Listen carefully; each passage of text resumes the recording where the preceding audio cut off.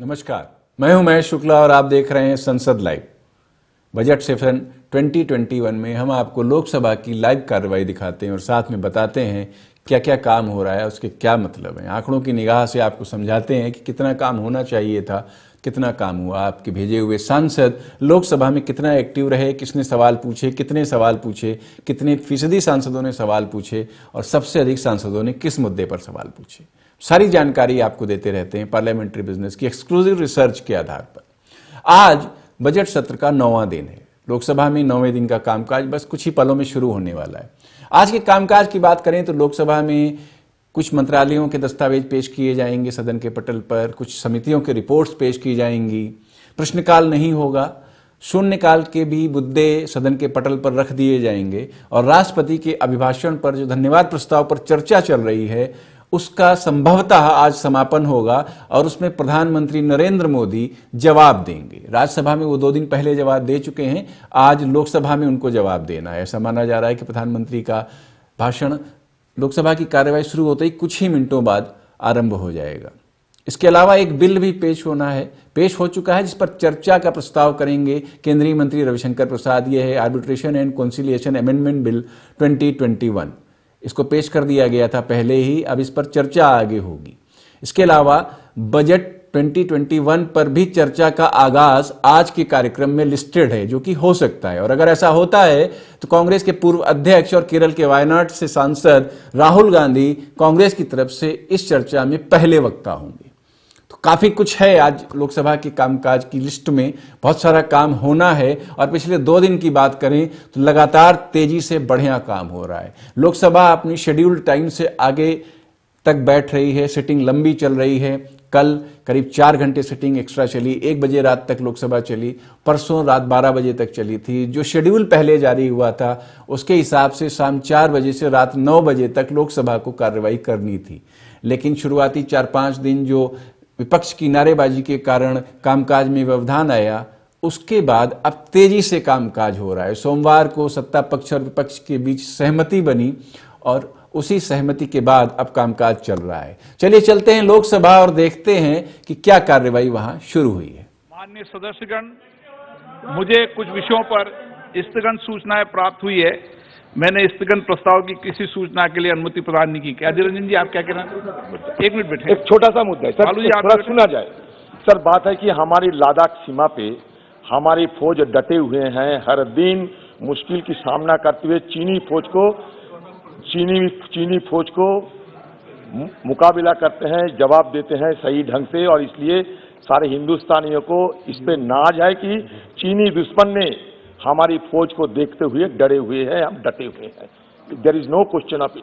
लेकिन हम किसी को, ना सत्ता पक्ष न विपक्ष, किसी को ऐसा कोई मौका हमारे दुश्मन चीन को नहीं देना चाहिए जिस मौके का फायदा उठाते हुए वो हमारी छवि की अंतर्राष्ट्रीय मंच पे धूमिल कर सके।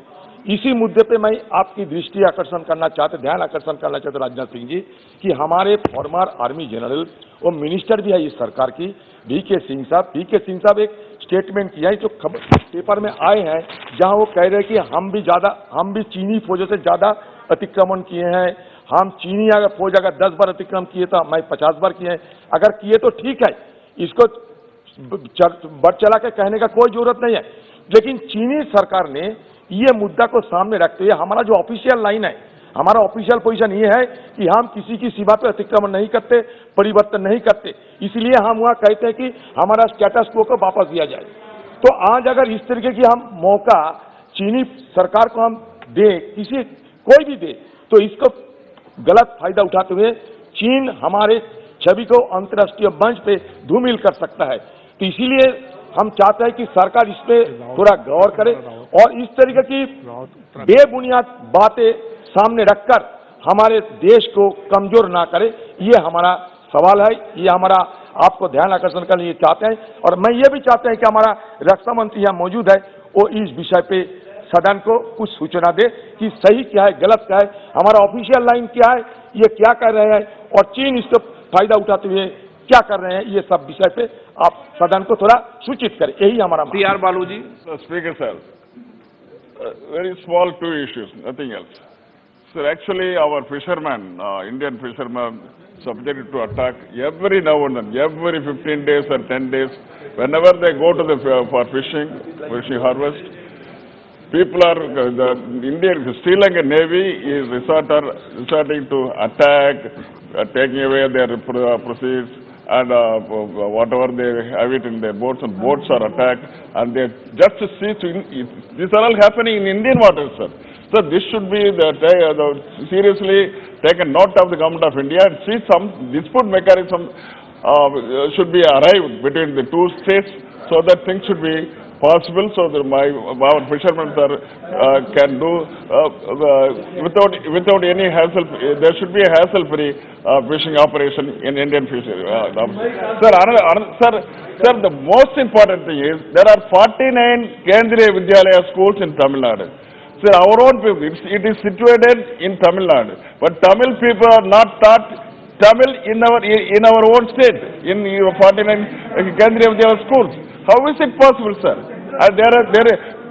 Actually, virtually, there are no Tamil knowing teacher appointed in the Kendriya Vidyalaya. This is most unfortunate. I think the most senior ministers are there. They should at least they should respond to these two issues. Most important issue, excruciatingly painful. With the painful thing I am reporting. धन्यवाद। तीरथ सिंह जी रावत, एक उत्तराखंड वाला विषय, please sit down, please sit down. अभी रुको, आपको मैं बोलने का एसोसिएट करूंगा, अभी आपको एसोसिएट कर रहा हूँ। अभी महत्वपूर्ण मामला। धन्यवाद माननीय अध्यक्ष जी, आपने मुझे एक महत्वपूर्ण विषय पे बोलने का अवसर दिया है। कल माननीय गृह मंत्री जी ने जो आपदा ये उत्तराखंड के अंदर, और मेरा ही क्षेत्र है चमोली जिले में जोशीमठ के बगल में तपोवन और ऋषि गंगा में जो ग्लेशियर से 2 डैम प्रोजेक्ट जिनको क्षति पहुंची है, साथ में जनहानि हुई है, उसके बारे में माननीय गृह मंत्री जी ने विस्तार से बताया और कल श्रद्धांजलि सभा भी हुई। माननीय अध्यक्ष जी, मैं खुद उस घटना स्थल पर गया हूं क्योंकि मेरा क्षेत्र है, और मैंने प्रत्यक्ष जाकर के वो दोनों जो प्रोजेक्ट थे, डैम थे, उनके पास और वो जो 13 गांव प्रभावित हुए हैं उन तक भी पहुंचने का मुझे अवसर मिला। मान्यवर, ग्लेशियर एक प्राकृतिक आपदा है, कभी भी आ सकते। 13 में भी आपदा आई थी, 1893 में भी आई थी। ऐसी बहुत बार होता रहता है, इस प्रकार के आपदाएं आती हैं। जो वो ग्लेशियर आया तो धौली गंगा, ऋषि गंगा 2 गंगाओं का संगम है, और रेणी गांव है जिसमें गौरा देवी जो वहां की रहने वाली, जिन्होंने चिपको आंदोलन चलाया था और उस आंदोलन की प्रणेता रही है, सब लोग जानते हैं। वही गांव है, वही स्थान है जहां पे ये हुआ है, और वहां पे ग्लेशियर के टकराने के कारण वो क्षतिग्रस्त हुआ ऋषि गंगा प्रोजेक्ट। उसमें भी 35-40 ऐसे मौतें हुई। आगे जाकर 12-13 किलोमीटर पे तपोवन स्थान है जहां 520 मेगावाट का एक प्रोजेक्ट एनटीपीसी का है, और वह ज्यादा वहां क्षति हुई है।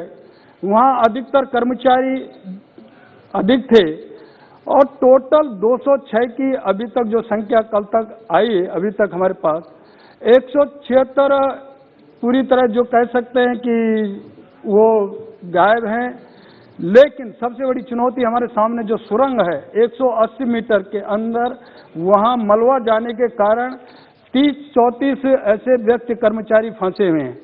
और मैं धन्यवाद करना चाहता हूं माननीय प्रधानमंत्री जी का, जिन्होंने कि 9:30 बजे ये घटना होती है और सीधे कुछ ही समय बाद वो संज्ञान लेकर के और तत्काल रेस्क्यू के लिए और उस और जो कुछ हो सकता है वो प्रयास पूरा उन्होंने किया है। यही नहीं, गृह मंत्री जी उस समय सिंधु उसमें होते हैं और उन्होंने भी तत्काल संज्ञान लिया। आईटीबीपी, बीआरओ फोर्स और एनडीआरएफ और वहां की एसडीआरएफ सारे पूरी तरह प्रशासन काम कर रहा है, जुटा हुआ। आज भी रेस्क्यू में लगा हुआ है, राहत काम दे रहा है, और मैं कह सकता हूँ इसे कारण बहुत जल्दी बचा है। धन्यवाद।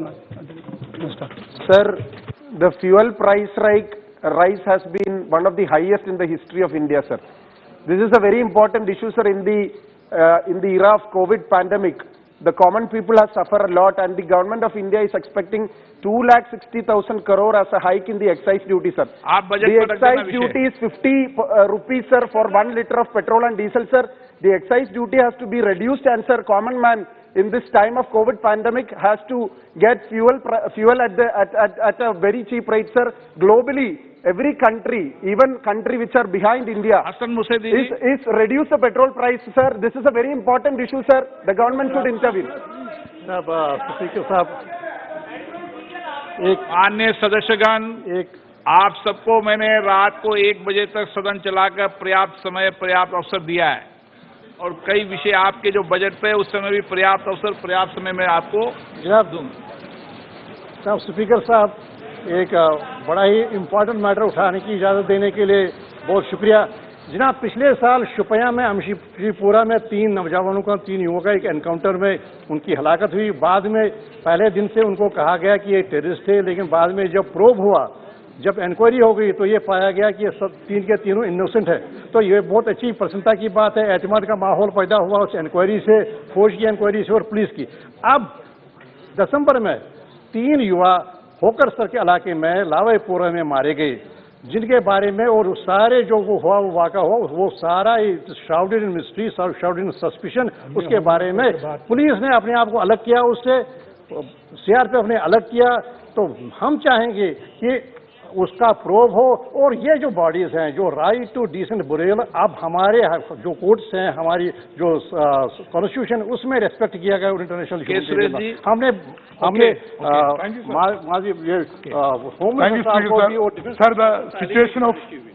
the situation in Kerala and certain part of the country owing to COVID is alarming, and infection rate and test positivity remain steady. Both Kerala and Maharashtra remain critical hotspots, contributing to overall deaths per day. Sir, the government needs to take this matter seriously, as both states require expert assistance and coordinated efforts for managing this crisis. Sir, with the respect of Kerala, rising cases of COVID with the test positivity reaching 10.94% and infection rates remaining high, Kerala is moving towards to serious crisis when recovery measures post-lockdown is initiated everywhere. Sir, the government of Kerala was interested in publicity than handling the pandemic effectively, and the union government did not extend assistance to the state, resulting in a coordination failure. Even the rates of RT-PCR tests are increased to add inconvenience of the people. Sir, the Kerala government's failure to ensuring compliance in social distancing and enforcing standard operating procedures made matters worse. I urge the union government to seek urgent report from the governor of Kerala and send expert team to assess the situation and providing assistance to the state's efforts to contain the proliferation of COVID pandemic in state of Kerala. Thank you, sir. सभा पटल पर रखे जाने वाले पत्र item number 1 से 12 श्री अर्जुन मेघवाल जी। धन्यवाद अध्यक्ष जी। मैं आपकी अनुमति से क्रम संख्या 1 से लेकर 12 तक जो श्री रविशंकर प्रसाद जी, श्री डॉक्टर एस जयशंकर जी, श्री प्रकाश जावड़ेकर जी, श्री पीयूष गोयल जी, श्री प्रहलाद जोशी जी, श्री राव इंद्रजीत सिंह जी, श्री यशोपत नायक जी, श्री डॉक्टर जितेंद्र सिंह जी, श्री हरदीप सिंह पुरी जी और मेरे स्वयं के नाम के आगे, और श्री संजय धोत्रे जी और श्री सोम प्रकाश जी के नाम के आगे जो दस्तावेज अंकित हैं, उनको मैं आपकी अनुमति से सभा पटल पर रखता हूं। धन्यवाद। आइटम नंबर 13 महासचिव। Sir, I have to report that Rajya Sabha has passed the National Capital Territory of Delhi Laws Special Provision Second Amendment Bill 2021. Sir, I lay on the table the National Capital Territory of Delhi Laws Special Provision Second Amendment Bill 2021 as passed by Rajya Sabha on the 9th of February 2021. Item number 13A Prahlad Joshi ji. महोदया, मैं कार्य मंत्रण समिति का 19वां प्रतिवेदन प्रस्तुत करता हूं। Item number 14 Shri Sudip Bandyopadhyay ji. Sir, I beg to present the 5th, 6th, 7th and 8th reports, Hindi and English versions of the Standing Committee of Food, Consumer Affairs and Public Distribution as listed against my name at serial number 14 in today's order paper. Item number 15, Sri Ramesh Vidurji. The third and fourth report of the Standing Committee on Petroleum and Natural Gas as listed against my name in today's list of business. Item number 16, Sri M. Srinivasan Reddy. Prasun Banerjee, Srinivasan Reddy ji. Hello. Sir, I rise to lay on the table the 155th, 156th, 157th and 158 reports, Hindi and English versions, on the Standing Committee on Commerce as listed against my name at serial number 16 in today's order paper, sir. Item number 17, Sri Prahlad Joshi ji. Sir, with your permission, I rise to make the following statement. The status of implementation of the recommendation contained in the third report on demands for grants on 2019-2020 and the sixth reports demands for grants 2021 of the Standing Committee on Coal and Steel pertaining to Ministry of Coal. Second, the status of implementation of recommendation contained in the fourth report on demands of grants of 2019-2020 and seventh report on demands for grants on 2021 of the Standing Committee on Coal and Steel pertaining to Ministry of Mines. Item number 19, माननीय प्रधानमंत्री जी.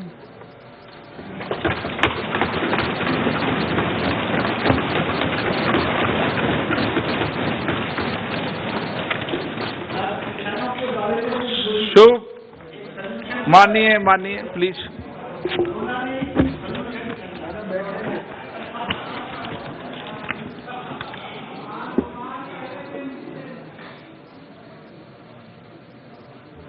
दादा ठीक हो?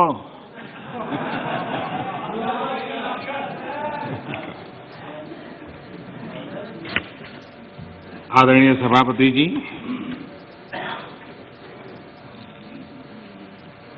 मैं राष्ट्रपति जी के प्रेरक उद्बोधन पर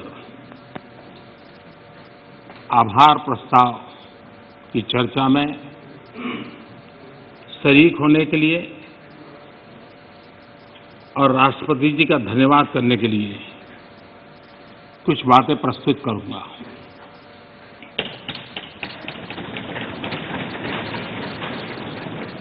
राष्ट्रपति जी का भाषण भारत के 130 करोड़ नागरिकों की संकल्प शक्ति का परिचायक है।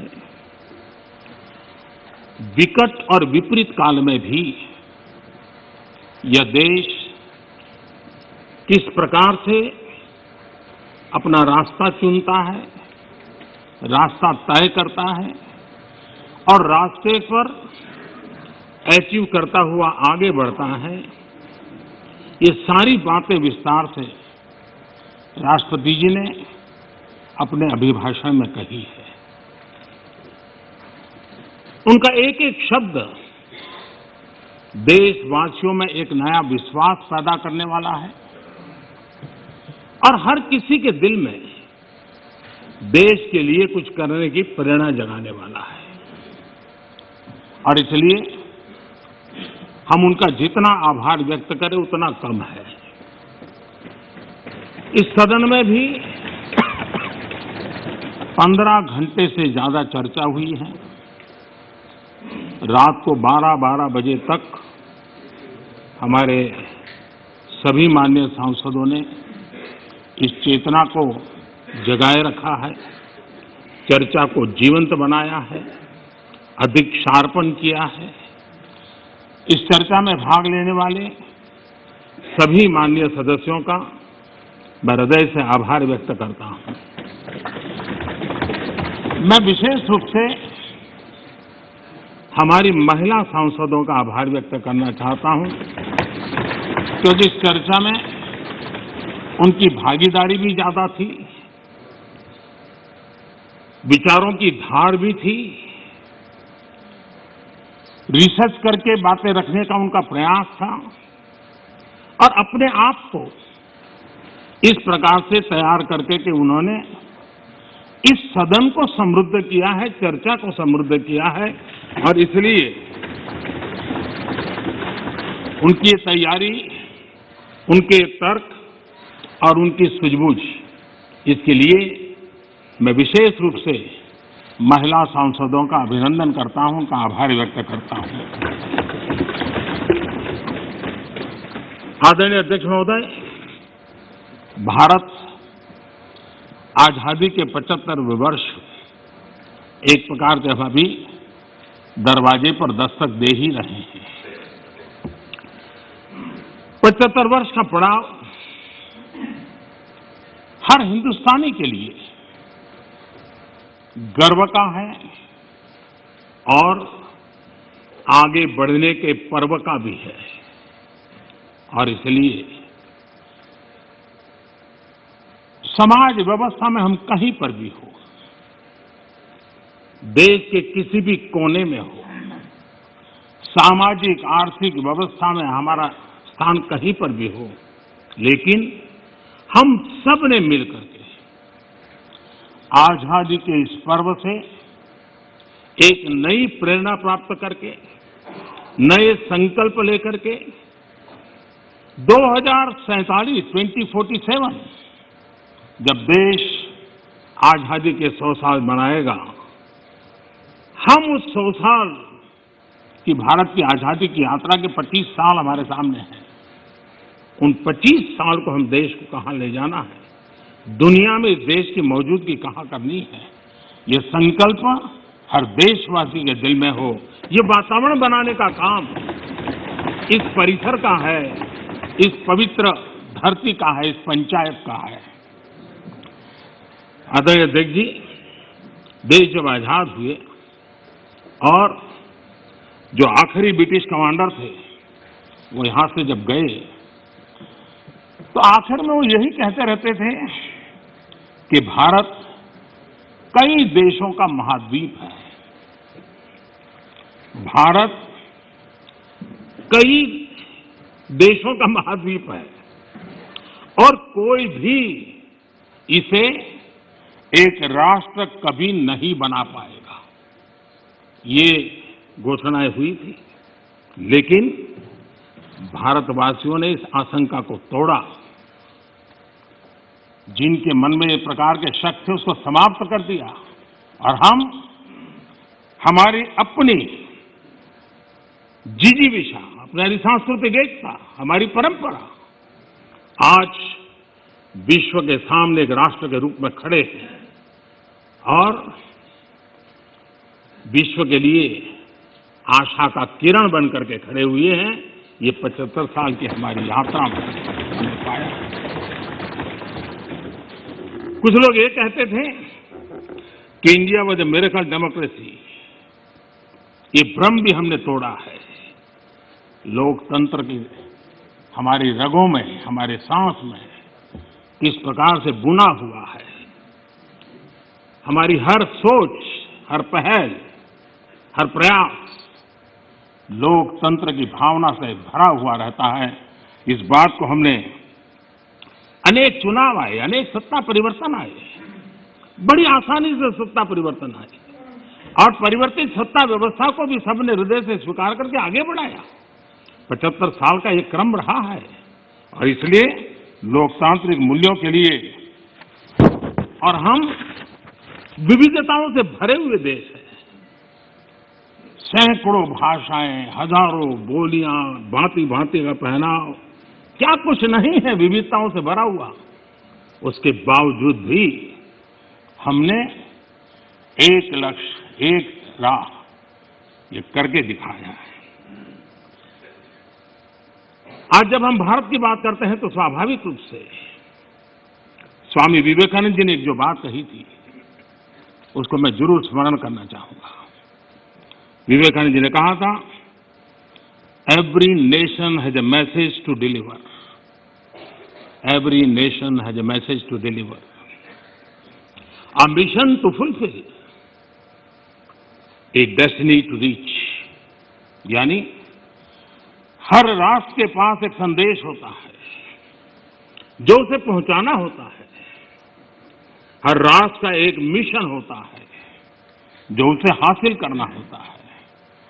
हर राष्ट्र के एक नियति होती है जिसको वह प्राप्त होता है।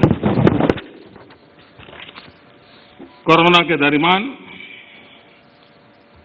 भारत ने जिस प्रकार से अपने आप को संभाला और दुनिया को संभालने में मदद की, एक प्रकार से टर्निंग पॉइंट है। जिस भावनाओं को लेकर के, जिस संस्कार को लेकर के वेद से विवेकानंद तक हम पले बढ़े हैं, वो है सर्वे भवन्तु सुखिनः। ये सर्वे भवन्तु सुखिनः, सर्वे सन्तु निरामया, ये कोरोना कालखंड में भारत ने इसको करके दिखाया है। और भारत ने एक आत्मनिर्भर भारत के रूप में जिस प्रकार से एक के बाद एक ठोस कदम उठाए हैं और जन सामान्य ने उठाए हैं, लेकिन हम उन दिनों को याद करें कि जब दूसरा विश्व युद्ध समाप्त हुआ था, दो विश्व युद्ध ने दुनिया को झकझोर दिया था। मानव जात, मानव मूल्य संकट के घेरे में थे, निराशा छाई हुई थी। और सेकेंड वर्ल्ड वॉर के बाद पोस्ट वर्ल्ड वॉर एक दुनिया में एक नया ऑर्डर, न्यू वर्ल्ड ऑर्डर, उसने आकार लिया। शांति के मार्ग पर चलने के शपथ हुए। सैन्य नहीं, सहयोग, इस मंत्र को लेकर के दुनिया के अंदर विचार प्रबल होते गए। यूएन का निर्माण हुआ, इंस्टीट्यूशंस बनी, भांति भांति के मैकेनिज्म तैयार हुए ताकि विश्व को पोस्ट वर्ल्ड वॉर के बाद एक सुचारू ढंग से शांति की दिशा में ले जाया जाए। लेकिन अनुभव कुछ और निकला। अनुभव ये निकला कि दुनिया में शांति की बात हर कोई करने लगा।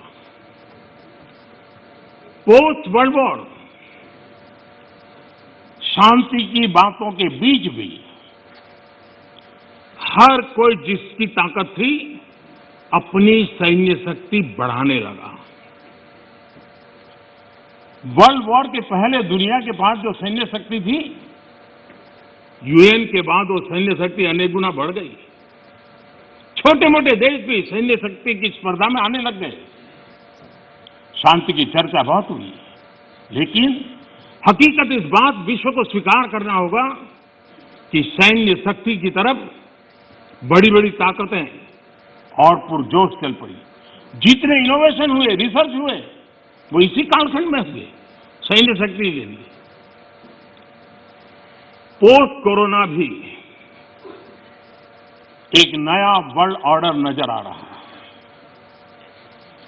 पोस्ट कोरोना के बाद दुनिया में एक नया संबंधों का वातावरण शेप लेगा। हमें तय करना है कि हम वर्ल्ड वॉर के बाद एक मुख्य दर्शक के रूप में बदलती हुई दुनिया को देखते रहे और अपने आप को कहीं एडजस्ट हो सकते तो करने की कोशिश की। हमारे लिए वो कालखंड भी वैसा ही था। लेकिन आज पोस्ट कोरोना जो नया वर्ल्ड ऑर्डर तैयार होगा, और होना ही है, किस रूप का होगा, कैसा होगा, कौन उसको इनिशिएट करेगा, वो तो वक्त बताएगा। लेकिन दुनिया ने जिस प्रकार से संकट को झेला है, दुनिया इस पर सोचने के लिए मजबूर हुई है और होना है। ऐसी स्थिति में भारत विश्व से कट करके नहीं रह सकता। भारत एक कोने में गुजारा नहीं कर सकता है। हमें भी एक मजबूत प्लेयर के रूप में उभरना होगा। लेकिन सिर्फ जनसंख्या के आधार पर हम दुनिया में अपनी मजबूती का दावा नहीं कर पाएंगे। वो एक ताकत है, लेकिन इतनी ताकत मात्र से नहीं चलता है। नए वर्ल्ड ऑर्डर में भारत को अपनी जगह बनाने के लिए भारत को सशक्त होना पड़ेगा, समर्थ होना पड़ेगा, और उसका रास्ता है आत्मनिर्भर भारत। आज फार्मेसी में हम आत्मनिर्भर हैं, हम दुनिया के कल्याण के काम आते हैं।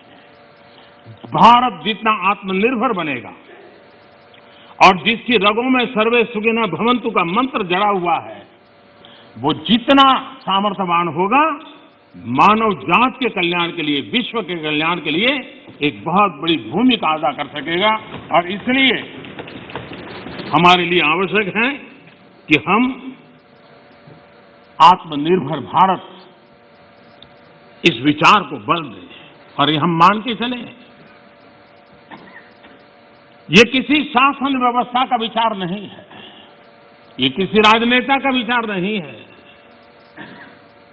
आज हिंदुस्तान के हर कोने में वोकल फॉर लोकल सुनाई दे रहा है, और लोग हाथ लगाते देखते हैं लोकल। ये आत्मगौरव का भाव आत्मनिर्भर भारत के लिए बहुत काम आ रहा है। और मुझे विश्वास है कि हम सबकी सोच, हमारी नीतियां, हमारे निर्णय भारत को आत्मनिर्भर बनाने के लिए जो भी आवश्यक बदलाव हो, उस बदलाव की ओर होने चाहिए, ये मेरा मत है। इस चर्चा के अंदर करीब करीब सभी माननीय सदस्यों ने कोरोना की चर्चा की है। हमारे लिए संतोष का विषय है, गर्व का विषय है कि कोरोना के कारण कितनी बड़ी मुसीबत आएगी। ये जो दुनिया में अनुमान लगाए गए थे, बहुत बड़े बड़े एक्सपर्ट ने अनुमान लगाए थे, भारत में भी एक भय का वातावरण पैदा करने के लिए भरसक प्रयास भी हुए थे, और एक अननोन एनिमी था, तो विश्वास से कोई कुछ नहीं कह सकता था, विश्वास से कुछ कोई कर भी नहीं सकता था।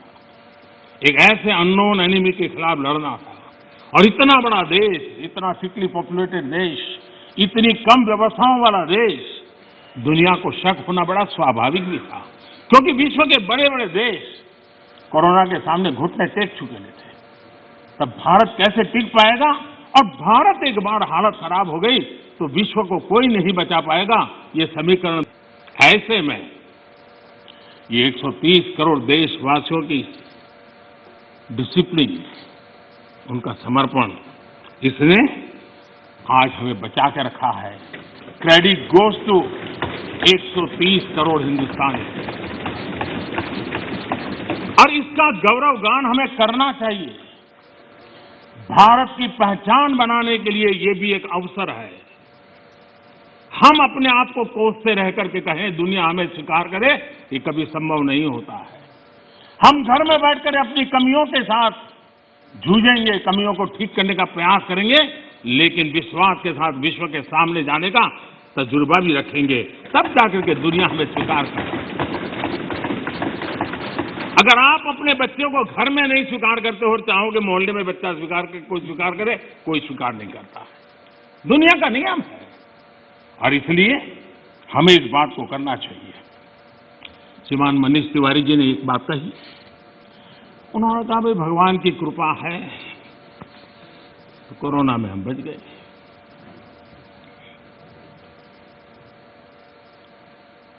मैं इस बात से जरूर कुछ कहना चाहूंगा। ये भगवान की ही कृपा है जिसके कारण दुनिया इतनी बड़ी हिल गई, हम बच गए। भगवान की कृपा, क्योंकि वो डॉक्टर, वो नर्स भगवान का रूप बन के आए। क्योंकि वो डॉक्टर, वो नर्स अपने छोटे छोटे बच्चों को शाम को घर लौटूंगा कह करके जाते थे, 15-20 दिन तक लौट नहीं सकते थे, वो भगवान का रूप लेकर के आए। हम कोरोना से जीत पाए क्योंकि ये हमारे सफाई कर्मचारी, मौत और जिंदगी का खेल उनके लिए भी था, लेकिन जिस मरीज के पास कोई नहीं जा सकता था, मेरा सफाई कामगार वहां जाकर के उसको साफ सुथरा रखने का प्रयास करता था।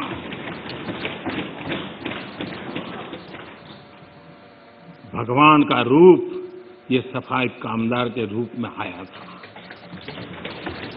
कोई एम्बुलेंस चलाने वाला ड्राइवर पढ़ा लिखा नहीं था, उसे पता था मैं जिसको लेके जा रहा हूं कोरोना पॉजिटिव है। वो एम्बुलेंस का ड्राइवर भगवान के रूप में आया था हजारों की जिंदगी, और इसलिए भगवान का रूप ही था जिसने हमें बचाया है। लेकिन भगवान अलग अलग रूप में आया था, और जितनी हम उनकी प्रशंसा करेंगे, जितना हम गौरवगान करेंगे, देश की सफलता का जितना गौरवगान करेंगे, हमारे भीतर भी एक नई ताकत पैदा होगी। कई कारणों से जिन लोगों के भीतर निराशा फैल चुकी है, उनको भी मैं कहता हूं कि कुछ पल के लिए 130 करोड़ देशवासियों के इस पराक्रम को याद कीजिए, आपके अंदर भी ऊर्जा आ जाएगी।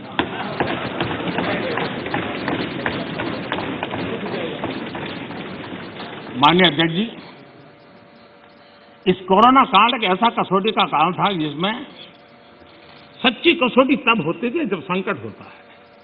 सामान्य स्थिति में बहुत जल्दी ध्यान में नहीं आता। दुनिया, बड़े बड़े देश, कोरोना में जो हुआ वो तो है, लेकिन उन्होंने हर एक ने तय किया कि वे अपने नागरिकों को सीधे पैसे पहुंचाएंगे ताकि इस संकट की घड़ी में उनके नागरिकों को मदद मिले। आपको जानकर के ताज्जुब होगा, दुनिया के बहुत सारे देश उस कोरोना, लॉकडाउन, कर्फ्यू, आशंका, इस वातावरण के कारण चाहते हुए भी खजाने में पाउंड और डॉलर के ढेर होने के बावजूद भी अपने नागरिकों तक नहीं पहुंचा पाए। बैंक बंद, पोस्ट बंद, व्यवस्थाएं बंद, कुछ नहीं कर पाए। इरादा था, घोषणाएं भी हुई। ये हिंदुस्तान है कि जो इस कोरोना कालखंड में भी करीब करीब 75 करोड़ से अधिक भारतीयों को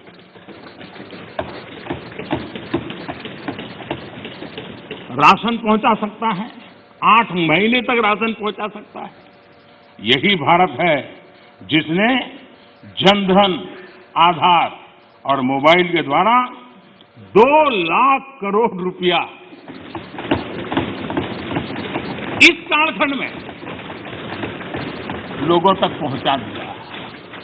और दुर्भाग्य देखिए, जो आधार, जो मोबाइल, ये जनधन अकाउंट इतना गरीब से काम आया, लेकिन कभी कभी सोचते हैं कि आधार को रोकने के लिए कौन लोग कोर्ट में गए थे, कौन लोग सुप्रीम कोर्ट के दरवाजे खटखटा रहे थे। मैं कभी कभी हैरान हूं, और आज मैं इस बात को बार बार बोलूंगा, अध्यक्ष जी मुझे क्षमा करना।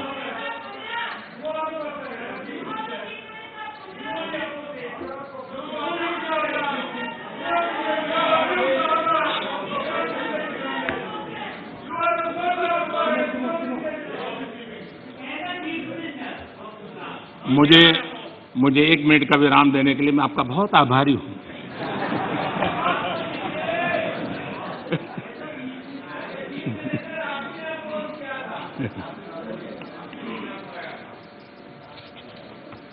इस हसन में कभी कभी अज्ञान भी बड़ी मुसीबत पैदा करता है।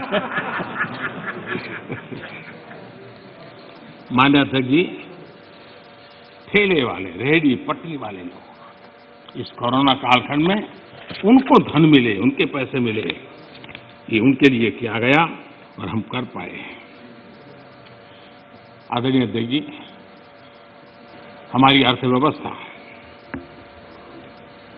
इस कालखंड में भी हमने रिफॉर्म का सिलसिला जारी रखा, और हम इस इरादे से चले कि भारत जैसे अर्थव्यवस्था को उबारने के लिए, बाहर लाने के लिए हमने कुछ महत्वपूर्ण कदम उठाने पड़ेंगे। और आपने देखा होगा, डे 1 से अनेक विधि से रिफॉर्म के कदम हमने उठाए और इसका परिणाम है आज ट्रैक्टर हो, गाड़ियां हो, उसका रिकॉर्ड सेल हो रहा है।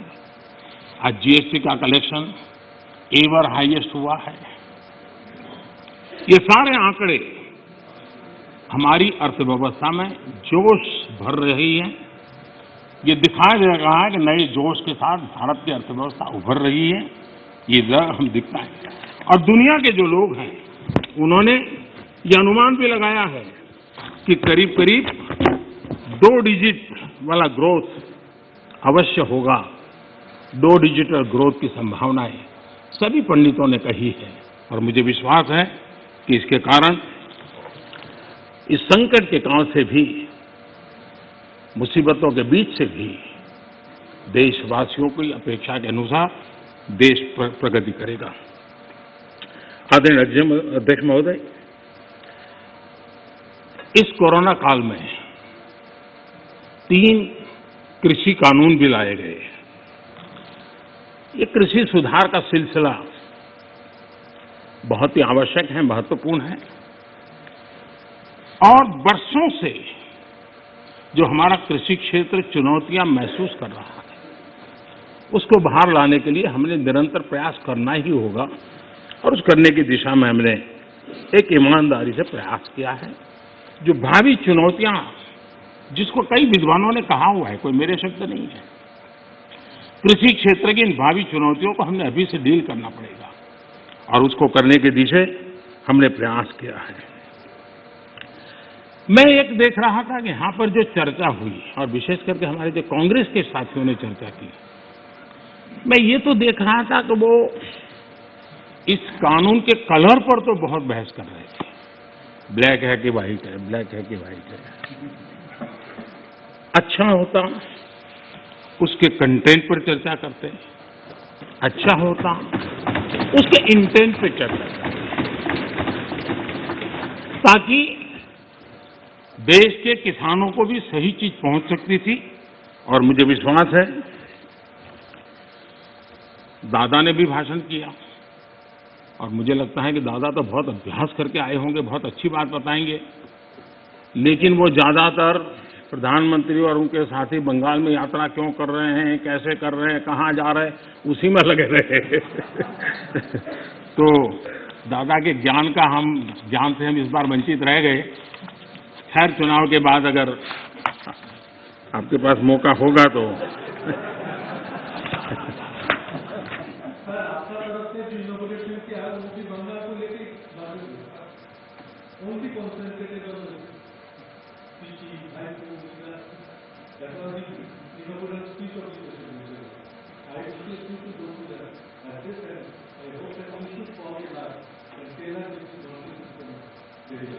ये कितना महत्वपूर्ण प्रदेश है, इसीलिए हम कर रहे हैं। हाँ, आप लोगों ने इसको इतना पीछे छोड़ दिया, हम तो इसको प्रमुखता देना चाहते हैं।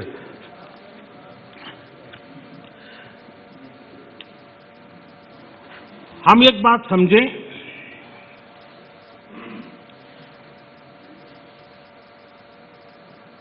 जहां तक आंदोलन का सवाल है, दिल्ली के बाहर हमारे जो किसान भाई बहन बैठे हैं, जो भी गलत धारणाएं बनाई गई, जो अफवाहें फैला गई, उसके शिकार हुए हैं।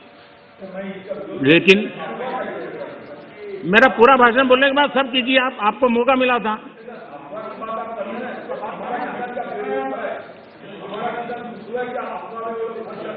आप तो ऐसे शब्द उनके लिए बोल सकते हैं, हम नहीं बोल सकते, हम नहीं बोल सकते हैं। श्रीमान किसान हमारे कैलाश चौधरी जी ने और हमारे ये समय बोलते ही रहेंगे क्या? माननीय, आपको पर्याप्त समय, पर्याप्त अवसर दिया था, आपने पूरी बात कही, उस समय किसने टोका टोकी नहीं की। प्लीज आप मत। माननीय प्रधानमंत्री, माननीय अधीर रंजन जी, प्लीज।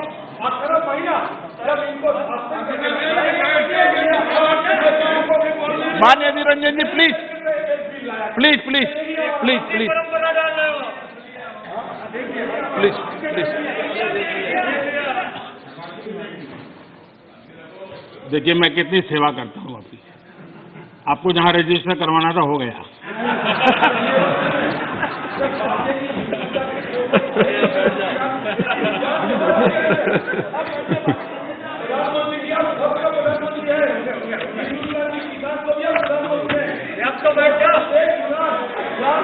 माननीय अध्यक्ष जी,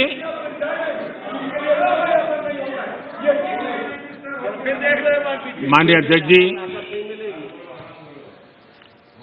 आंदोलन कर रहे सभी किसान साथियों की भावनाओं का ये सदन भी और ये सरकार भी आदर करती हैं, आदर करती रहेगी। और इसीलिए सरकार के वरिष्ठ मंत्री जब ये आंदोलन पंजाब में था तब भी और बाद में भी लगातार उनसे वार्ता कर रहे हैं, किसानों के प्रति सम्मान भाव के साथ कर रहे हैं, आदर भाव के साथ कर रहे हैं। और इसलिए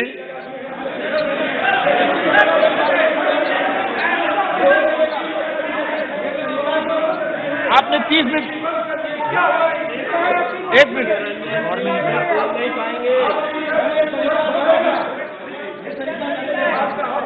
आपका कोई रिकॉर्ड नहीं कर, बैठिए।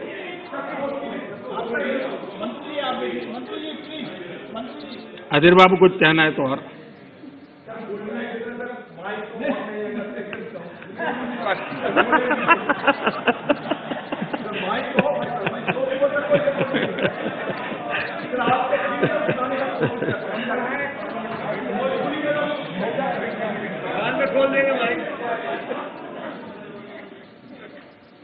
माननीय अध्यक्ष जी, बीच बीच में जरूरी होता है सब। लगातार बातचीत होती रही है और जब पंजाब में आंदोलन चल रहा था उस समय भी हुई है, दिल्ली आने के बाद हुई ऐसा नहीं है। बातचीत में किसानों की शंकाएं क्या है वो ढूंढने का भी भरपूर प्रयास किया गया। उनसे लगातार कहा गया कि भाई अपन एक एक मुद्दे पर चर्चा करें। और नरेंद्र सिंह जी तोमर ने इस विषय में विस्तार से बताया भी है राज्यसभा में, तो क्लोज बाय क्लोज चर्चा करने के लिए भी कहा। और हम मानते हैं कि अगर इसमें कोई कमी हो और सचमुच में किसान का नुकसान करते उसमें बदल करने में क्या जाता है जी।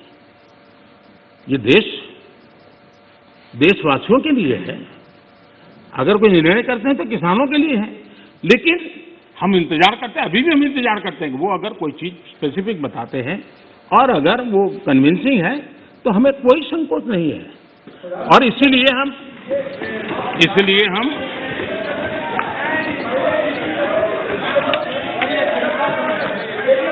शुरू में जब वो पंजाब में थे, आपने अपनी बात कह चुके हैं।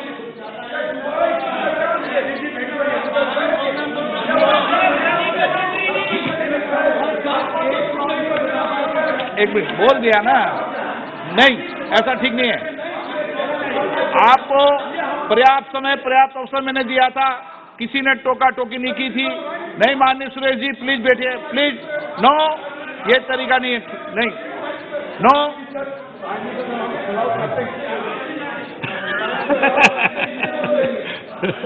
चलिए ये क्रेडिट भी आपने मुझे दे दी।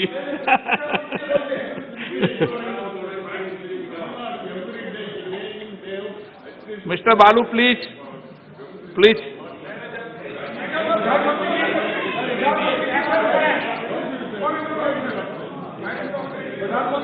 नो नो प्लीज आप बैठिए, आपको किसने कहा?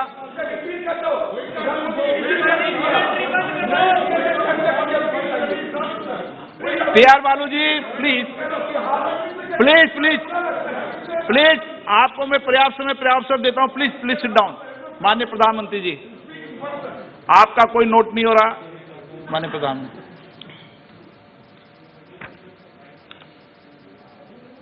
ये ऑर्डिनेंस के द्वारा ये तीनों कानून लागू किए गए थे। बाद में पार्लियामेंट में भी पारित हुई। कानून लागू होने के बाद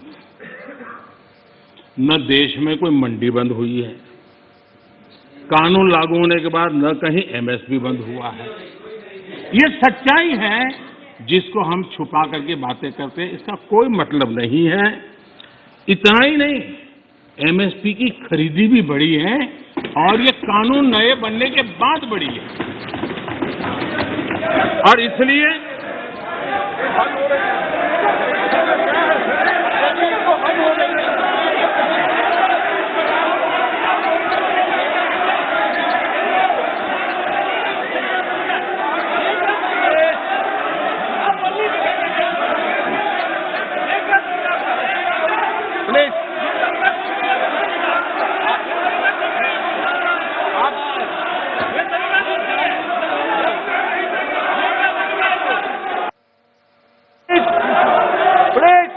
रंजन जी प्लीज एक मिनट बैठिए बैठिए बैठिए बैठिए आसन पे बैठिए। माननीय सदस्यगण, मैंने इस विषय पर आपको सभी माननीय सदस्यों को पर्याप्त समय पर्याप्त अवसर दिया था। जब कोई भी प्रतिपक्ष का माननीय नेता या सदस्य बोलता था तो मैंने सभी से कहा कि सब बात ध्यान से सुने, किसी को टोका टोकी नहीं करे। और रात्रि को 1 बजे तक, जब तक सदन में अंतिम वक्ता था, मैंने पर्याप्त समय दिया है। मेरा आपसे आग्रह है, माननीय प्रधानमंत्री जी अपनी बात कह रहे हैं, आपने अपनी बात कह चुके हैं, उनका जवाब माननीय प्रधानमंत्री जी दे रहे हैं। माननीय प्रधानमंत्री से आग्रह करूंगा अपनी बात।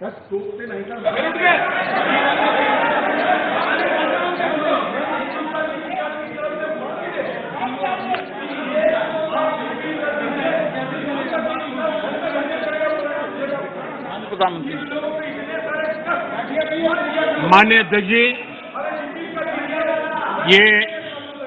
ये हो हल्ला, ये आवाज, ये रुकावटें डालने का प्रयास एक सोची समझी रणनीति के तहत है। और सोची समझी रणनीति ये है कि जो झूठ फैलाया है, जो अफवाहें फैलाई हैं, उसका पर्दाफाश हो जाएगा, सत्य वहां पहुंच जाएगा तो उनका टिकना भारी हो जाएगा। और इसलिए हो हल्ला करते रहो, जैसा बाहर करते हैं वैसा अंदर भी करते रहो, यही खेल चलता रहा है। लेकिन इससे कभी भी आप लोगों का विश्वास नहीं जीत पाओगे, मान के चलो। माननीय अध्यक्ष जी, ऑर्डिनेंस के बाद और पार्लियामेंट में कानून बनने के बाद किसी भी किसान से मैं पूछना चाहता हूं कि पहले जो हक उनके पास थे, जो व्यवस्थाएं उनके पास थी, उसमें से कुछ भी इस नए कानून ने छीन लिया है क्या? इसकी चर्चा, उसका जवाब कोई देता नहीं है। सब कुछ वैसा का वैसा वो है पुराना। क्या हुआ है? एक अतिरिक्त विकल्प व्यवस्था मिली है, वो भी क्या कंपलसरी है? किसी कानून का विरोध तो तब मायना रखता है कि जब वो कंपलसरी हो। ये तो ऑप्शनल है। आपको मर्जी पड़े यहां जाना है जाइए, आपको मर्जी पड़े वहां नहीं जाना है वहां जाइए, जहां ज्यादा फायदा हो वहां किसान चला जाए, ये व्यवस्था की गई है। और इसलिए प्लीज अधीर रंजन जी, अब ज्यादा हो रहा है।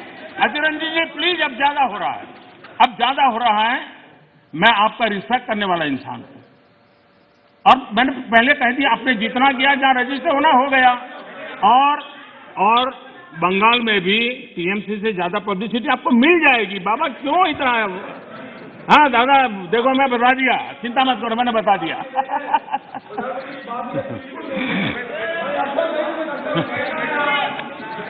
अधीर रंजन जी प्लीज, अधीर रंजन जी, अच्छा नहीं लगता है। मैं इतना आदर करता हूं, आप आज ऐसा क्यों कर रहे हैं? आप ऐसा क्यों नहीं कर रहे?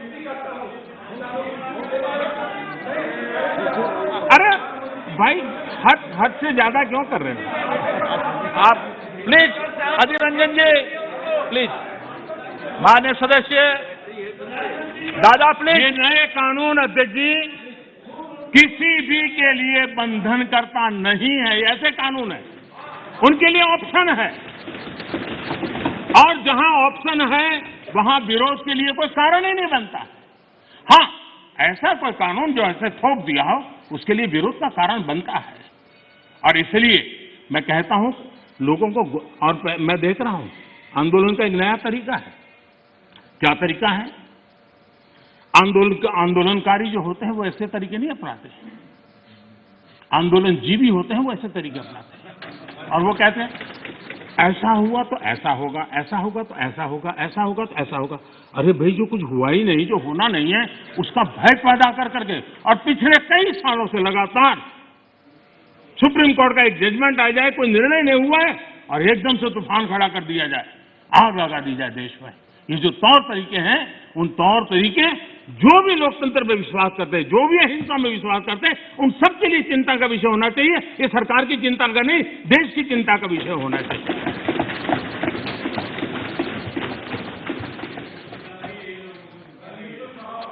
इस बाद में समय मिलेगा आपको। नो, माननीय अध्यक्ष जी, प्लीज, ये तरीका ठीक नहीं। माननीय अध्यक्ष जी, अब सब पुरानी मंडियों पर भी कोई पाबंदी नहीं है। इतना ही नहीं, इस बजट में इन मंडियों को आधुनिक बनाने के लिए, उनके इंफ्रास्ट्रक्चर को सुधारने के लिए और बजट की व्यवस्था की गई है। और उस बजट के माध्यम से माननीय अध्यक्ष जी, ये जो हमारे निर्णय हैं वो सर्वजन हिताय, सर्वजन सुखाय की भावना के साथ लिए गए। माननीय अध्यक्ष जी, ऐसा क्या करते हैं? आप सीनियर व्यक्ति हैं, प्लीज बैठिए। माननीय अध्यक्ष जी, इस सदन के साथी भली भांति इस बात को समझते हैं कि कांग्रेस और कुछ दलों ने बड़े जोर शोर से बातें अपनी कही, लेकिन जिन बातों को लेकर के उनको कहना चाहिए कि भाई ये नहीं, ये अपेक्षा ये होती है कि उन्होंने इतना स्टडी करके आना है। इतना ही नहीं, जो लोग ये कहते हैं, हाँ, मैं हैरान हूं, पहली बार एक नया तर्क आया इस सदन में कि भाई हमने मांगा नहीं था तो दिया क्यों? हमने मांगा नहीं तो दिया क्यों? पहली बात है कि लेना न लेना आपकी मर्जी है, किसी ने किसी के गले मड़ा नहीं है, ऑप्शनल है, एक व्यवस्था है और देश बहुत बड़ा है। हिंदुस्तान के कुछ कोनों में इसका लाभ होगा, हो सकता है किसी एक आध कोने में न भी हो, लेकिन ये कंपलसरी नहीं है। और इसलिए मांगा और दिए का मतलब नहीं होता है। लेकिन मैं फिर भी कहना चाहता हूं, इस देश में माननीय अध्यक्ष जी, दहेज का कानून, दहेज के खिलाफ कानून बने, ये इस देश में कभी किसी ने मांग नहीं की थी, फिर भी देश की प्रगति के लिए कानून बना था। माननीय अध्यक्ष जी, ट्रिपल तलाक, इसके खिलाफ कानून बने, ये किसी ने मांग नहीं की थी, लेकिन प्रगतिशील समाज के लिए आवश्यक है, इसलिए कानून हमने बनाए हैं।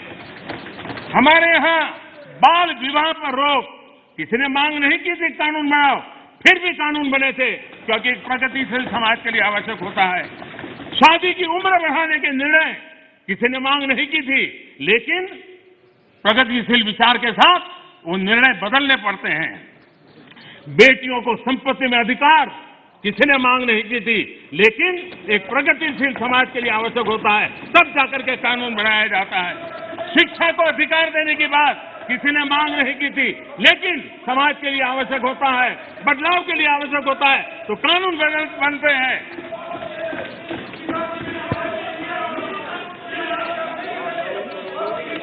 क्या कभी भी इतने सुधार हुए, सब बदलते हुए समाज ने इसको स्वीकार किया कि नहीं किया, ये दुनिया पूरी तरह जानती है। माननीय अध्यक्ष जी, आप जानते हैं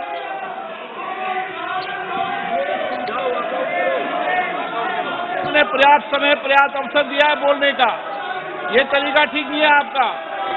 ठीक,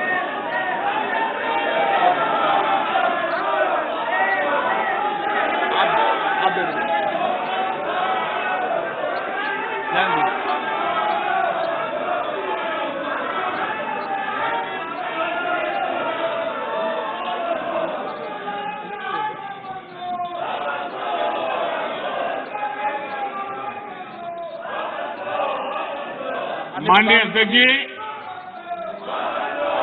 हमें मानते थे कि हिंदुस्तान की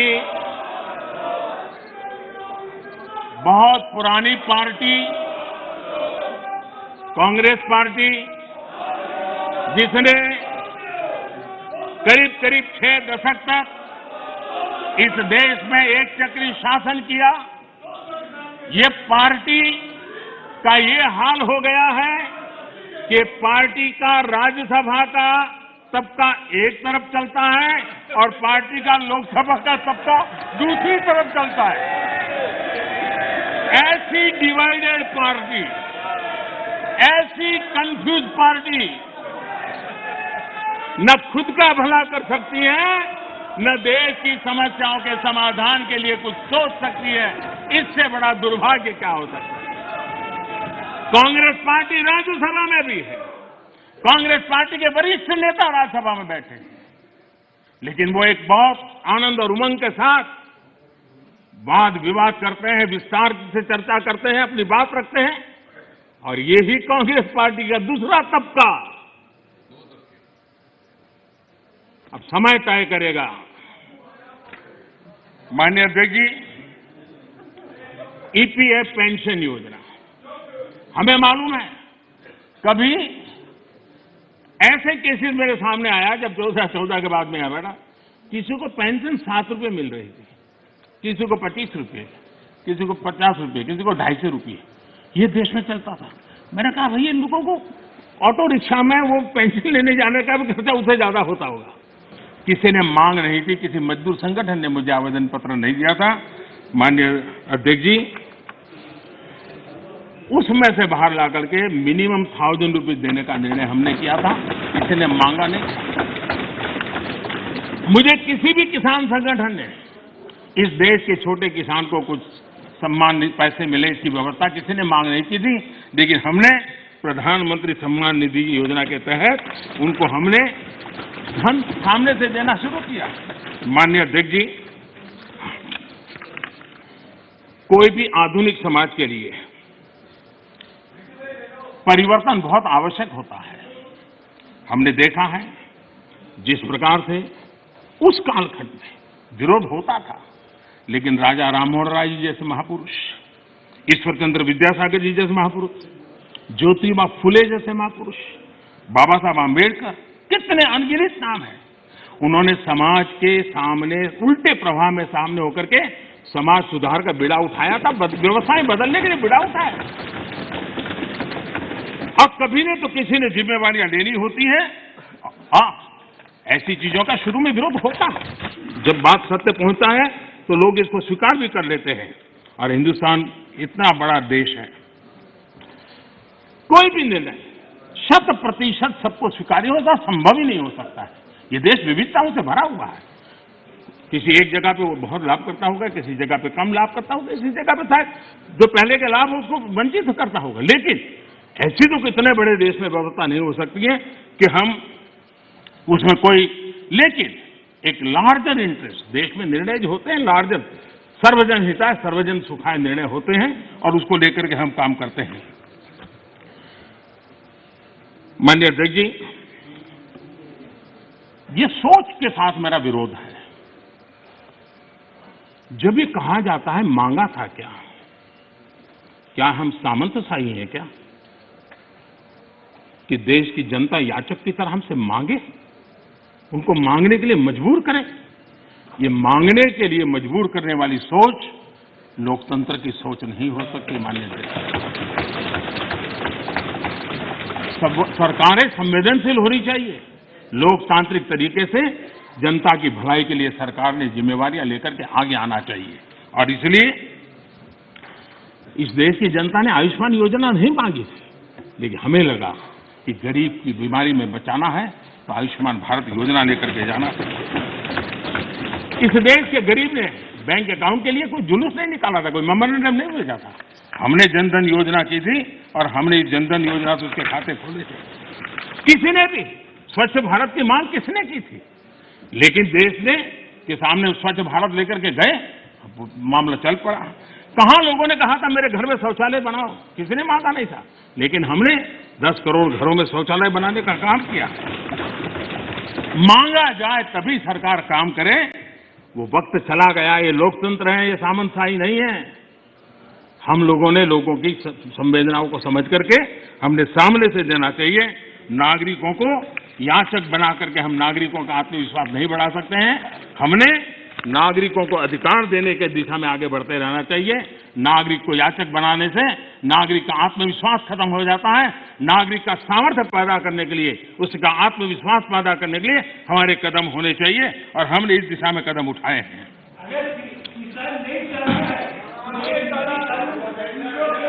सरकार, एक मिनट दादा, अरे सुनो दादा, अरे दादा वही मैं कह रहा हूँ, दादा मैं वही कह रहा हूँ, जो नहीं चाहता है वो उसका उपयोग न करे, उसके पास पुरानी व्यवस्था है। यही आप बुद्धिमान लोगों को इतना ही छोटा मुझे समझाना है कि उसको नहीं चाहिए तो पुरानी व्यवस्था है, पुरानी व्यवस्था चली नहीं गई है। माननीय अध्यक्ष जी, एक बात हम जानते हैं, हम सब इस बातों से, जो ठहरा हुआ पानी होता है वो बीमारी पैदा करता है। बहता हुआ पानी है जो जीवन को भर देता है, उमंग से भर देता है। जो चलता है चलता रहे, चलने दो, अरे यार कोई आएगा तो करेगा, ऐसे थोड़ा चलता है। ये जिम्मेवारियां लेनी चाहिए, देश की आवश्यकता के अनुसार निर्णय करने चाहिए। स्टेटस को, देश को तबाह करने में ये भी एक मानसिकता ने बहुत बड़ा रोल किया है। दुनिया बदल रही है, कब तक हम स्टेटस को ऐसे ही करते रहेंगे तो मैं समझता हूं कि स्थितियां बदलने वाली नहीं है। और इसलिए देश की युवा पीढ़ी ज्यादा इंतजार नहीं कर सकती है। लेकिन आज मैं घटना सुनाना चाहता हूं और जरूर उससे हमें ध्यान में आए कि स्टेटस को के कारण होता क्या है। ये करीब 40-50 साल पुरानी घटना का किस्सा है। मैंने कभी किसी से सुना था, इसलिए उसकी तारीख वारीख में इधर उधर हो सकता है, लेकिन जो मैंने सुना था, जो मेरी स्मृति में है, वो मैं बता रहा हूं। 60 के दशक में तमिलनाडु में राज्य के कर्मचारियों के तनख्वाह बढ़ाने के लिए कमीशन बैठा था और राज्य के कर्मचारियों का वेतन बढ़े, इसके लिए उस कमीशन का काम था। उस कमेटी के चेयरमैन के पास एक लिफाफा आया, टॉप सीक्रेट लिखा हुआ था। उन्होंने देखा तो उसके अंदर एक अर्जी थी और उसने लिखा था कि मैं बहुत साल से सिस्टम में काम कर रहा हूं, ईमानदारी से काम कर रहा हूं, लेकिन मेरी तनख्वाह बढ़ नहीं रही है, मेरी तनख्वाह बढ़ाई जाए। ये उसने चिट्ठी लिखी थी। तो चेयरमैन ने जिसने चिट्ठी लिखी उसको लिखा, भाई तुम हो कौन, क्या है पद, क्या है वगैरह। तो उसने फिर जवाब लिखा दूसरा कि मैं सरकार में जो मुख्य सचिव का कार्यालय है वहां सीसीए के पद पर बैठा हूं, मेरे पास सीसीए के पद पर मैं काम कर रहा हूं। तो इनको कहा भाई ये सीसीए क्या होता है, कुछ पता तो है नहीं, ये सीसीए कौन होता है। तो उन्होंने दोबारा चिट्ठी लिखी, भाई हमारे तो पूरे उसमें सीसीए शब्द हमने कहीं देखा नहीं, पढ़ा नहीं, ये है क्या, हमें बताओ। तो उसने कहा साहब मैं बंधा हुआ हूं कि 1975 के बाद ही इसके विषय में मैं जिक्र कर सकता हूं, अभी नहीं कर सकता हूं। तो फिर चेयरमैन ने उनको लिखा कि फिर ऐसा करो भाई, 75 के बाद जो भी कमीशन बैठे वहां जाना, मेरा सर क्यों खा रहे हो। तो उसको लगा ये तो मामला बिगड़ गया। तो उसको लगा तो कहना ठीक है साहब मैं बता देता हूं मैं कौन हूं।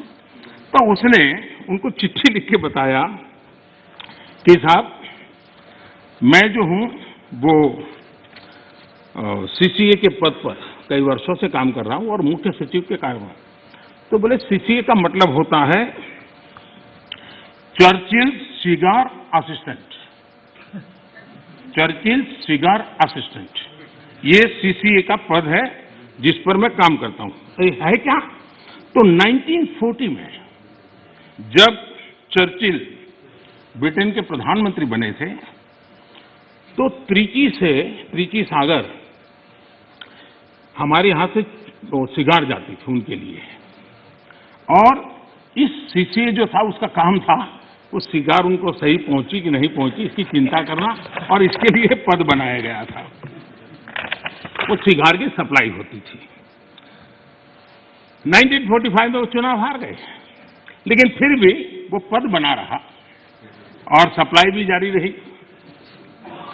देश आजाद हो गया।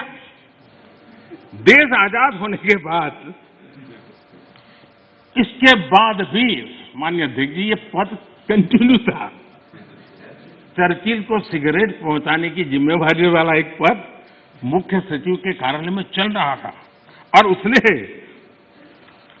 अपने लिए कुछ तनख्वाह मिले, कुछ प्रमोशन मिले, इसके लिए उसे चिट्ठी लिखी थी। अब देखिए ऐसा स्टेटस को अगर हम बदलाव नहीं करेंगे, व्यवस्थाओं को देखेंगे नहीं, तो ये उससे बड़ा क्या उदाहरण हो सकता है। मैं जब मुख्यमंत्री बना तो एक रिपोर्ट आती थी कि आज कोई बलून नहीं आया और कोई पर्चे नहीं फेंके गए। ये सेकंड वर्ल्ड वॉर के समय शायद शुरू हुआ होगा, अभी भी वो चलता था। यानी ऐसी चीजें हमारी व्यवस्था में घुसी हुई हैं। हमें लगता है कि भाई हम रिबन काटेंगे, दिया जलाएंगे, फोटो निकल जाएगी, हमारा काम हो गया। देश ऐसे नहीं चलता है। हमने जिम्मेवारी के साथ देश में बदलाव के लिए हर प्रकार की कोशिश करनी चाहिए। गलतियां हो सकती है, लेकिन इरादा अगर नेक हो तो परिणाम अच्छे मिलते भी हैं। हो सकता है एक आध में हमें एग्जाम्पल मिले। आप देखिए हमारे देश में एक समय था कि किसी को अपना सर्टिफिकेट सर्टिफाई कराना है तो कॉर्पोरेटर, काउंसिलर उसके घर के बाहर सुबह क्यू लग जाती थी, और जब तक वो थप्पा न मारे, और मजा है कि वो तो नहीं मारता था, एक लड़का बाहर बैठता था, वो सिक्का मार देता था और देते थे।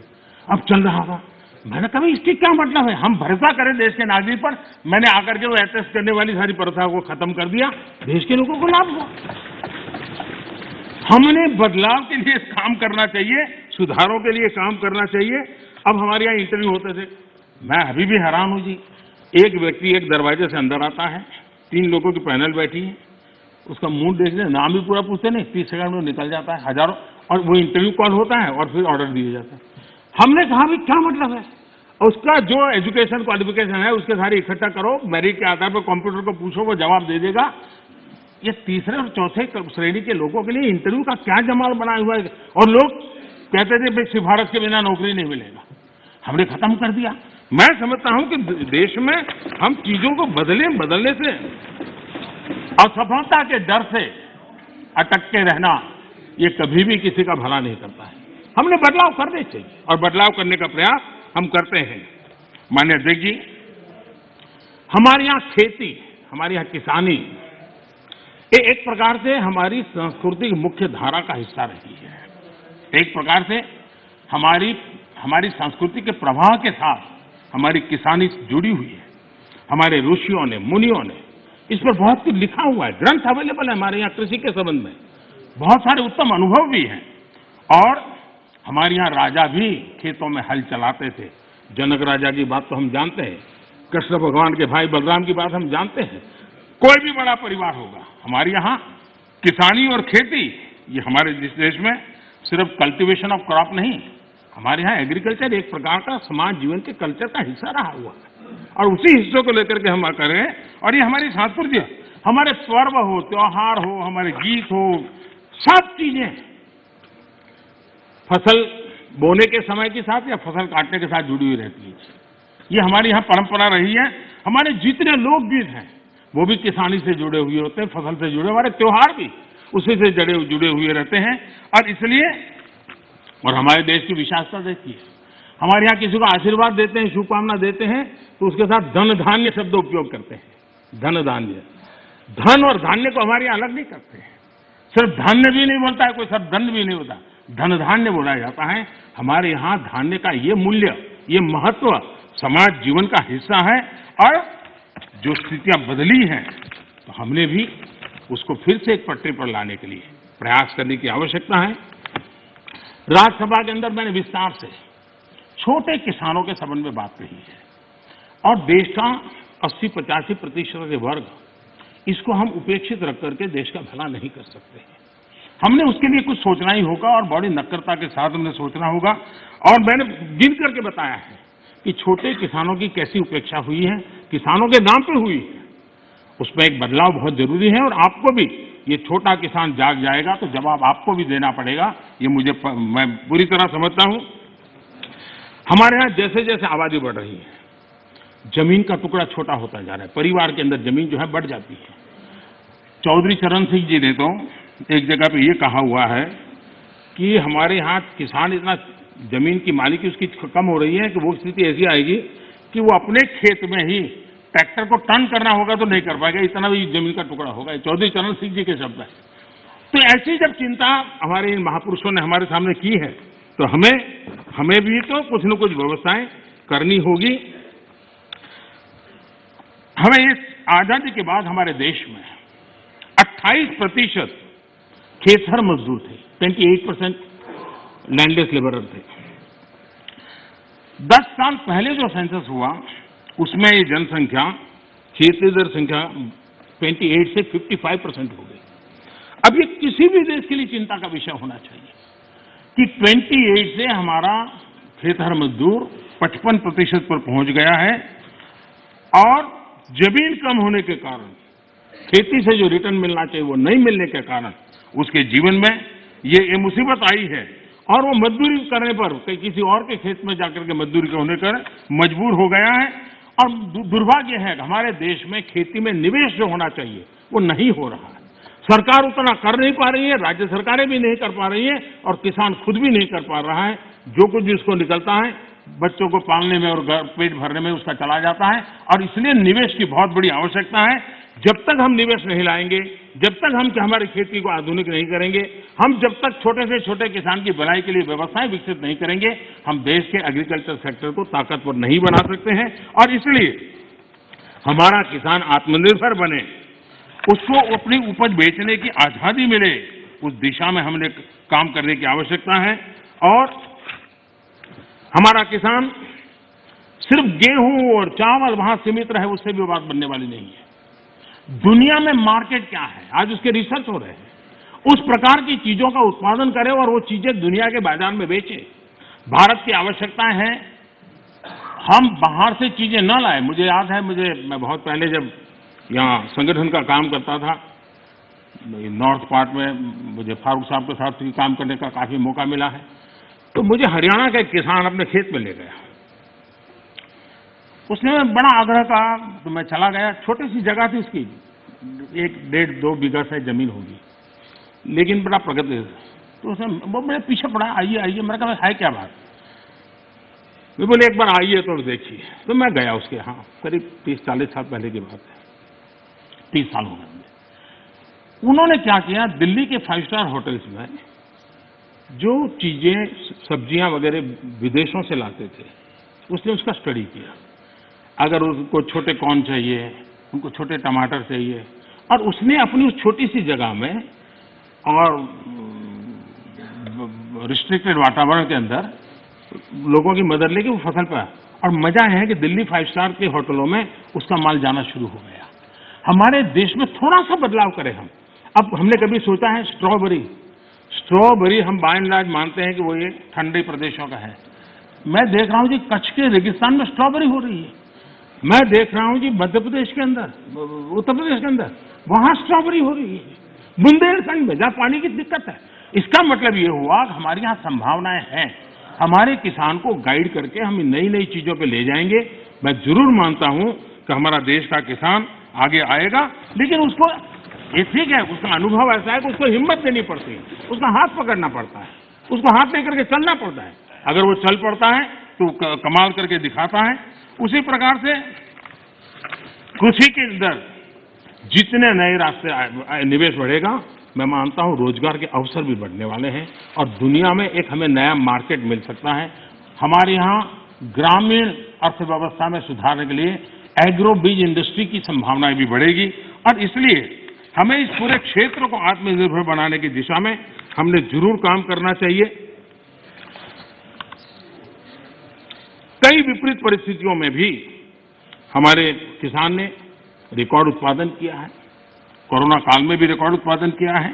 ये हम सब की जिम्मेदारी है कि हमारे किसान की जो परेशानियां हैं वो कम हो, उनके सामने जो चुनौतियां हैं वो चुनौतियां कम करने के लिए हम कुछ कदम उठाएं और इन कृषि सुधारों से हम उस दिशा में कुछ न कुछ करने का प्रयास कर रहे हैं। किसानों को एक बराबरी का प्लेटफॉर्म दे पाए, हम आधुनिक टेक्नोलॉजी दे पाए, उनके अंदर एक नया आत्मविश्वास भर पाए, उस दिशा में सकारात्मक सोच की बहुत आवश्यकता है। पुरानी सोच, पुराने मानदंड अब किसानी का भला कर पाते तो बहुत पहले कर पाते। सेकंड ग्रीन रिवॉल्यूशन की हम बातें कर ली, हम एक नए तौर तरीके लिए आगे बढ़ने की, और सबको चिंतन के लिए, राजनीति का विषय नहीं होना चाहिए, ये देश की भलाई के लिए बहुत आवश्यक है। मिल बैठ करके उसको हमने सोचना चाहिए। सभी दल चाहे सत्ता में हो या विपक्ष में, ये हम सबका दायित्व है और हमें 21वीं सदी में 18वीं शताब्दी की सोच से हमारे एग्रीकल्चर सेक्टर को हम उसकी चुनौतियों को पूरा नहीं कर सकते हैं, उसी को हमने बदलना होगा। कोई नहीं चाहता है कि हमारा किसान गरीबी के चक्कर में फंसा रहे, उसको जिंदगी जीने का हक न मिले। मैं मानता हूं कि उसको आश्रित रहना न पड़े, उसको पराधीन न रहना पड़े, सरकारी टुकड़ों पर पलने के लिए मजबूर न होना पड़े, ये जिम्मेवारी भी हम सबकी है और उस जिम्मेवारी को निभाना, हमारे अन्नदाता समृद्ध हो, हमारा अन्नदाता कुछ न कुछ और ज्यादा देश के लिए कर सकें, उसके लिए अगर हम अवसर देंगे तो बहुत सारी। सरदार वल्लभ भाई पटेल एक बात कहते थे, वो कहते थे स्वतंत्रता प्राप्ति के बाद भी यदि परतंत्रता की दुर्गंध आती रहे तो स्वतंत्रता की सुगंध नहीं फैल सकती। जब तक हमारे छोटे किसान को नए अधिकार नहीं मिलते तब तक पूर्ण आजादी की उनकी बात अधूरी रहेगी, और इसलिए बड़ा बदलाव कर करके हमको हमारे इन किसानों को एक लंबी यात्रा के लिए तैयार करना होगा और हम सबको मिलकर के करना होगा। गलत कुछ करने के इरादे से जब नहीं होना चाहिए, अच्छा करने के इरादे से होना चाहिए, किसी की भलाई करने के लिए होना चाहिए। हमारी सरकार ने छोटे किसानों के लिए हर कदम को आप देखेंगे तो छोटे किसानों को हमने बीज से लेकर के बाजार तक पिछले 6 वर्षों में अनेक ऐसे इंटरवेंशन किए हैं जो छोटे किसान की मदद कर सकते हैं, छोटा किसान का लाभ सकते हैं। अब जैसे डेयरी सेक्टर और कोऑपरेटिव सेक्टर सशक्त भी है और उसका एक मजबूत वैल्यू चेन भी बना है और सरकार की दखल कम से कम है, फिर भी वो अपने मजबूती पर आया है। हम धीरे धीरे फल, फूल, सब्जी की तरफ बल दे सकते हैं और उसके बाद धान्य की तरफ दे सकते हैं। हम बहुत ताकतवर बना सकते हैं, हमारे पास मॉडल है, सफल मॉडल है। उन सफल मॉडल का हमने प्रयोग करना चाहिए, हमने उनको वैकल्पिक बाजार देना चाहिए। दूसरा एक महत्वपूर्ण काम जो हमने किया है, 10,000 फार्मर्स प्रोड्यूसर ऑर्गेनाइजेशन, ये किसानों के लिए, छोटे किसानों के लिए एक बहुत बड़ी ताकत के रूप में उभरने वाले हैं। और जहां जहां महाराष्ट्र में विशेष प्रयोग हुआ है एफपीओज बनाने का, कई और राज्यों ने भी, केरल में भी कम्युनिस्ट पार्टी के लोग काफी मात्रा में एफपीओ बनाने काम में लगे हुए हैं। लेकिन इसके कारण किसान अपना बाजार ढूंढने के लिए एक सामूहिक शक्ति के रूप में उभरेगा। ये 10,000 एफपीओज बनने के बाद आप देखना कि गांव के अंदर किसान छोटे हैं, उसको बाजार की ताकत किसान डिक्टेट करेगा, वो बन जाएगी और किसान ताकतवर बनेगा, ये मेरा पूरा विश्वास है। इन एफपीओ के माध्यम से बैंक से पैसा भी मिल सकता है, वो छोटे छोटे भंडारण की व्यवस्था कर सकता है, अगर वो थोड़ी ताकत ज्यादा इकट्ठी करे तो छोटे छोटे कोल्ड स्टोरेज भी बना सकता है। और हमने 1 लाख करोड़ रुपया एग्रीकल्चर के इंफ्रास्ट्रक्चर के लिए भी तय किया है और उसको हम स्वयं सहायता जूथ, सेल्फ हेल्प ग्रुप, इन सेल्फ हेल्प ग्रुप में भी करीब 7 करोड़ बहनें जुटी। गांव की बहनें अल्टीमेटली वो किसान की ही बेटियां होती हैं, किसी न किसी खेती से जुड़े हुए परिवार की बेटियां होती हैं और वे भी आज नेटवर्क किसानों की भलाई में काम आ रहा है, वो एक इकोनॉमिक एक्टिविटी का सेंटर बनते जा रहे हैं। और इनके द्वारा भी, मुझे याद है गुजरात में वलसाड जिले में आदिवासियों के पास जमीन भी काफी ऊपर नीचे है, अनइवन लैंड है, और बहुत छोटी जमीन है। हमने एक बाड़ी प्रोजेक्ट किया था और अब्दुल कलाम जी एक दिन अपना जन्मदिन वहां मनाने के लिए आए थे। उन्होंने कहा मुझे कोई प्रोटोकॉल नहीं चाहिए, मैं इन किसानों के साथ रहना चाहता हूँ। बड़ा सक्सेसफुल प्रयोग था। महिलाएं काफी काम करती थी आदिवासी बेल्ट के अंदर, और मशरूम, काजू वो गोवा की बराबरी का काजू पैदा करने लग गए थे और उन्होंने मार्केट प्राप्त किया था। छोटे किसान थे, छोटी जगह थी, लेकिन प्रयत्न किया तो परिणाम मिला। और अब्दुल कलाम जी ने इसके विषय में लिखा भी है, उन्होंने आकर के देखा था। तो मैं कहता हूं कि हमने नए प्रयासों की दिशा में जाना चाहिए। अब हम देखिए, दाल की हमारे यहाँ कठिनाई थी। मैंने 2014 में आके किसानों के सामने रिक्वेस्ट की, उन्होंने देश के अंदर दाल की कठिनाइयों से हमें मुक्त कर दिया और उनको बाजार भी मिल गया, और मैं देख रहा हूं कि आजकल ऑनलाइन ऑफलाइन इनाम के द्वारा भी गांव का किसान भी अपना माल बेच रहा है।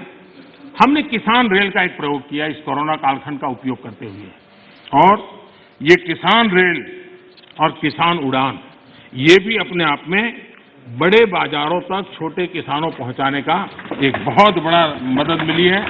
एक प्रकार से ये ट्रेन जो है चलता फिरता कोल्ड स्टोरेज है। और मैं सदन के सदस्यों से जरूर कहना चाहूंगा कि ये किसान रेल कहने को तो सामान ढोने वाली व्यवस्था है, लेकिन उसने दूर सुदूर गांव के छोटे किसान को किसी और राज्य के बाजार, दूसरे बाजार के साथ जोड़ दिया।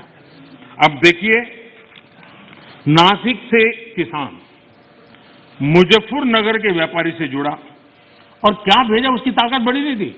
30 किलो अनार, 30 केजी अनार, ये उसने वहां से ये किसान रेल से भेजा, और खर्चा कितना हुआ, 124 रुपीज। उसको बड़ा बाजार मिल गया। ये 30 किलो इतनी छोटी चीज है कि शायद कोई कुरियर वाला भी नहीं ले जाता, लेकिन ये व्यवस्था थी तो यहां का किसान वहां तक जाकर के अपना माल बेच पाया है। उसी प्रकार से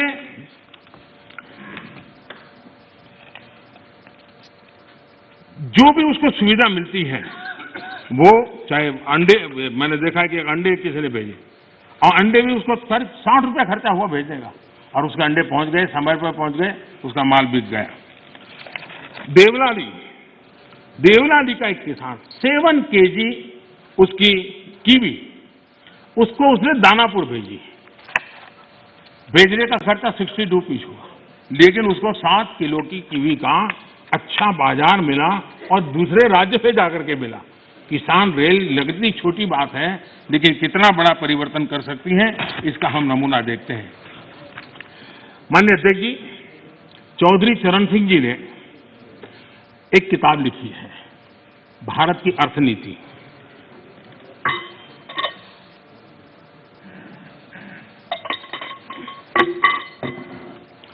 भारत की अर्थनीति की किताब में चौधरी साहब ने लिखा, सुझाव दिया है, सारे देश को खाद्यान्न के लिए एक ही क्षेत्र मान लिया जाए।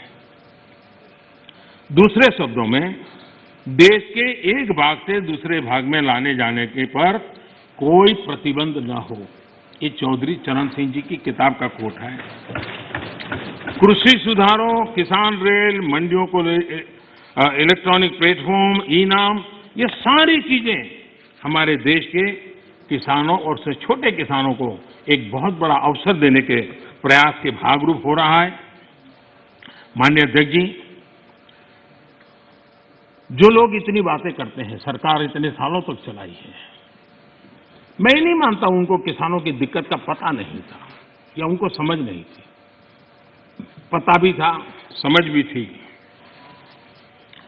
और उनको मैं उन्हीं की बात आज याद कराना चाहता हूं।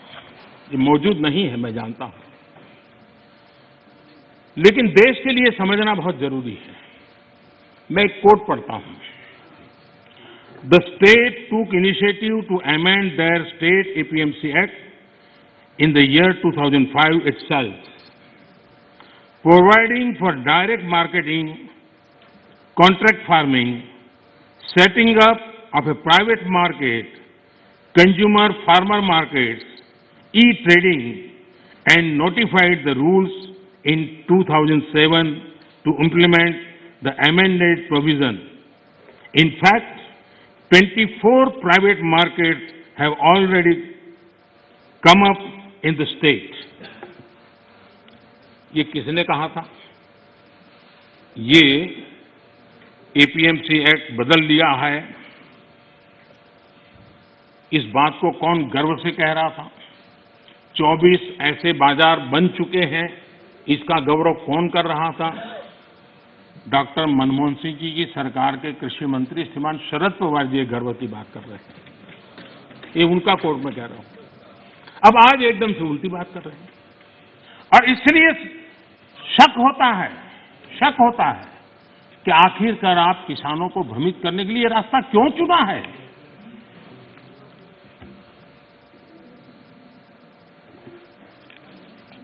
देश की मंडियां चल रहे हैं, सिंडिकेट और कीमतों को प्रभावित करने वाले नेक्सस में के बारे में जब उनको पूछा गया, उनको एक सवाल पूछा था कि ये नेक्सस है मंडियों वालों वगैरह का, तो क्या कहना है?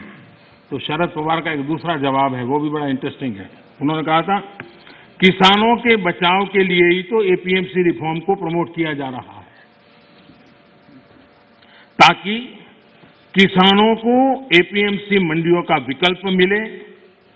जब ज्यादा व्यापारी रजिस्टर होंगे तब स्पर्धा बढ़ेगी और मंडी में सांठगांठ इससे खत्म होगी। ये बात उन्होंने कही है, और इसलिए मैं समझता हूं कि इन बातों को हमने समझना होगा।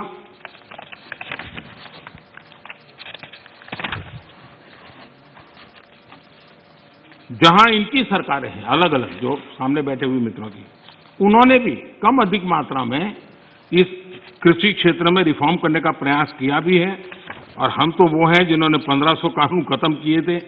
हम प्रोग्रेसिव पॉलिटिक्स में विश्वास करते हैं, हम रिग्रेसिव पॉलिटिक्स में जाना नहीं चाहते हैं। और इसलिए, और भोजपुरी में तो एक कहावत है, कुछ लोग ऐसे हैं, भोजपुरी में कहावत है, ना खेलब ना खेल देव, खेल में बिगाड़ब। न खेलूंगा न खेलने दूंगा, मैं खेल को बिगाड़ के रखूंगा।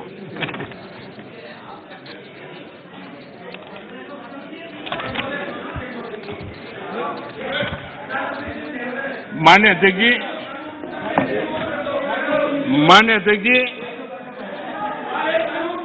देश का सामर्थ्य बढ़ाने में सभी का सामूहिक योगदान, कश्मीर से कन्याकुमारी तक, कच्छ से लेकर कामाख्या तक, जब हर भारतीय का पसीना लगता है तब जाकर के देश आगे बढ़ता है। मैं कांग्रेस के साथियों को याद दिलाना चाहता हूं कि देश के लिए पब्लिक सेक्टर जरूरी है, तो प्राइवेट सेक्टर का भी भागीदारी उतनी ही आवश्यक है। सरकार ने मोबाइल मैन्युफैक्चरिंग को प्रोत्साहित किया, प्राइवेट पार्टियां आई, मैन्युफैक्चरर्स आए। आज गरीब से गरीब परिवार तक स्मार्टफोन पहुंच रहा है। टेलीकॉम में स्पर्धा को प्रोत्साहित किया गया, तो मोबाइल पर बात करना करीब करीब 0 हो गया, और डेटा भी दुनिया में सबसे सस्ता आज हिंदुस्तान में है। यहां तक कि हमारी फार्मा इंडस्ट्री, हमारे वैक्सीन निर्माता, क्या ये सारे सरकारी हैं क्या? आज मानवता के काम अगर भारत आ रहा है तो हमारे इस प्राइवेट सेक्टर का भी बहुत बड़ा रोल है, प्राइवेट एंटरप्राइज का रोल है। और हमें हमारे देश के नौजवानों पर भरोसा होना चाहिए, हमारे देश के नौजवानों पर भरोसा रखना चाहिए। इस प्रकार से कोसते रहेंगे, उनको नीचा दिखाते रहेंगे, और हम किसी भी प्राइवेट एक्टिविटी को नकार देंगे। कोई जमाना होगा जब कुछ सरकार करेगी, उस जमाने में जरूर होगा, किया होगा। आज दुनिया बदल चुकी है, समाज की अपनी ताकत है, देश के अंदर ताकत है। हर एक किसी को अवसर मिलना चाहिए, और उनको इस प्रकार से बेईमान घोषित करना, उनके लिए गंदी भाषा का प्रयोग करना, ये कल्चर किसी जमाने में वोट पाने के लिए काम आया होगा, आज वो आने वाला नहीं है। कृपा करके हम, और मैंने लाल किले पर से बोला, वेल्थ क्रिएटर भी देश को जरूरी होते हैं, तभी तो वेल्थ बांटेंगे। गरीब तक वेल्थ बांटेंगे कहां से? रोजगार देंगे कैसे? और सब कुछ बाबू ही करेंगे। आईएएस बन गया मतलब वो फर्टिलाइजर का कारखाना भी चलाएगा, आईएएस हो गया तो वो केमिकल का कारखाना भी चलाएगा, आईएएस हो गया वो हवाई जहाज भी चलाएगा। ये कौन सी बड़ी ताकत बना के रख दी है हमने? बाबुओं के हाथ में देश दे करके हम क्या करने वाले हैं? हमारे बाबू भी तो देश के हैं, तो देश का नौजवान भी तो देश का है। हम हमारे देश के नौजवानों को जितना ज्यादा अवसर देंगे, मुझे लगता है उसको उतना ही लाभ होने वाला है।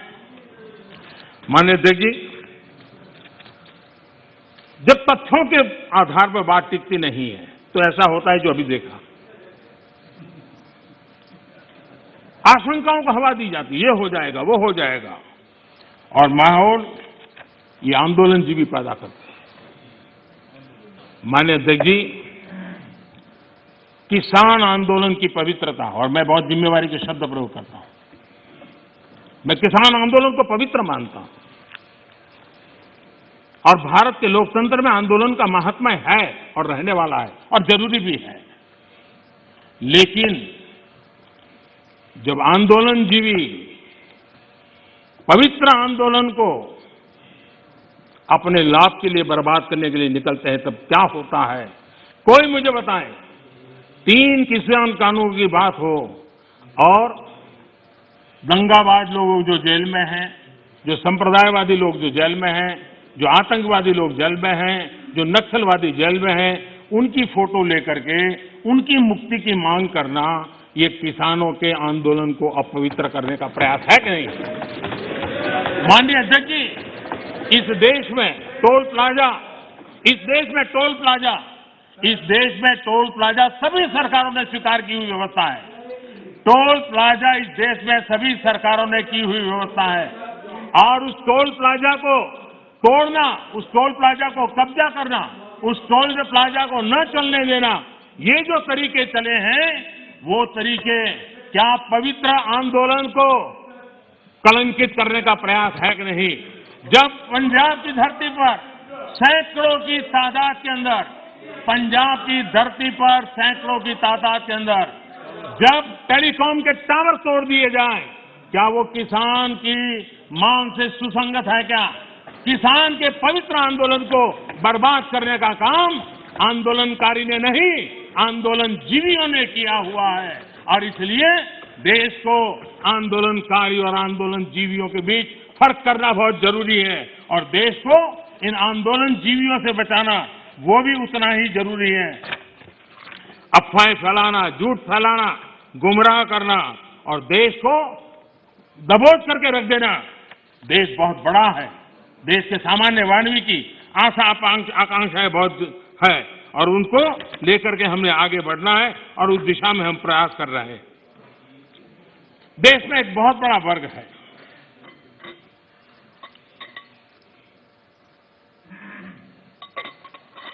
ये वर्ग, उनकी एक पहचान है, टॉकिंग द राइट थिंग्स, यानी हमेशा सही बात बोलना। सही बात कहने में कोई बुराई भी नहीं है, लेकिन इस वर्ग के ऐसे लोगों से नफरत चीड़ है जो डूइंग द राइट थिंग्स पर चलते हैं। ये फर्क समझने जैसा है। टॉकिंग द राइट थिंग्स, इसकी वकालत करने वाले जब डूइंग द राइट थिंग्स की बात आती है तो उसी के सामने खड़े हो जाते हैं। ये चीजों को सिर्फ बोलने में विश्वास करते हैं, अच्छा करने में उनका भरोसा ही नहीं है। जो लोग इलेक्टोरल रिफॉर्म की बात करते हैं, 1 नेशन 1 इलेक्शन, उसकी जब बात आती है तो विरोध में खड़े हो जाते हैं। यही लोग जब जेंडर जस्टिस की बात आती है तो बढ़ चढ़ करके बोलते हैं, लेकिन अगर ट्रिपल तलाक खत्म करने की बात करते हैं तो विरोध में खड़े हो जाते हैं।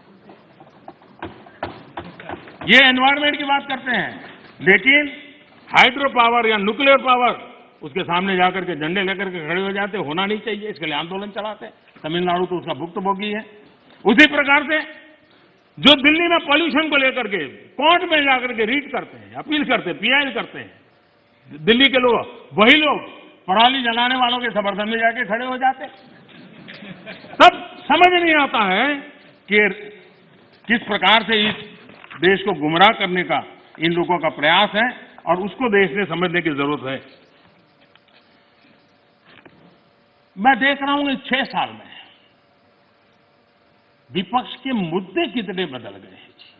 हम भी कभी विपक्ष में थे, लेकिन हम जब भी विपक्ष में थे तो आपने देखा होगा देश के विकास के मुद्दों को लेकर के, भ्रष्टाचार के मुद्दों को लेकर के हम शासन में बैठे हुए लोगों को घेरते थे, हम आवाज उठाते थे, हम प्रयास करते थे। मैं हैरान हूं, आजकल विकास के मुद्दे की चर्चा ही नहीं करते। मैं इंतजार करता हूं कि ऐसे मुद्दे उठाए ताकि हमको कुछ कहने का मौका मिले कि भाई हम क्या कर रहे हैं, लेकिन वो हमारे मौका ही नहीं थे, क्योंकि इनके पास इन मुद्दों पर बोलने के लिए कुछ रहा नहीं है। और इसलिए न वो कितनी सड़कें बनी पूछते हैं, न कितने पुल बने पूछते हैं, न बॉर्डर मैनेजमेंट में क्या हुआ है, कितनी पटरियां बिछी, इन सारे विषयों पर उनको चर्चा करने में इंटरेस्ट नहीं है। माननीय अध्यक्ष जी, 21वीं सदी में इंफ्रास्ट्रक्चर का बहुत बड़ा महत्व है और भारत को आगे जाना है तो इंफ्रास्ट्रक्चर पर बल देने की बहुत जरूरत है। और आत्मनिर्भर भारत के रोड मैप के लिए इंफ्रास्ट्रक्चर पर बल देना इस समय की मांग है और हम सबको इसको स्वीकार करना होगा। इंफ्रास्ट्रक्चर मजबूत होगा तभी देश की गति भी तेज होने वाली है, उसकी दिशाएं भी व्यापक होने वाली हैं और इसलिए हमने प्रयास करना चाहिए। और इंफ्रास्ट्रक्चर का मतलब है गरीब के लिए, मध्यम वर्ग के लिए अनेक नई संभावनाओं को इंफ्रास्ट्रक्चर जन्म देता है, नए अवसरों को जन्म देता है, रोजगार के लिए नए अवसर लेकर के आता है, इकोनॉमी को मल्टीप्लायर इफेक्ट करने की उसकी ताकत रहती है और इसलिए हमने इस बात को बल देने की जरूरत है। इंफ्रास्ट्रक्चर का मतलब वोट बैंक के अवसर नहीं होता है, कागज पे घोषित कर देना कि ये रोड बनेगा, एक चुनाव जीत लो, दूसरी बार वहां जाके सफेद पट्टी कर लो, दूसरा चुनाव जीत लो, तीसरी बार जाकर वहां थोड़ी मिट्टी डाल दो। तो ये इस काम के लिए नहीं है, ये सचमुच में जीवन बदलने के लिए और सब व्यवस्थाओं को बदलने के लिए इंफ्रास्ट्रक्चर को हमने बल देने की आवश्यकता है। 110 लाख करोड़ रुपए की योजना के साथ हमने बजट में अभूतपूर्व खर्च के साथ आगे बढ़ने की दिशा में हम चल रहे हैं। देश के 27 शहरों में मेट्रो ट्रेन, 6 लाख से ज्यादा गांवों में तेज इंटरनेट, बिजली के क्षेत्र में हम वन नेशन वन ग्रिड इस कंसेप्ट को साकार करने में सफल हुए हैं। सोलर पावर सहित रिन्यूएबल एनर्जी के मामले में आज दुनिया के 5 टॉप देशों के अंदर भारत ने अपनी जगह बना ली है। दुनिया के सबसे बड़े सोलर और विंड की हाइब्रिड पार्क आज भारत में दुनिया का सबसे बड़ा बन रहा है। विकास में हम एक नई तेजी देख रहे हैं, नए पैमानों पर जा रहे हैं। हमने देखा है कि जहां जहां असमानता है, खास करके पूर्वी भारत, अगर देश के पूर्वी भारत का विकास हम उस स्थिति पे लाना होगा ताकि पश्चिम भारत की जो आर्थिक व्यवस्था है उसकी बराबरी तुरंत करें तो मिलकर के देश के अंदर प्रगति की संभावना बढ़ेगी। और इसलिए हमने पूर्वी भारत के विकास पर एक विशेष बल दिया है, चाहे गैस पाइपलाइन बिछाने की बात हो, चाहे रोड बनाने की बात हो, चाहे एयरपोर्ट बनाने की बात हो, चाहे रेल बिछाने की बात हो, चाहे इंटरनेट कनेक्टिविटी, और इतना ही नहीं, वाटरवे के द्वारा नॉर्थ ईस्ट के राज्यों को जोड़ने का एक बहुत बड़ा भगीरथ प्रयास चल रहा है। और मुझे लगता है कि हमारा ये फोकस है कि देश को एक संतुलित विकास की तरफ ले जाना चाहिए। देश के हर क्षेत्र को, एक भी क्षेत्र पीछे न रह जाए, उस प्रकार से विकास की अवधारणा को लेकर के आगे चलने का हमने काम किया है। और इसलिए ईस्टर्न इंडिया पर हम मिशन मोड में काम कर रहे हैं। दर्जनों जिलों में CNG, PNG, city gas distribution, ये जाल हम बिछाने में सफल हुए। गैस पाइपलाइन पहुंचने के कारण फर्टिलाइजर के उत्पादन में भी तेजी आई है और फर्टिलाइजर के जो कारखाने बंद पड़े थे उनको दोबारा खोलने की संभावना पैदा हुई है, क्योंकि हमने गैस इंफ्रास्ट्रक्चर के ऊपर बल दिया, हमने उस पाइपलाइन की ओर बल दिया। माननीय अध्यक्ष जी, कई वर्षों से हम सुनते आए हैं डेडिकेटेड फ्रेट कॉरिडोर, लेकिन एक डेडिकेटेड फ्रेट कॉरिडोर का क्या हाल था? जब उनको सेवा करने का मौका मिला था, सिर्फ 1 किलोमीटर काम हुआ था। आज करीब 600 किलोमीटर, 6 साल के अंदर 600 किलोमीटर काम, और एक्चुअली डेडिकेटेड फ्रेट कॉरिडोर पर काम, यानी ट्रेन चलना शुरू हो गया, माल ढोने का काम शुरू हो गया और वो सेक्शन काम कर रहा है। यूपीए के समय बॉर्डर इंफ्रास्ट्रक्चर, किसी भी देश की रक्षा के लिए बॉर्डर इंफ्रास्ट्रक्चर बहुत महत्व रखता है, लेकिन उसके प्रति इतनी उदासीनता की गई, इतनी लापरवाहियां की गई है। देश के अंदर उन विषयों की हम पब्लिकली चर्चा कर नहीं सकते क्योंकि देश के सिक्योरिटी की दृष्टि से अच्छा नहीं है, लेकिन ये चिंता का विषय है कि हमने, क्योंकि वहां लोग नहीं है, वोट नहीं है, जरूरत नहीं लगी, फौजी आदमी जब जाएगा जाएगा, देखा जाएगा क्या होने वाला है, इसी सोच का परिणाम था। और इतना ही नहीं, एक बार तो एक रक्षा मंत्री ने पार्लियामेंट में कह दिया था कि हम इसलिए इंफ्रास्ट्रक्चर नहीं करते हैं बॉर्डर पे ताकि कहीं दुश्मन देश उस इंफ्रास्ट्रक्चर का उपयोग न कर ले। कमाल के हो इस सोच से इसको बदल करके हमने आज करीब करीब जो अपेक्षाएं और आयोजन था उसका एक बहुत एक हिस्सा बॉर्डर के ऊपर इंफ्रास्ट्रक्चर की दिशा में हमने पूर्ण किया है। एलएसी पर ब्रिजेज, आज मेरा अंदाज है करीब 75 के करीब ब्रिज ऑलरेडी वहां काम चल रहा है तेजी से, और इसलिए कई सैकड़ों किलोमीटर हमने रोड बनाए हैं। और मैं चाहता हूं कि जो काम हमारे सामने था करीब करीब 75% तो हमने उसको पूरा भी कर लिया है और हम आगे भी इस काम को जारी रखेंगे। इंफ्रास्ट्रक्चर के अलग अलग क्षेत्र होते हैं, उसी प्रकार से आप देखिए अटल टनल हिमाचल प्रदेश में, उसका हाल क्या था। अटल जी के समय जिसकी कल्पना की गई, अटल जी के जाने बाद किसी न किसी फाइलों में वो लटका रहा, अटका रहा, एक बार छोटा सा काम हुआ फिर अटक गया, ऐसे ही करते करते चला गया। पिछले 6 साल के अंदर इसके पीछे हम लगे और आज अटल टनल काम कर रही है। देश की फौज भी आराम से वहां से मूव कर रही है, देश के नागरिक भी मूव कर रहे हैं। जो रास्ते 6-6 महीने तक जो इलाके बंद होते थे वो आज काम करने लगे हैं और अटल टनल काम कर रही है। उसी प्रकार से मैं ये बात साफ करना चाहूंगा कि जब भी देश के सामने कोई चुनौती आती है, ये देश का सामर्थ्य है, हमारे देश के सुरक्षा बलों का सामर्थ्य है। देश को कभी नीचा देखना पड़े ऐसी स्थिति हमारे फौज के जवान कभी कर ही नहीं देंगे, होने नहीं देंगे, करने नहीं देंगे, मेरा पूरा विश्वास है। आज उनके जिम्मे जो भी जिम्मेवारी, जहां भी जिम्मेवारी मिली है, बखूबी निभा रहे हैं। प्राकृतिक विपरीत परिस्थितियों के बीच में भी बहुत मुस्तैदी के साथ निभा रहे हैं और हमें हमारे देश की सेना पे गर्व है, हमारे वीरों पर गर्व है, उनके सामर्थ्य पर हमें गर्व है। और देश हिम्मत के साथ अपने फैसले भी करता है और हम उसको आगे भी ले जा रहे हैं।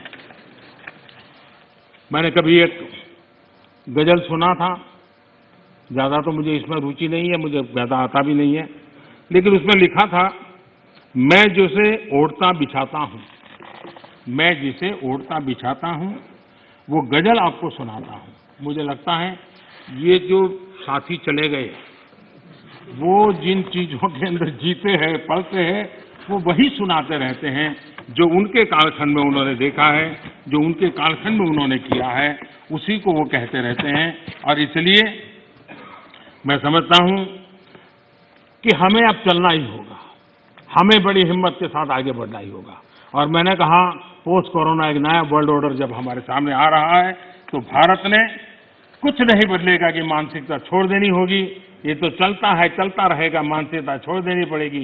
130 करोड़ देशवासियों का सामर्थ्य लेकर चल। प्रॉब्लम होंगे, अगर मिलियंस ऑफ प्रॉब्लम है तो बिलियंस ऑफ सॉल्यूशन भी है।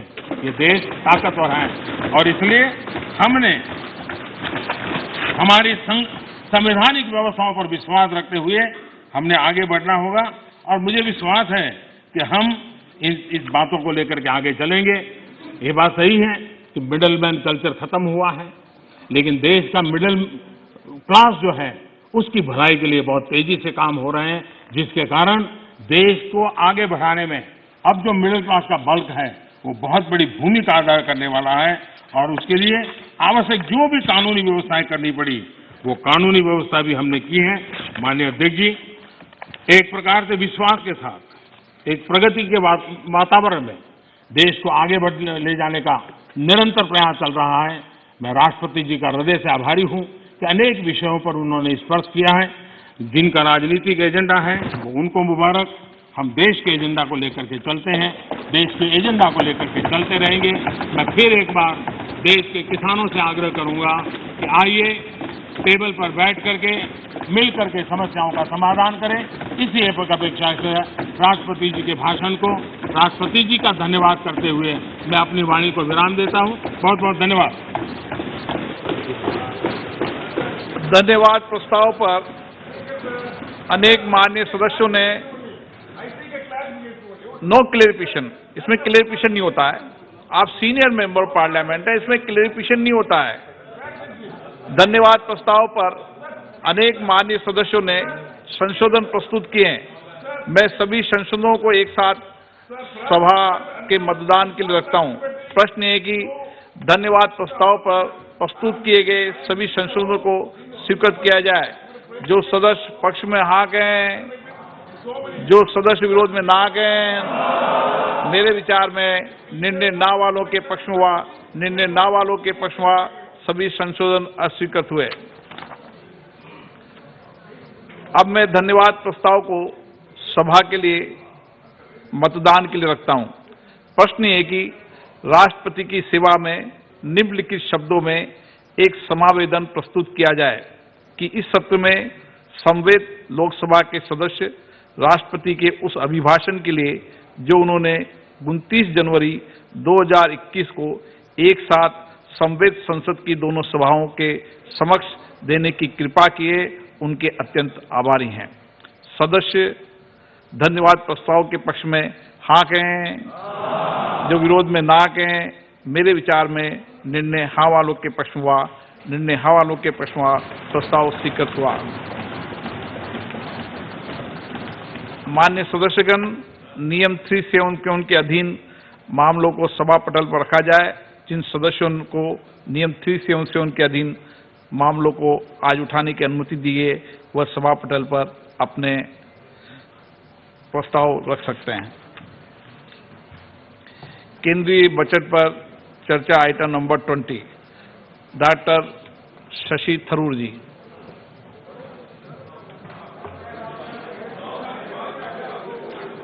Thank you very much, Mr. Speaker, for giving me this opportunity to present my party's views on the Union Budget 21-22, which was delivered by our Honourable Finance Minister, Srimati Nirmala Sitharaman ji, last week. Respected Speaker, in her speech, she reminded us that these days cricket must be on many people's minds.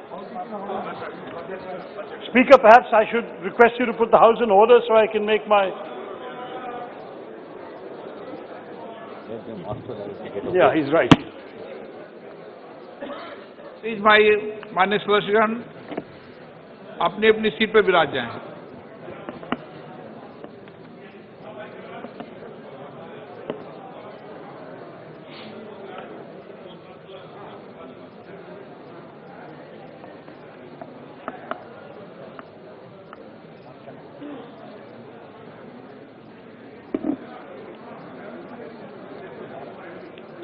माननीय सदस्यगण please माननीय सदस्यगण, please माननीय सदस्यगण, माननीय सदस्यगण please, माननीय सदस्यगण आपस में बात नहीं करें। माननीय सदस्यगण प्लीज। हाँ, doctor Shashi Tharoor ji. Thank you, Speaker Sahab. I was just saying that in her own speech, the Finance Minister reminded us that these days cricket is very much on all of our minds. I'm not referring, unfortunately, to the disappointing defeat in Chennai yesterday, but earlier this year, we witnessed an Indian cricket miracle in Brisbane in the face of impossible odds, with 9 star members of the team absent or injured, with the bowling backbone of the team hobbled and unable to play, and the inspirational captain absent. India pulled off one of the greatest of all cricketing victories. I was hoping, as the Finance Minister herself suggested, for something similar from this year's budget. The impossible odds were there. The economy had been laid low ever since demonetization, and then shattered by the pandemic and the resultant lockdown. The star performers like tourism and service industries were devastated. The backbone of the economy, agriculture and MSMEs, are both in crisis. But alas, there was no stirring fight back in the Finance Minister's speech, no come from behind victory for our economy. Instead of the focused leadership we all expected from the government, it became clear listening to the Finance Minister that here, alas, inspirational captaincy is wholly absent. Instead, we have had the usual combination of high rhetoric, grand ambition, exaggerated numbers, and unrealistic targets, all diluted with underwhelming allocations to crucial sectors. Our Finance Minister neither played with a defensive bat nor hit the ball out of the park. Instead, alas, it seems she was comprehensively stumped, or maybe she had just run out of ideas. Instead of the Brisbane heroics, we just got a Chennai collapse. Through the course of the Honourable Finance Minister's address, we heard a lot of memorable quotes, notably from Tagore. But as the great Gurudev himself said, you cannot cross the sea merely by staring at the water. It is perhaps a more apt way to describe this government's tepid budget. Rather than help us cross the sea of challenges we currently face, the reality, sadly, is that this budget abdicates the government's responsibilities to the weakest in our society, the segments of our economy that are in tatters, and the Aam Aadmi who have reposed their faith in this government have been let down totally in the last 7 years. I could spend hours explaining why this is so, but given the limited time available to my party, let me stick to a few examples, and I'll pick 4 today where the budget has betrayed the most fundamental expectations from the nation: health, fiscal stimulus, defense, and agriculture. First, health.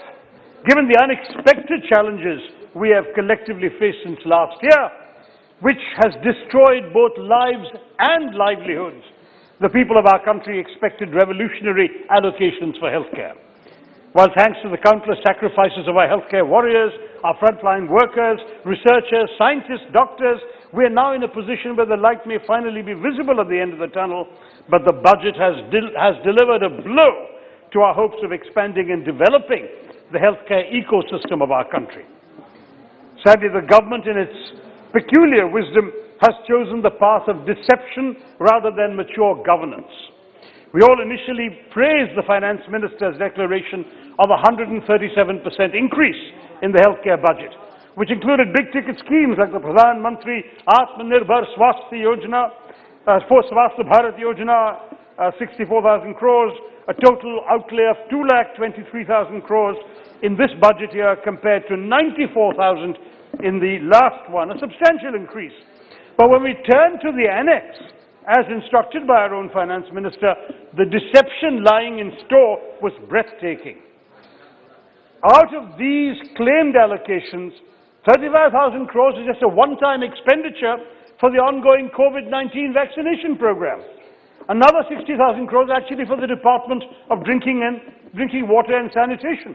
So as a result of this, of the 2,23,846 crores mentioned by the Honourable Finance Minister, the actual allocation to the Department of Health and Family Welfare was only 71,269 crores, which marked not a 137% increase, but a decline of nearly 7,000 crores, or 10.84% decline when compared to the RE estimates for the same financial year.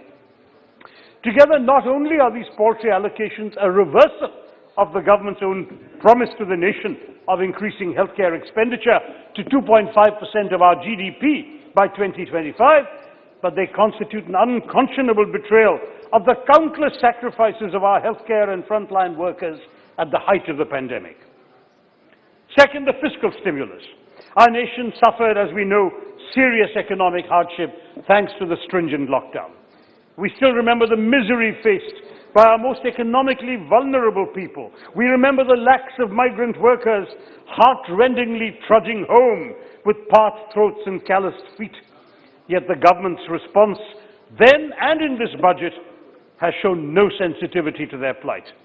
Given the flailing state of the economy and the unprecedented losses suffered by the majority of this country, we expected a budget that would offer a comprehensive fiscal stimulus to all those affected, to key industries, particularly our MSMEs, the backbone of the economy, and the informal sector. Similarly, we demanded increased government expenditure and at the same time an effort to put money in the hands of the people by boosting employment and livelihood generation. Nothing of the sort has happened. Instead of boosting funding, the government has either bizarrely slashed funds or offered deceptive programs that focus on liquidity rather than direct fiscal support. Let's face it, providing cheaper credit to businesses will be of little value unless consumption demand increases. But demand won't increase until people have money to spend. Yet no real money has been provided and no means of earning money. Funding for key schemes like Manrega, the Mahatma Gandhi National Rural Employment Guarantee Scheme, have been slashed in that scheme by 35%. The same applies to Parliamentary Kaushal Vikas Yojana. Support for key sectors like the MSMEs I mentioned is largely absent. Your so-called support for MSMEs, ma'am, relies on allocations for meaningless exercises like the Guarantee Emergency Credit Line, which is only to provide collateral-free loans to MSME businesses and not direct fiscal support. The fact is that the tourism and hospitality industries have perhaps been the worst affected. They're in crisis, they're near collapse.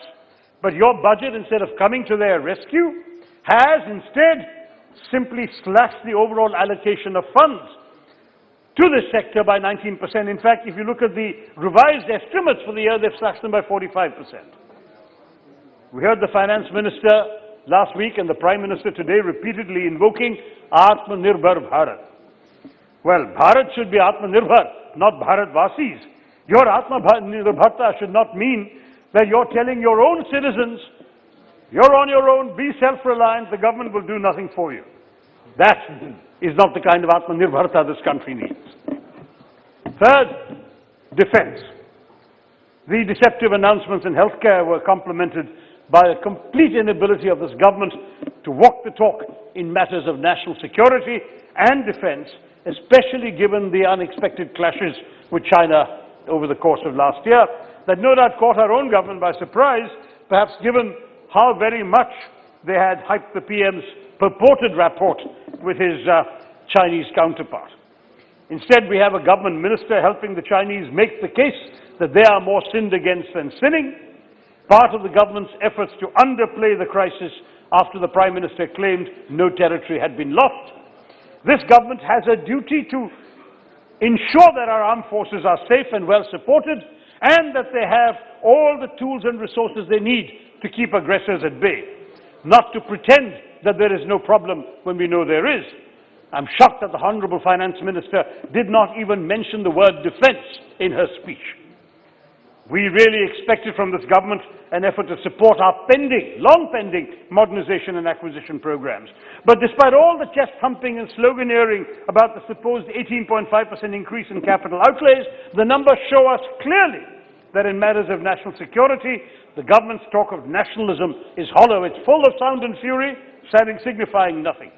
The capital outlay allocation, rupees 1.35 lakh crores, is only 0.47, 0.4% higher than the 2020-21 revised estimates of 1.34 crores.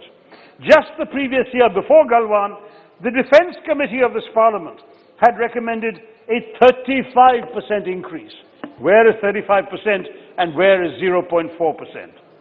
Despite all the deafening proclamations by its members, this government, even in the face of such grave threats as we're facing now, has kept the proportion of capital expenditure to the overall defense budget at 25%, far smaller compared to the UPA era, because our government consistently had it at 30 to 32%.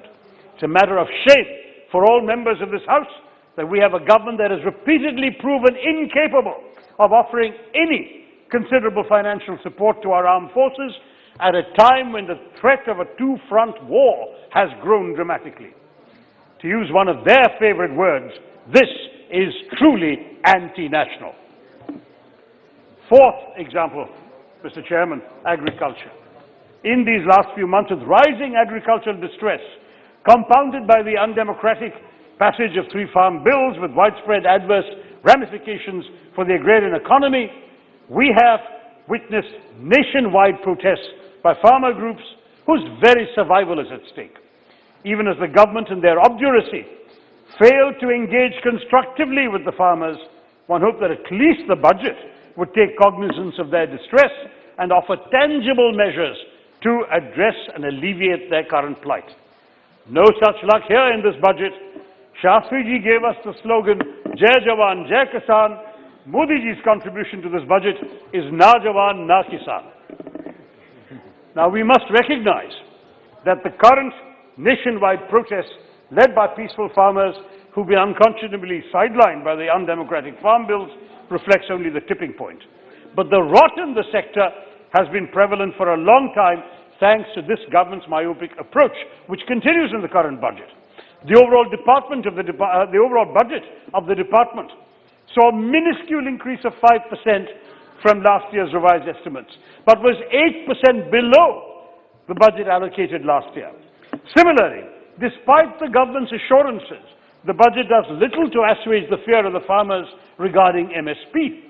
The two schemes that ensure MSP, Market Intervention Scheme and Price Support Scheme, and Parliamentary Annadata Aay Sanrakshan Yojana, have witnessed consecutive reductions in the last 2 years, leading to a 20 to 25% cut in this year's budget. I heard the Prime Minister mention MSP. I didn't hear him mention a quarter of the budget for it has been cut. Much was made by this government about the flagship PM Kisan scheme just before the elections, as you may remember. But despite being one of the major direct cash transfer schemes and therefore in direct need of a rise in allocation, the scheme has witnessed a 10,000 crore rupee drop of 13%, in other words, in its allocation. The disbursal amount of 6,000 crores under 6,000 rupees per farmer under PM Kisan has not been enhanced either, nor has the scheme been extended to tenant farmers, sharecroppers, women farmers, Adivasi farmers, who've all been excluded from this benefit from the start. Instead, no, it's true. Instead, 2,326 crores was transferred to 40 lakh ineligible beneficiaries. This is from the government's own figures. Even the previous head of Aadhaar said that he received the PM Kisan payment for which he was not entitled. So Sudboots are receiving the government's money, but what are the farmers getting? Even worse is the plight of the fishermen. In my own constituency, Mr. Chairman, I've seen them devastated by Cyclone Oki, the floods of 2018 and 2019, and now the pandemic. But this budget has not only denied them any relief, let alone a special relief package. There is nothing in the budget in terms of fiscal support, diesel subsidies, lower GST, nothing. Nets and fishing equipment even they have to buy at the price they paid before the pandemic and before all these calamities. You've given relief to tea garden workers in Assam and Bengal, where you believe the ruling party has a chance. But you've ignored thousands of tea workers in Tamil Nadu and Kerala. And I think we can understand why, but is this fair? Frankly, sir, we are looking at a very sad situation. उच्च वर्ग के गिने चुने कुछ व्यापारी को फायदा है, मुल्क चलाने को बतलाओ, ये भी कोई कायदा है? Anyway, at a time of unprecedented civil, political, economic distress in our country, this government had a great chance to show us that it was willing to bring this country back together.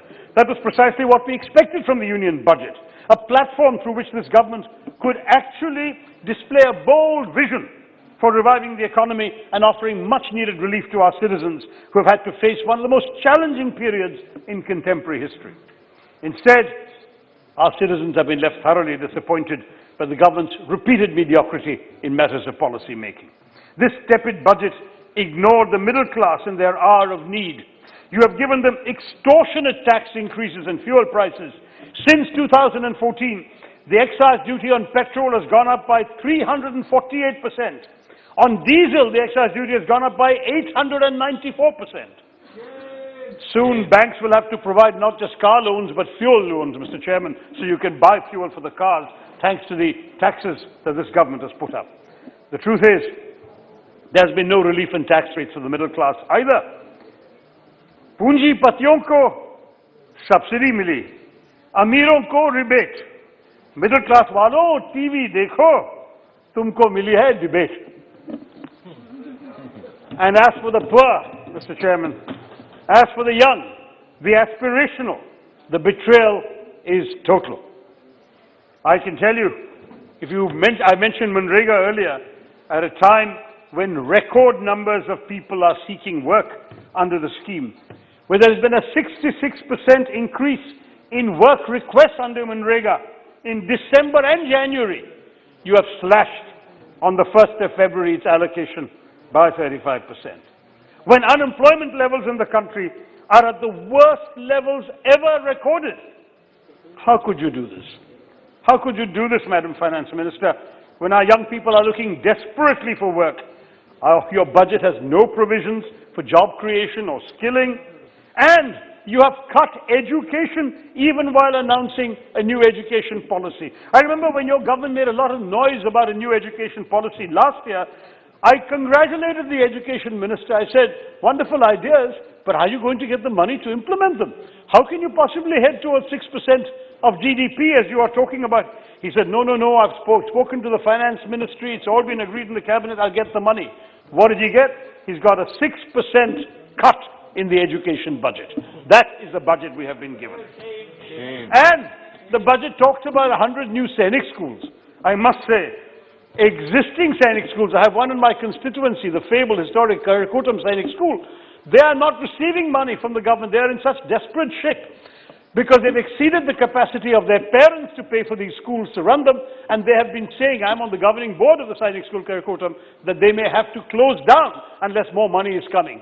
So they are unable to finance the existing Sainik schools, and they're talking about building 100 new ones. What kind of hypocrisy is this, Mr. Chairman? Really? I have to say that this government has a record of coming up with flashy slogans and acronyms. First they came up with Achhe Din, Sabka Saath, Sabka Vikas.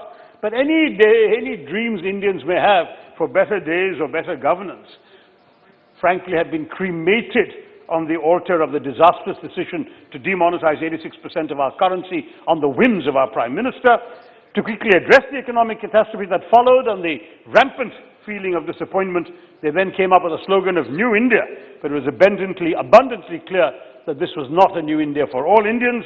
Instead, the road to this new India seems to be littered with the wreckage of all that was good and noble about the old India. Kahan to तय था उजाला हर घर के लिए, kahan चिराग मयसर नहीं शहर के लिए. So instead of using the faith that this country placed in the government to deliver effective governance and competent policy making, this government has not only consigned our migrant workers to misery, it has erected spikes and barriers on the path of our annadatas. It has failed them, it has failed us all, it has failed India. मैं आपको कह रहा हूं, भारत की जनता आपसे कहेगी, हजारों ख्वाहिशें ऐसी कि हर ख्वाहिश से दम निकले. बहुत किया एतबार मोदी जी, अब तुम्हारी गली से हम निकले. जय हिंद, मिस्टर चेयरमैन. श्रीमती मीनाक्षी लेखी जी. बहुत बहुत धन्यवाद सभापति महोदय. और मैं इससे पहले कि अपनी बात कहूं, एक शेर से शुरुआत करना चाहती हूं. जिसके किरदार पे शर्मिंदा है शैतान, जिसके किरदार पर शर्मिंदा है शैतान, वो भी आज हमको नसीहत देने के लिए आए हैं. अध्यक्ष जी, जिनके समय में फ्रेजाइल 5 में इंडिया आ गया था, वो आज बजट पे भाषण देकर हमें समझा रहे हैं कि इकोनॉमी कैसे चलनी चाहिए. खासतौर पे जब भारत आज टॉप 5 इकोनॉमीज का हिस्सा है. आज सब लोग जानते हैं कि देश, और सिर्फ देश ही नहीं बल्कि पूरी दुनिया किस परिस्थिति से गुजर रही है, क्या क्या मुश्किलों का सामना करना पड़ा है. और ऐसे समय पर अगर मेरे विपक्ष के मित्र थोड़ा सा समय आंकड़े पढ़ने पर और बजट की कॉपी को ढंग से देखने पर लगा देते तो शायद ये भाषण नहीं करते. और इसलिए मैं अपने देश की वित्त मंत्री श्रीमती निर्मला सीतारमण को बहुत बहुत धन्यवाद देना चाहती हूँ कि ऐसी विपत्तियों के बावजूद, ऐसी मुश्किलात के बावजूद, जब पूरी दुनिया ने भारत को गिव अप कर दिया था और कह दिया था कि ये तो निकल ही नहीं पाएंगे, यहाँ तो 2 लाख से 5 लाख मौतें रोज होंगी और यहाँ की अर्थव्यवस्था खराब हो जाएगी, ऐसे समय पर भी उन्होंने इस बजट को प्रस्तुत किया है जो कि आने वाले भविष्य में 2 डिजिट इकोनॉमी की बात कर रहा है। तो मैं श्रीमती निर्मला सीतारमण जी को धन्यवाद देना चाहती हूँ और ऐसे ही समय पर मैं प्रधानमंत्री जी को भी याद करना चाहती हूँ कि जिन्होंने इतने मुश्किल समय पर निर्णय लिया कि हमें लाइफ और लाइवलीहुड के बीच में चिंता करनी पड़ेगी और जब लाइफ बचेगी तो लाइवलीहुड खुद से बच जाएगी। So he focused on saving lives and when he saved lives, livelihood automatically saved, as we can see the details of the budget. जब डबल डिजिट ग्रोथ की बात होती है और इस डेकेड की बात होती है तो इस डेकेड का ये सबसे पहला बजट है और आने वाले भविष्य में क्या कुछ तब्दीली होगी, भारत किस तरफ जाएगा, वो पथ ये बजट निर्धारित करता है। कई चीजों में ये बजट पुराने बजट के मुकाबलों में फर्क है क्योंकि ये कोरोना काल का बजट है, कोरोना का 1 साल खराब होने के बाद का बजट है जो कि 100 साल में स्पेनिश फ्लू के बाद एक ऐसा पेंडेमिक दुनिया में छाया, उस पेंडेमिक से निकालकर लाइवलीहुड्स को आगे बढ़ाने का बजट है। और इस बजट को अकेले नहीं देखते हुए अगर हम पिछले 6 साल 7 साल का काम देखें तो हमें अंतर समझ आ जाएगा और अंतर में ये भी समझ आएगा कि हर एक क्षेत्र के अंदर जो पैसा दिया गया है पहले के मुताबिक दुगना दिया गया है या दुगने से अधिक दिया गया है। मैं शुरुआत करना चाहती हूं अध्यक्ष जी एक आकलन से जिसमें centre for disease dynamics and economic policy में कहा गया था कि इस देश के अंदर 18 करोड़ मामले सामने आएंगे और 1 करोड़ से अधिक लोगों की मृत्यु होगी। ऐसी भयानक दृष्टि पैदा की गई, ऐसी भयानक विकट स्थिति पैदा की गई और ये भी कहा गया MIT के अध्ययन के द्वारा कि कम से कम 2 से 5 लाख लोग रोज इस देश में मरेंगे। एक अर्थशास्त्री हैं डॉक्टर लक्ष्मी नारायण, उनकी भविष्यवाणी थी कि 50 से 70 लाख लोग हर दिन इससे इन्फेक्ट होंगे। सो what the country went through, what the world went through was a bio warfare. And as we can see that how some countries and some vested interest groups have chosen to use children, women and vulnerable people and weaponize them. We can see that. And when it comes to people like me and I have to start reading about economics and I have to rely my data in detail, I go to people like what people like Geeta Gopinath has said, what people who with economic background say. But I think my friend from the opposition go to people like Mia Khalifa and Rihanna, who probably people my age would not even know as musicians because our age was with Boney M and ABBA and other such people. Rihanna I probably didn't even know till the name was announced. And Mia Khalifa I had never heard of even. I'm sure some of my friends from the opposition can throw some light on. And a child of the age of 18, they are going to rely on her to discuss farm laws and weaponize a child who, by her own admission, has got issues, Asperger to OCD to a couple of other things, and that's the biggest child right abuse one can say. But I think thanks to Mrs. Nirmala Sitharaman ji, कि इन्होंने बच्चों का, बुजुर्गों का, महिलाओं का सबका ख्याल रखा है और इस बजट में बहुत अच्छे प्रावधान किए हैं जहां पे बुजुर्गों को टैक्स तक पे करने की जरूरत नहीं है। Thank you very much ma'am for standing with our senior citizens. You know, I was just thinking people who are born after 2000, this is the class of people who do not know that there was a world before globalization because they have not seen it. They don't know it. And these are the youngsters between the age of 16 and 21. They do not know that world existed. And what Corona has done is caused disruption to that very globalization. And what disruption has happened is basically logistic chains through which man, power, data, everything moved, that got disrupted. And that very disruption is the background of this very budget. And under these circumstances, my friend from the opposition talked about cricket, and he was expecting something better in the budget. So let me remind him that India played the way India plays. When we are underdogs, typically true to our style, it was typically signature move of Indians that when we are called as underdogs, we win the match.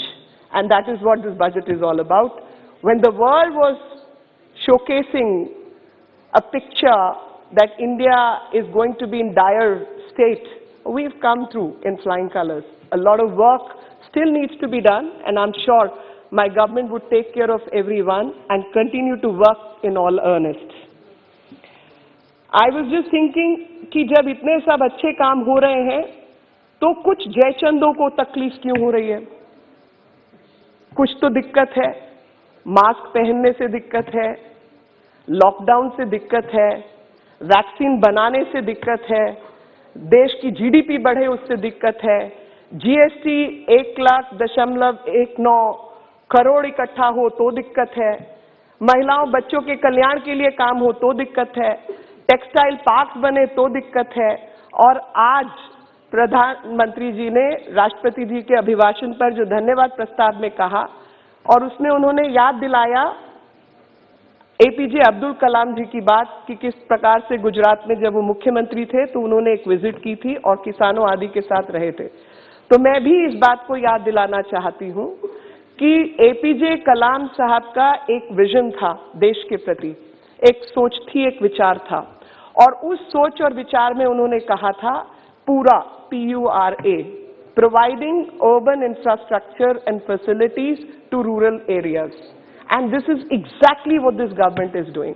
हमारे इस देश के एक ऐसे राष्ट्रपति जिनको सब लोग हृदय से प्रणाम करते हैं, एक ऐसे देशभक्त जिन्होंने देश के लिए जिए और देश के लिए जब तक रहे काम किया, और ऐसे विचारों से सबको ओतप्रोत किया, उत्साहित किया कि उनकी जो विजन थी पूरा की, आज उसको पूरा करने का काम हमारी सरकार कर रही है। और इसलिए मैंने अपने शीर्ष नेतृत्व प्रधानमंत्री मोदी जी का और निर्मला सीतारमण जी का हृदय से आभार प्रकट करती हूं कि जो आज दुनिया में नहीं है, उनकी दूरदृष्टि और उनका सोच और विचार पर कार्य कर आप इस देश को लगातार प्रगति के पथ पर लेकर जा रहे हैं। चाहे वो जल जीवन हो, चाहे वो रूरल एरियाज के अंदर इंफ्रास्ट्रक्चर की बात हो, चाहे वो मंडियों का बेहतरीकरण हो, चाहे वहां पर किसानों को पैसा मुआवजा देने की बात हो, चाहे इंश्योरेंस की बात हो, किसी भी प्रकार के काम में बिजली की बात हो, बिजली, पानी, मकान, पढ़ाई, हर चीज में रूरल इंफ्रास्ट्रक्चर को कैसे बेहतर किया जाए, उसी पर काम हमारी सरकार कर रही है और एपीजे कलाम साहब की पूरा विजन को पूरा करने का काम कर रही है।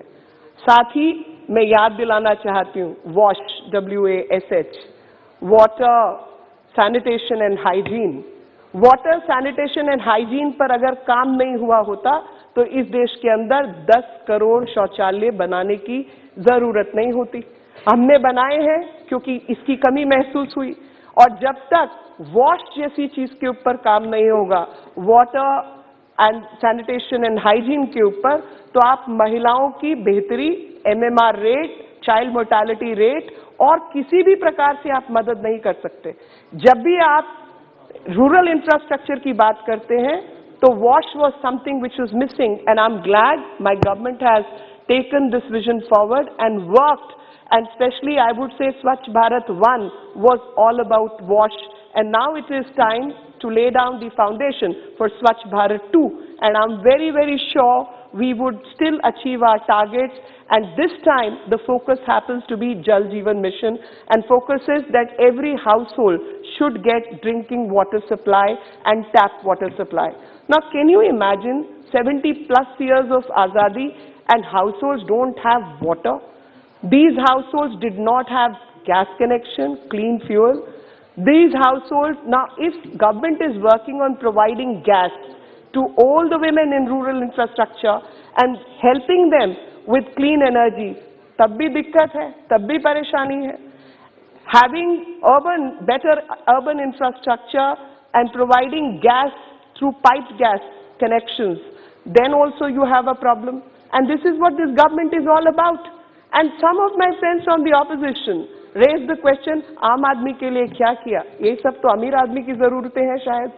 अमीर आदमी को चाहिए होता है टॉयलेट, अमीर गरीब को तो टॉयलेट चाहिए नहीं. पीने के पानी की जरूरत सिर्फ अमीर आदमी की या गरीब आदमी की तो है नहीं. यही कारण था कि इनके समय के अंदर गरीब के पास बैंक का खाता भी नहीं था.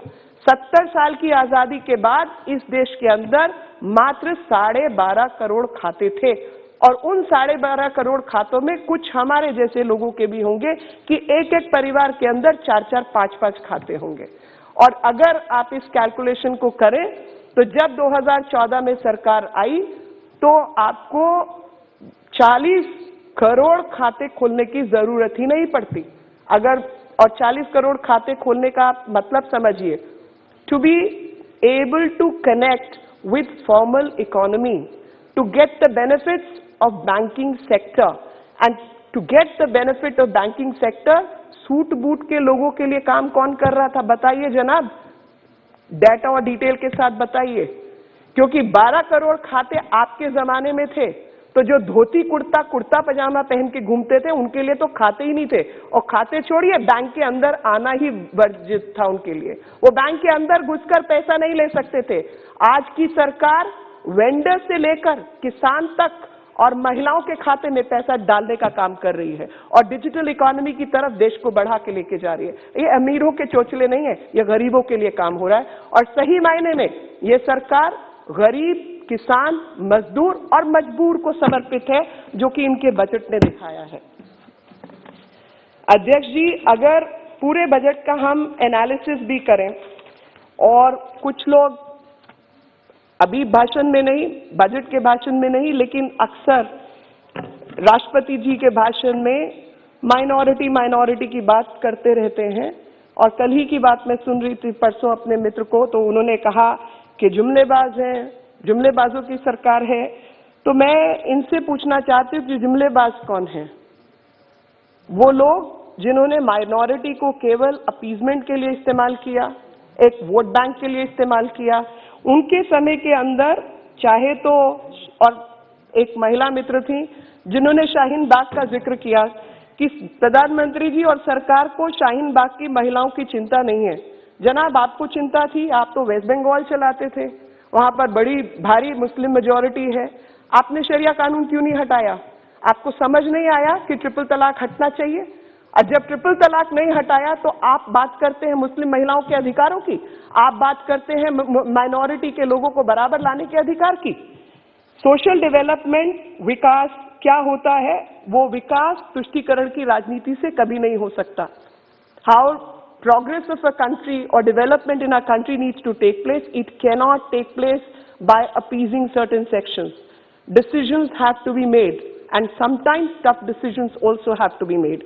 And we can see that in 2014 and before, the Minority Affairs Ministry only had a budget of 3,500 crore.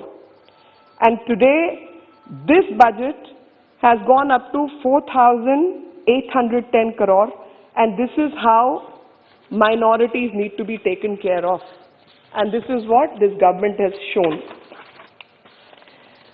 पूरे के पूरे कुनबे को, और मैं कुनबा मतलब एक फैमिली के अधिकार क्षेत्र की बात कर रही हूं, देश के विकास से ही दिक्कत है. They have a problem with development. अगर ऐसा नहीं होता तो सारे के सारे किसानों की जमीन हरियाणा में खत्म नहीं हो गई होती। और हरियाणा में किसानों की जमीन का क्या हुआ, वो हरियाणा का किसान बहुत अच्छे से समझाएगा।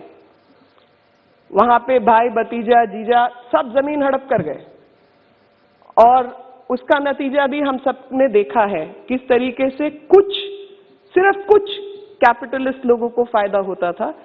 क्योंकि क्रोनी कैपिटलिज्म का जो नारा देते हैं, उन्होंने ठीक यही हरकतें अपने समय में की हैं। क्रोनी कैपिटलिज्म में सिर्फ जान पहचान के जो कैपिटलिस्ट हैं, उनको ही फायदा पहुंचाना है। अगर कैपिटलिज्म एक अच्छी चीज है, जब इतने सारे लोगों को नौकरी देना है, तो वो आप देख चुके हैं कम्युनिस्ट सरकार, चाइना की भी कम्युनिस्ट सरकार की बात करें तो उसको भी कैपिटलिस्ट को सामने लाना पड़ा है, तब तरक्की की है। अगर आप उनकी भी अर्थव्यवस्था को समझे तो आपको पता चलेगा कि उनको भी अलीबाबा जैसे कैपिटलिस्ट को पैदा करना पड़ा अपनी अर्थव्यवस्था चलाने के लिए, भले ही झूठा मगर करना पड़ा। जैक मा को गायब कर दिया वो अलग विषय है, लेकिन अर्थव्यवस्था बनाने के लिए उनको कैपिटलिस्ट की जरूरत थी।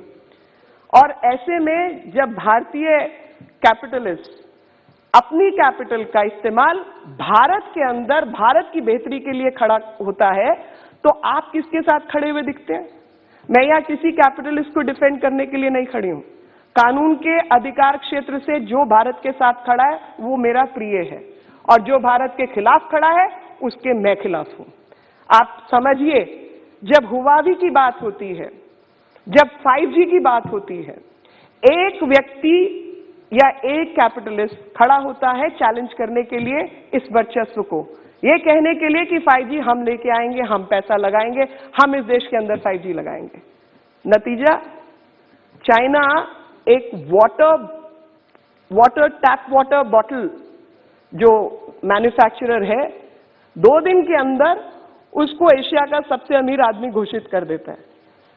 अगर कोई क्वालकॉम के साथ तय करता है कि वेफर चिप हम बनाएंगे, क्योंकि भारत को वेफर चिप, माइक्रोचिप की जरूरत है आत्मनिर्भर भारत बनाने के लिए, किसी ने रोका है?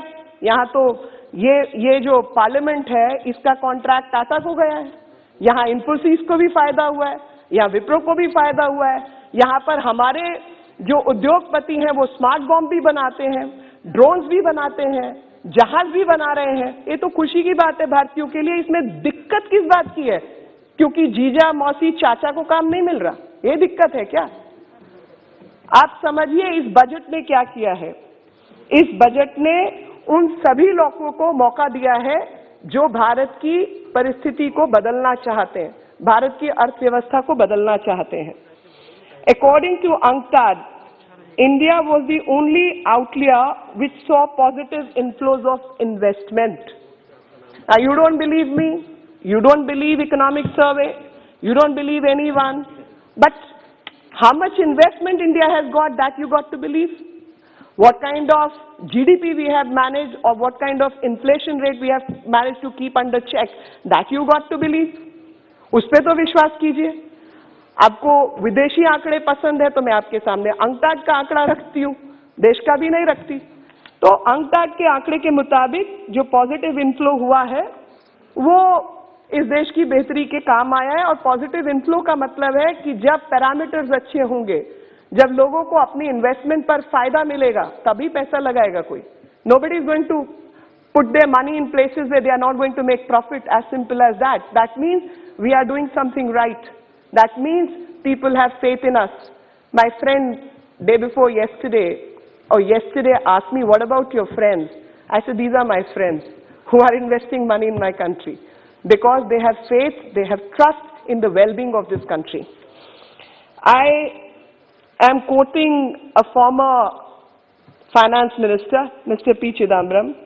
He said, the Union budget of 2021 is a cruel blow to federalism, vengeful towards protesting farmers.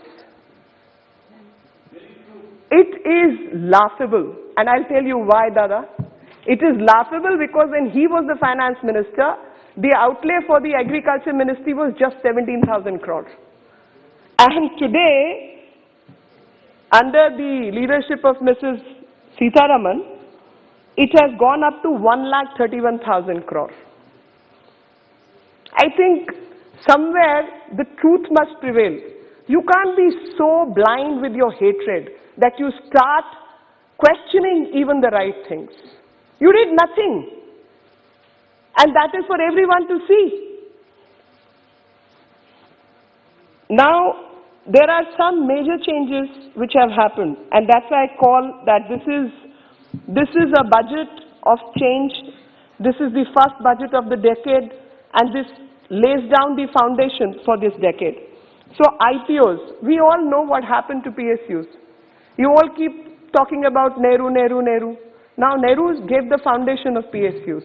But what did you do after that? PSUs all became bankrupt. And PSUs a whole lot of them were not making profit. And they became a burden on Consolidated Fund of India. How long do you want to do that? Do you want to experiment with it in some way?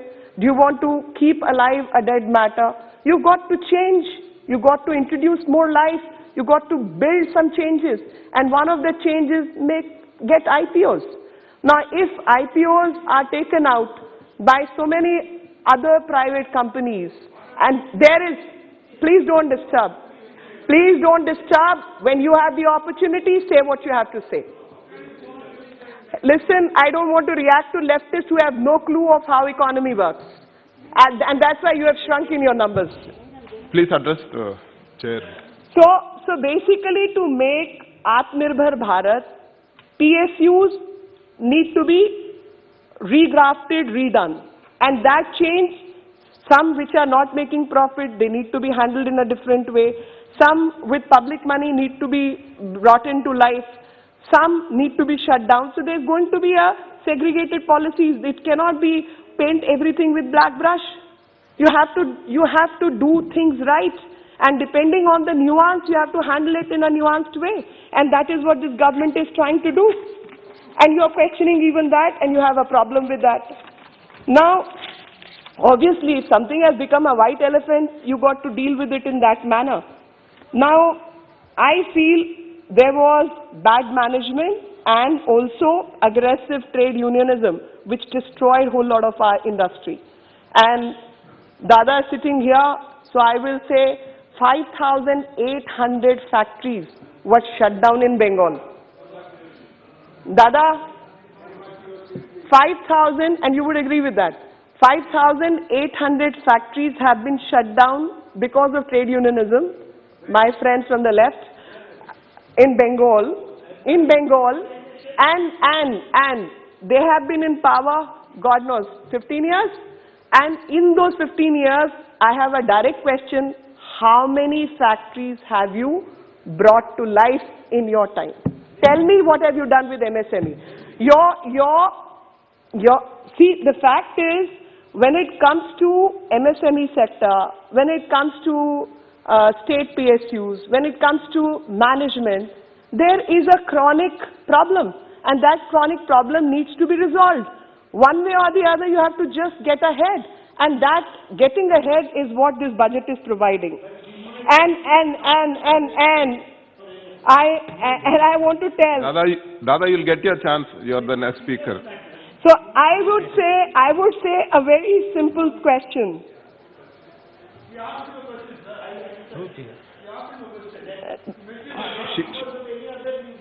You may continue. So only a simple Google search. No Geeta Gopinath is needed. But when you do a simple Google search, you know how you need to revive the state PSUs, and that is my direct answer to what kind of questions Srimati Mamata Banerjee has been making. That to revive dying PSUs and other such instruments, you need is to revive a bankrupt company. Disinvestment is one of the ways.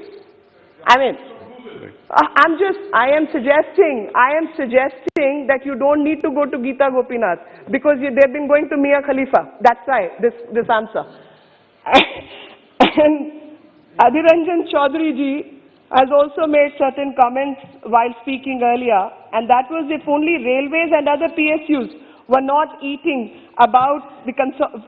eating from the Consolidated Fund of India, probably privatization would not have happened. So PM has also given that example. We've all seen those examples, that where milk cooperatives, fisheries and other things were kept out of these kind of laws, they have done well. A very simple question: if somebody is making this pen, that pen can be sold wherever. Marker can be sold anywhere in the country or in the world. A farmer who is producing wheat, vegetable, fruit, grains, has to sell it to his district mandi only. When you do not give market, what benefit is accruing to the farmer? Very simple. And I can't put it in less simpler words.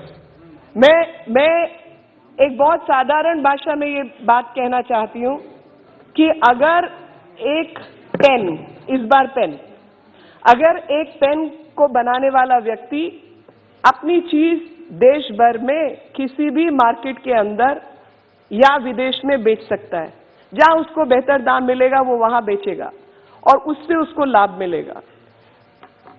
दूध का production करने वाला व्यक्ति भी कहीं बेच सकता है, जहां उसको सबसे अधिक दाम मिलेगा उधर बेच सकता है। फिशरी में जो इन्वॉल्व है वो वाले हमारे किसान भाई या कैटल में जो काम करते हैं वो लोग को फायदा है, कहीं भी बेच सकते हैं। तो जो किसान टमाटर, आलू, प्याज, गेहूं लगाता है वो केवल अपने डिस्ट्रिक्ट की मंडी में बेचेगा। किसी भी घटिया से घटिया दाम पे बेचने पे उसको मजबूर किया जाएगा, तो इसमें किसान का क्या फायदा है? और ये साधारण भाषा में ये 3 नियम जो बदले गए हैं वो किसान को केवल एक मौका दे रहे हैं कि वो देश भर में, दुनिया में जहां उसको उसकी फसल के लिए बेहतर दाम मिले उधर जाके बेच दे। और डिस्ट्रिक्ट में बेचना चाहते तो डिस्ट्रिक्ट में बेचे, कोई दिक्कत नहीं है। आप मुझे बताइए कि ऐसी चीज के लिए भी लगातार दिक्कतें पैदा करना ये शोभा देता है क्या? और फिर अपने आप को देशभक्त कहना। एक चीज मैं 2009 के जब यूपीए की सरकार थी और बजट बना था तो तब सेंसेक्स पहली बार -5.83% पर गया था। -5.83, कभी ऐसा नहीं हुआ। और इस बार जो सेंसस है वो 581% पे गया है। ये फर्क है। और आप कहते हैं इस बजट में कुछ है ही नहीं। अगर इस बजट में स्वीकार्यता नहीं होती, इस बजट में मार्केट फोर्सेस को फायदा नहीं होता, तो ये कभी भी नहीं होता। एक छोटी सी चीज और आपको बताना चाहती हूँ, जहां आम जन की बात होती है, तो जो बजट है department of drinking water and sanitation का 2019, अब 13-14 की तो बात ही नहीं कर रही, 2019 में 18,000 करोड़ के आसपास पैसा था, 2020-21 में 21,000 करोड़ है और आज 60,000 करोड़ इसमें प्रपोज किया गया है। अब ड्रिंकिंग वाटर और सैनिटेशन आम आदमी के लिए नहीं है तो मुझे नहीं मालूम, क्योंकि जो साहब लोग हैं उनको तो पहले भी ये सुविधा उपलब्ध थी। तो ये तो आम जन के लिए ही हुआ ना, जिन्होंने 75 साल, 72 साल, 70 साल के अंदर वो सुविधा नहीं पहुंचाई। जल जीवन मिशन के अंदर 2019 और 20 के अंदर 10,000 करोड़ था, जो 2020-21 में बढ़ाकर 11,500 करोड़ किया गया और अब 21-22 का जो प्रपोजल है वो 50,000 करोड़ का प्रपोजल है। धन्यवाद निर्मला जी कि एक आमजन गरीब व्यक्ति, जिसको वो कहते हैं पीने को पानी तो सबको ही चाहिए, कई बार कुछ को चुल्लू भर पानी में डूबने को भी चाहिए होता है, मगर पानी तो सबको चाहिए ही चाहिए। ऐसी हालत में नहीं समझ आया 6.5 crore rural household, 6.5 crore rural household, ग्रामीण क्षेत्र के जो घर हैं उनको 34% जो है देश में, उनको घर में पीने का पानी मिल जाए और कुएं पे जाना और पानी के लिए रोज दौड़ना पड़े, वो नौबत ना आए। तो स्पीड और स्केल से जो काम किया जा रहा है वो आप सबके सामने है। और इसमें सबसे बड़ी जो बात है कि जो सफाई की व्यवस्था है, sanitation, they have made gram panchayats as equivalent to municipal bodies, which is a big change. that you don't need a municipality, the Gram Panchayat itself is going to look after it. And for that, the 15th Finance Commission toward grants of PRIs, and where water and sanitation, a grant of rupees 30,375 crore has been given. Water Department itself has got 17,000 crore. अब आप किसी भी sector में देख लीजिए, any sector, आपको दिखेगा कि बजट की जो रकम है उसको दुगना किया गया है इनके समय से अब के समय तक. The big bull, and again I'm quoting someone you like, the big bull of D Street, Rakesh Jhunjhunwala said, 10 out of 10 for the budget. He said the budget is growth oriented and it is laying the ground for India to get double-digit growth. The budget has conveyed much more than what we are understanding. We have a realistic budget for a resurgent and rejuvenated India. Budget 2021 indicates that Indian government will be bold. India will overtake China in next 25 years. And coming to being bold, I would say this budget is the budget which is indicative that aspirational India is not going to be stalled no matter what the forces are. और पहले स्तंभ में जो है बात शुरू की थी कोविड से, कोविड और पेंडेमिक के दौरान क्या क्या दुनिया में हुआ, उसी बात को आगे बढ़ाते हुए मैं फिर कहूंगी कि हमारी सरकार प्रतिबद्ध है इस देश के स्वास्थ्य के लिए, और जो कि कोविड के दौरान भी दिखाया कि किस तरीके से इंफ्रास्ट्रक्चर को बढ़ाने का प्रयास किया गया, और सिर्फ कुछ एम्स या कुछ सुपर स्पेशलिटी हॉस्पिटल्स के द्वारा नहीं, बल्कि डिस्ट्रिक्ट हॉस्पिटल्स का इंफ्रास्ट्रक्चर कैसे बेटर हो उसके लिए भी काम किया गया. और जो मेजर डिफरेंस है वो नेशनल फैमिली हेल्थ सर्वे द्वारा, आयुष्मान भारत योजना द्वारा भी दिखाई देता है. और उसमें मैं आपको बताना चाहती हूँ कि असम, बिहार, सिक्किम ऐसे राज्य हैं जिन्होंने अधिकतर जो है इसको लागू किया, आयुष्मान भारत योजना को. दिल्ली, बंगाल ऐसे राज्य जिन्होंने लागू नहीं किया. तो 50 करोड़ लोगों को, गरीब से गरीब जनता को, हर घर को इंश्योरेंस मिले, स्वास्थ्य लाभ मिले, इसकी परियोजना की गई. तो आप देखेंगे कि 12% के आसपास कुछ लाभ वेस्ट बंगाल में है. मैं वही बताती हूँ ना आपको आंकड़ा सुनना पड़ेगा. और हेल्थ और वेलनेस सेक्टर के अंदर 137 जो है % का इंक्रीज है. We saw a fall of 14% in its under 5 mortality. जहाँ पे इसको लागू किया गया वहाँ पे 14%, जहाँ पे लागू नहीं किया गया वहाँ 14% लाभ मिला, और जहाँ लागू किया गया वहाँ पे मोर्टेलिटी रेट के अंदर 19% का फर्क आया. और इसी से साबित होता है कि कुछ लोग अपनी राजनीति के लिए ऐसे ऐसे षड्यंत्रों का हिस्सा बन जाते हैं कि अपने ही नागरिक को लाभ ना मिले उस पर काम करना शुरू कर देते हैं, ऐसी राजनीति पे भी काम करना शुरू कर देते हैं. The budget increase no, this is now some other conspiracy, not just New Delhi, and we can see that. I'm glad you read the book. आत्मनिर्भर भारत स्वास्थ्य योजना में 64,000 करोड़ रुपया जो है वो वाइटल हेल्थ इंफ्रास्ट्रक्चर को अपग्रेड करने के लिए किया गया है, जिसमें निमोकोकल वैक्सीन और पोषण मिशन 2 भी लागू है और स्वच्छ भारत मिशन 2 भी है. ऐसे में ओपन डेफिकेशन को खत्म करने की बात, प्रधानमंत्री अटल बिहारी वाजपेयी ने किया था, और वो 1999 में किया था, और उनकी स्कीम का नाम था total sanitation campaign 1999. And later in 2012 Congress started Nirmal Bharat Abhiyan, and they said they are going to eradicate open defecation by 2022. And it was not Nirmal Bharat we did, it is Nirmala who did it. And under the leadership of Prime Minister Modi, the Swachh Bharat Abhiyan in 2014, I'm glad to announce that India achieved the target to become open defecation free in 2019, 3 years before the target set by the Congress. Urban Jal Jeevan Mission I have already discussed, and I have also said that how skeletons from the opposition are tumbling out when it comes to the details regarding APMC and the changes which this government has brought.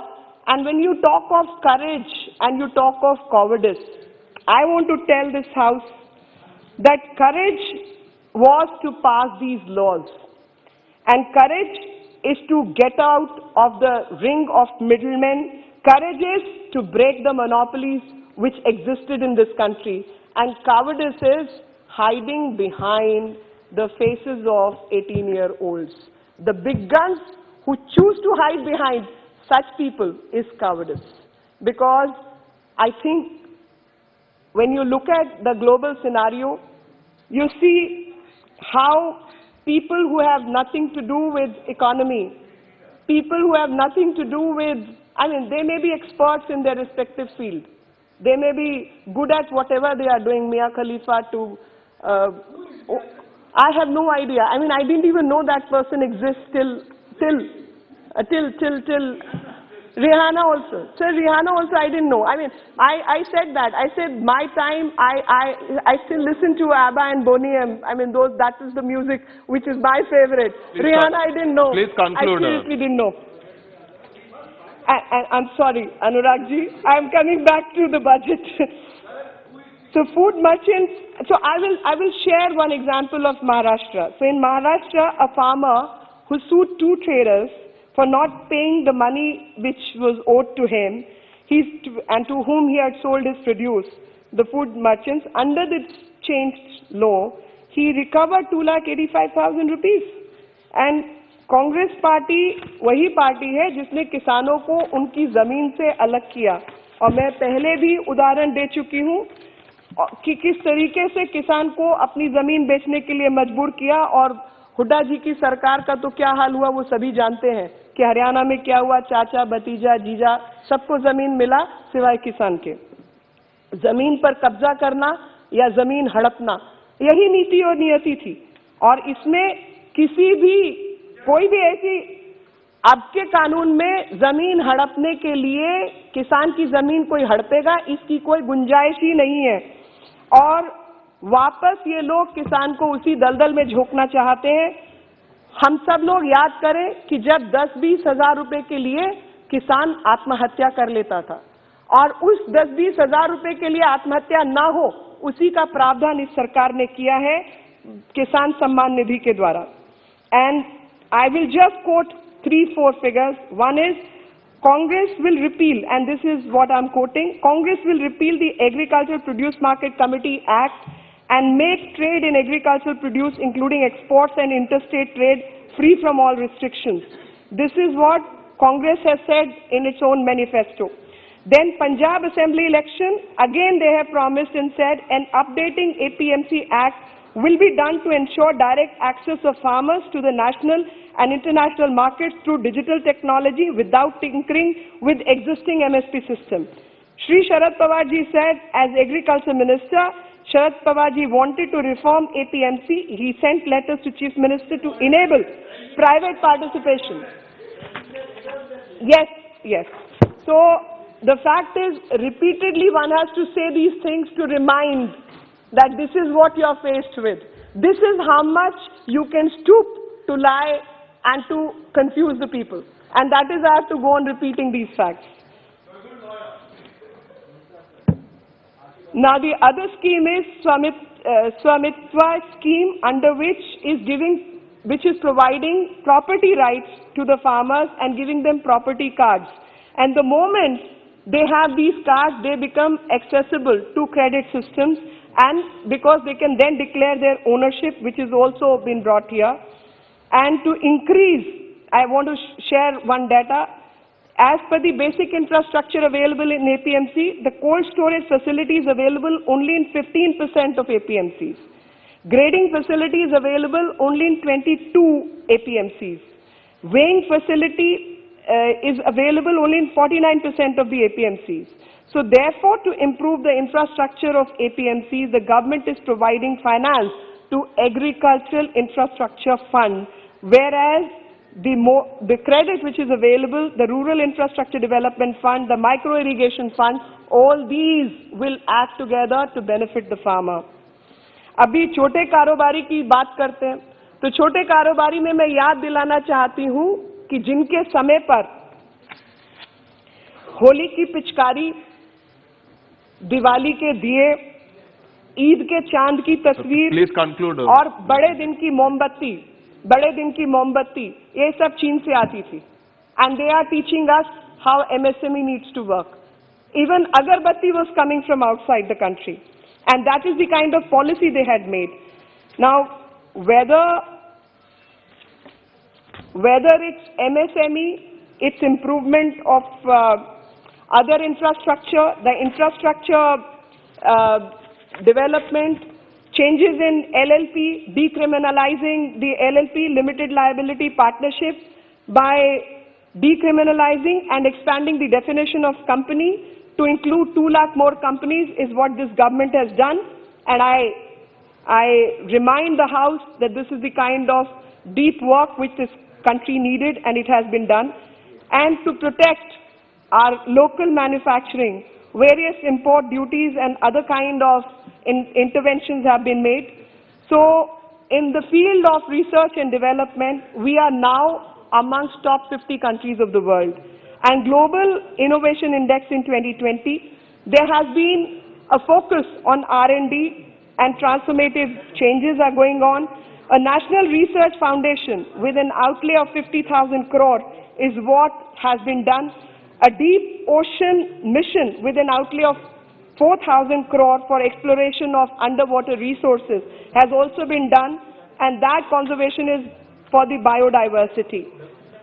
I will not repeat all the kind of things through direct benefit transfer, Garib Kalyan Yojana, etc. has been done, but I do want to take you to the railway budget, where capital expenditure on railways has been the highest possible, and in that the national infrastructure pipeline has been consisting of 7,400 infrastructure projects in December 2019. 3,21,389 crore rupees has been allocated for infrastructure, starting with highways, railways and urban infrastructure. 10 lakh in. So when it comes to the budget has provided 1 lakh crore for capital expenditure for railways alone, and it has also announced 3 new dedicated freight corridor projects apart from the DFCs under construction. These are namely East Coast Corridor from Kharagpur to Vijayawada, East-West Corridor from Buswal to Kharagpur to Dankuni, and North-South Corridor from Itarsi to Vijayawada. For passenger convenience, also there have been several changes, including Vista Dome, which is indigenously developed automatic train protection system that eliminates train collision. Congress party has spoken about defense budget. संप्रभुता के साथ क्या हुआ? Party हाल में सत्ता में थी और किसान जाकर चीन की सेना से लड़ सकते हैं. Thank God they are not in power. There is an 18.75% increase in the capital expenditure of defense in the current budget, and this is the highest ever outlay for capital expenditure in last 15 years, and this is excluding the pension. Thank you, Lekhi. Please conclude. I will do that.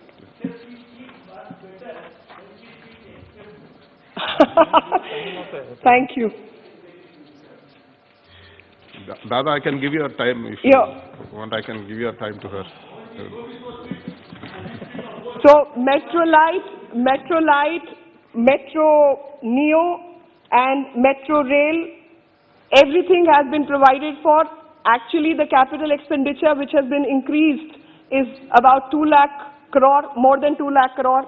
1 lakh has been budgeted and 1 lakh is supposed to be raised by the railways through various internal resource and extra budgetary allocations and work. At the end, I would only say that from fragile 5 to top 5 economies, we have done rather well. Time to celebrate. The fact we are all alive at a time when the world is going through pandemic is we should be happy. From renewable energy to solar energy corporation, this country has done very, very well. I will end my speech that with the gusto and prayers that we will become $10 billion economy, $10 trillion economy very soon. $10 trillion economy with everyone's participation, and everyone will work together to take the country to such heights, and we will progress ahead. With the words of Shri Atal Bihari Vajpayee, I would like to end my speech, and which is, बाधाएं आती हैं आए, बाधाएं आती हैं आए, घिरे प्रलय की घोर घटाएं, पांव के नीचे अंगारे, सर पर बरसे यदि ज्वालाएं, निज हाथों से हंसते हंसते, निज हाथों से हंसते हंसते आग लगाकर चलना होगा, कदम मिलाकर चलना होगा, कदम मिलाकर चलना होगा. Thank you very much. जय Hind. I request the honorable members who are going to speak further just to keep in mind the time allotted for your respective parties, because the House is running late till 12 o'clock and there are various other speakers. So the next speaker is Dayanidhi Maranji. Sir, thank you for this opportunity. So before I start, I'd like to quote a Thirukural. Allal pattu ஆற்றாத அழுத கண்ணீர் என்றோ செல்வத்தை தேய்க்கும் படை. Sir, பொருள் ஒரு அரசனின் கொடுமை பொறுக்க முடியாமல் மக்கள் சிந்தும் கண்ணீர் அந்த ஆட்சியை அழிக்கும் படைக்கருவியாகும். I know you have to say it in English also. When the people suffer and cry, unable to bear the aggressive suppression by the rulers, their tears alone have the power to turn into an army and defeat them. I think, sir, this will be very good for this time, sir. Sir, our great leader, Adigar Anna, said that tax the rich and tax the poor. But what is happening here today is in reverse. The government is taxing the poor and taxing the rich. So the FM's budget for this year was much awaited, with much hope. In the wake of unprecedented global emergency, so the Indian economy, which was already heading towards a tailspin, saw an unprecedented collapse, and the nation witnessed a humanitarian crisis of unforeseen proportions. So the shutdown of economic engines sent lakhs of workers on the long walk home, and many perished. So the incomes of salaried classes saw deep cuts, and there's a lot of people lost their jobs. So crores of Indians' livelihood and aspirations were snuffed out. So it is said that more than 30% of MSMEs have reportedly closed down permanently. Critics fear that true numbers may be much higher. Estimates say that 6.47 crores Indians dropped out of their labor force.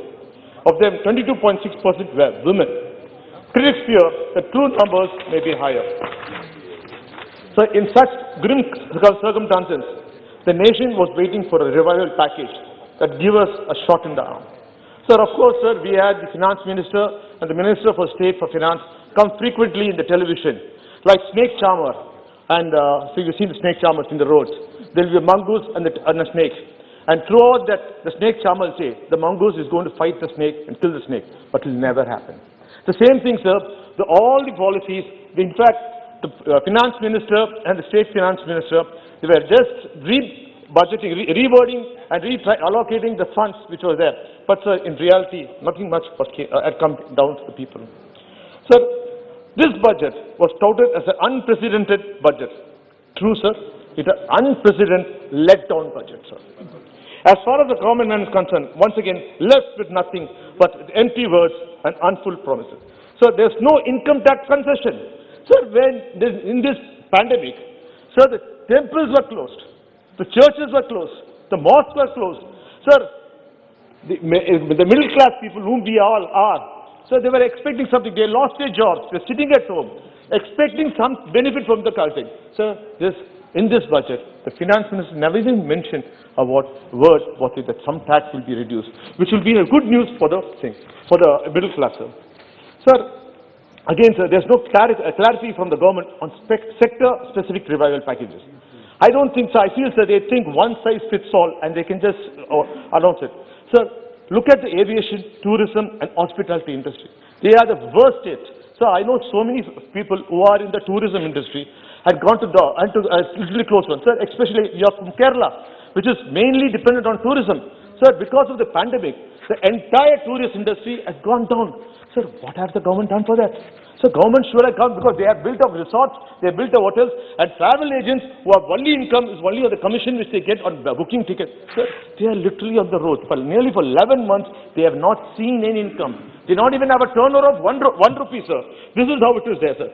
Sir, probably, sir, the government didn't want to touch the aviation sector, the tourism sector, because if they have to infuse funds, then they have to infuse funds for Air India. That means Air India might revive. So because then Air India may not be sold. So for that's the reason, sir, they have not done it. Sir, look at the construction industry. So in a hurried haste, they came and said all the construction should be stopped. All the construction workers had to walk and travel. So they said now they are going to have a data bank of how many construction workers are there. Till now, sir, they don't have the data of how many construction workers, the migrant workers who died walking to go back to home because without food. Sir, incomes are down. The common man is feeling the pinch everywhere, sir. So, but they refuse to reduce the GST. This is the time they should come forward and reduce the GST on all products. Sir, including, sir, they increase the price, excise on petrol. Sir, first time in the world, because of the pandemic, the fuel, oil global prices fell down to $23. Sir, they never decreased the price. Instead, this is the only government which increased the excise. And during the pandemic, COVID pandemic, the prices of the fuel shot up. Sir, even now, in 2014, this, when the NDA opposition went on the road, and the prices of the petrol was 70 rupees. Sir, and that time, the price of a barrel was $140. Today, sir, the price is 89. Not a word from them. See, at least they can reduce the excise, sir. Sir, for everything they quote the UPA. Why can't they quote the UPA now? Sir, the defense, sir, we are in the middle of an extreme tension with China. Sir, but your budget barely even breached the situation expenses that will rise out of it. The figures of the defense spending barely shows any change. Sir, we are worried. Sir, at rupees 3,47,088 crores, it is only marginally higher than 3,43,822 crores in the current year. So what is this, sir? We are in a war situation. We have to give strength. We have to give financial strength. We have to make sure our armies are well armored and able to protect our country. Sir, do you take our lives, our Jawans, very simply, sir? You think by just quoting them and before they are there, we can win war? Sir, we have to fund them. I'm very surprised that they are not funding the army the way it needs. Sir,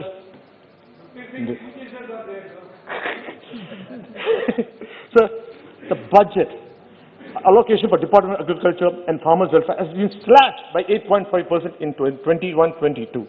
The flagship PM Kisan scheme meant to provide income to support farmers has a 13% drop in the budget, 10,000 crore lower than last year's initial allocation. You keep claiming that you will double the farmers' income. How do you propose to do this? What is stopping you from implementing the recommendation of MS Swaminathan's report?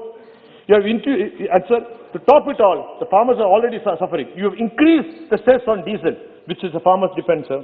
Sir, I should say, sir, with all due respect, when yesterday I saw our Honorable Prime Minister speak at the farewell speech for Ghulam Nabi Azad.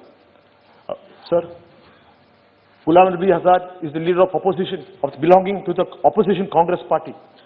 Sir, the PM did shed a tear, sir. I saw a lot of compassion, because we never thought the PM had compassion. Sorry, sir, I didn't know. Sir, why can't you have the same compassion, Mr. Prime Minister, towards the farmers? It's going to be 3 months. It's going to be 90 days. The farmers are suffering. Swachh Bharat is out there. They are defecating the open. Sir, Why can't the Prime Minister? We need that Prime Minister. Can we see that Prime Minister? I want Mr. Modi, our Prime Minister, to have the same compassion he showed for the opposition leader, Ghulam Nabi Azad, in Rajya Sabha, to just go down the Delhi borders, meet the farmers, and resolve the issue, sir. Sir, again, sir, you have touched the health expenditure sector of the budget as a game changer. So they call the health budget as a game changer. For the very first time, they have proudly claimed the health budget is increased 137% from 94,452 crores to 2,23,843 crores in the next year. Sir, the devil is in the details. Let's go and add up. You have simply add up the one-time cost of vaccination program, which is 35,000 crores. Funds allocated for drinking water and sanitation program and the Finance Commission grant for the states for water and sanitation and health, that is around 49,240 crores to your actual estimate of 2021-22. The real estimate for 21-22 is only a little below 75,000 crores. If you take away all these other funds, which is lesser, sir, technically, sir, which is the health, funds they allocate to the health sector is lesser than what they allocated earlier, previous year, which was 82,445 crores. You have provided 35,000 crores for vaccines. Who are these companies? They are benefiting from your spending.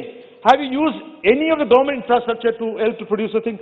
Sir, I request the Honorable Finance Minister to come up with a forensic audit of these companies, because we need to know the government, nearly 35,000 crores are going for these companies.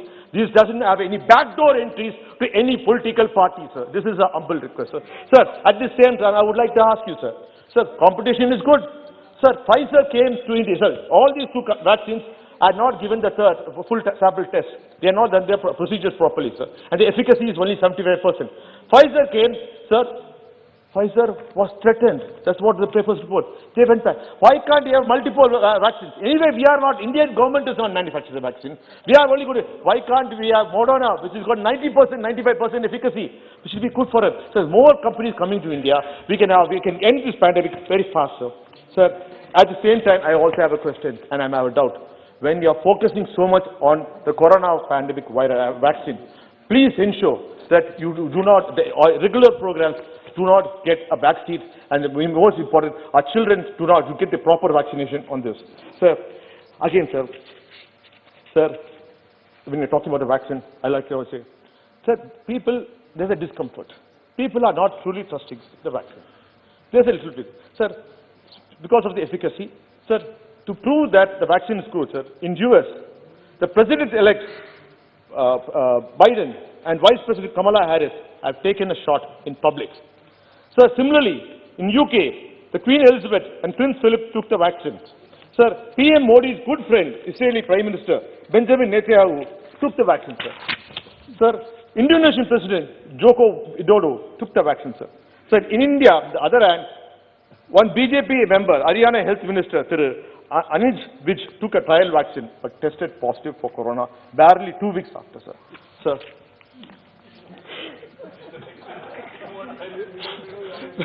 sir, wait. Sir, I think, sir, our Prime Minister likes the American model. He always tries to imitate or try to replicate whatever the America is doing. And he has all advices from here. I think, sir, it is a serious note. The President of India, the Prime Minister of India, the Home Minister of India, and the Defense Minister should go out in public, and including our Minister for State for Finance, and take a shot, take the vaccine shot. This might give a confidence to our people. If you really think, sir, the Prime Minister should be the first person to take the vaccine. Sir, naturally, sir, all your people will start taking the vaccine.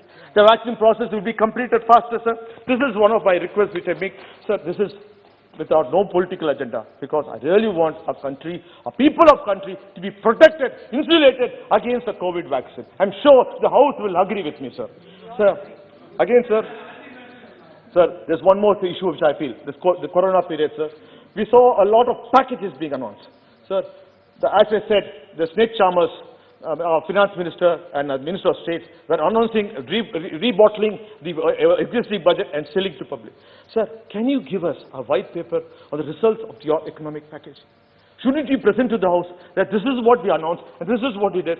And can you also say how many companies availed the schemes you assured and promised? Sir, can I also say how many individuals avail, sir?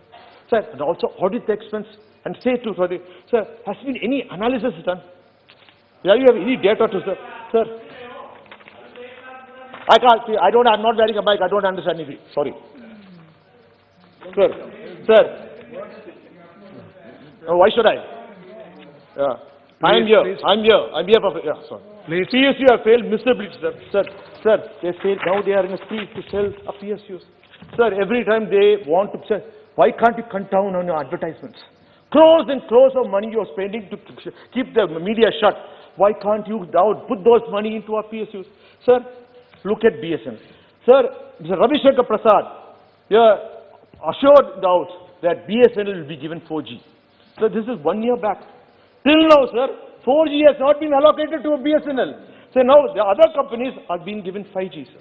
Sir, only thing I will ask, sir, our Prime Minister was a poster boy for a private company, Jio. Sir, shouldn't the Prime Minister take the lead and ensure be a poster boy and be for BSNL, sir? Won't BSNL do it better, sir?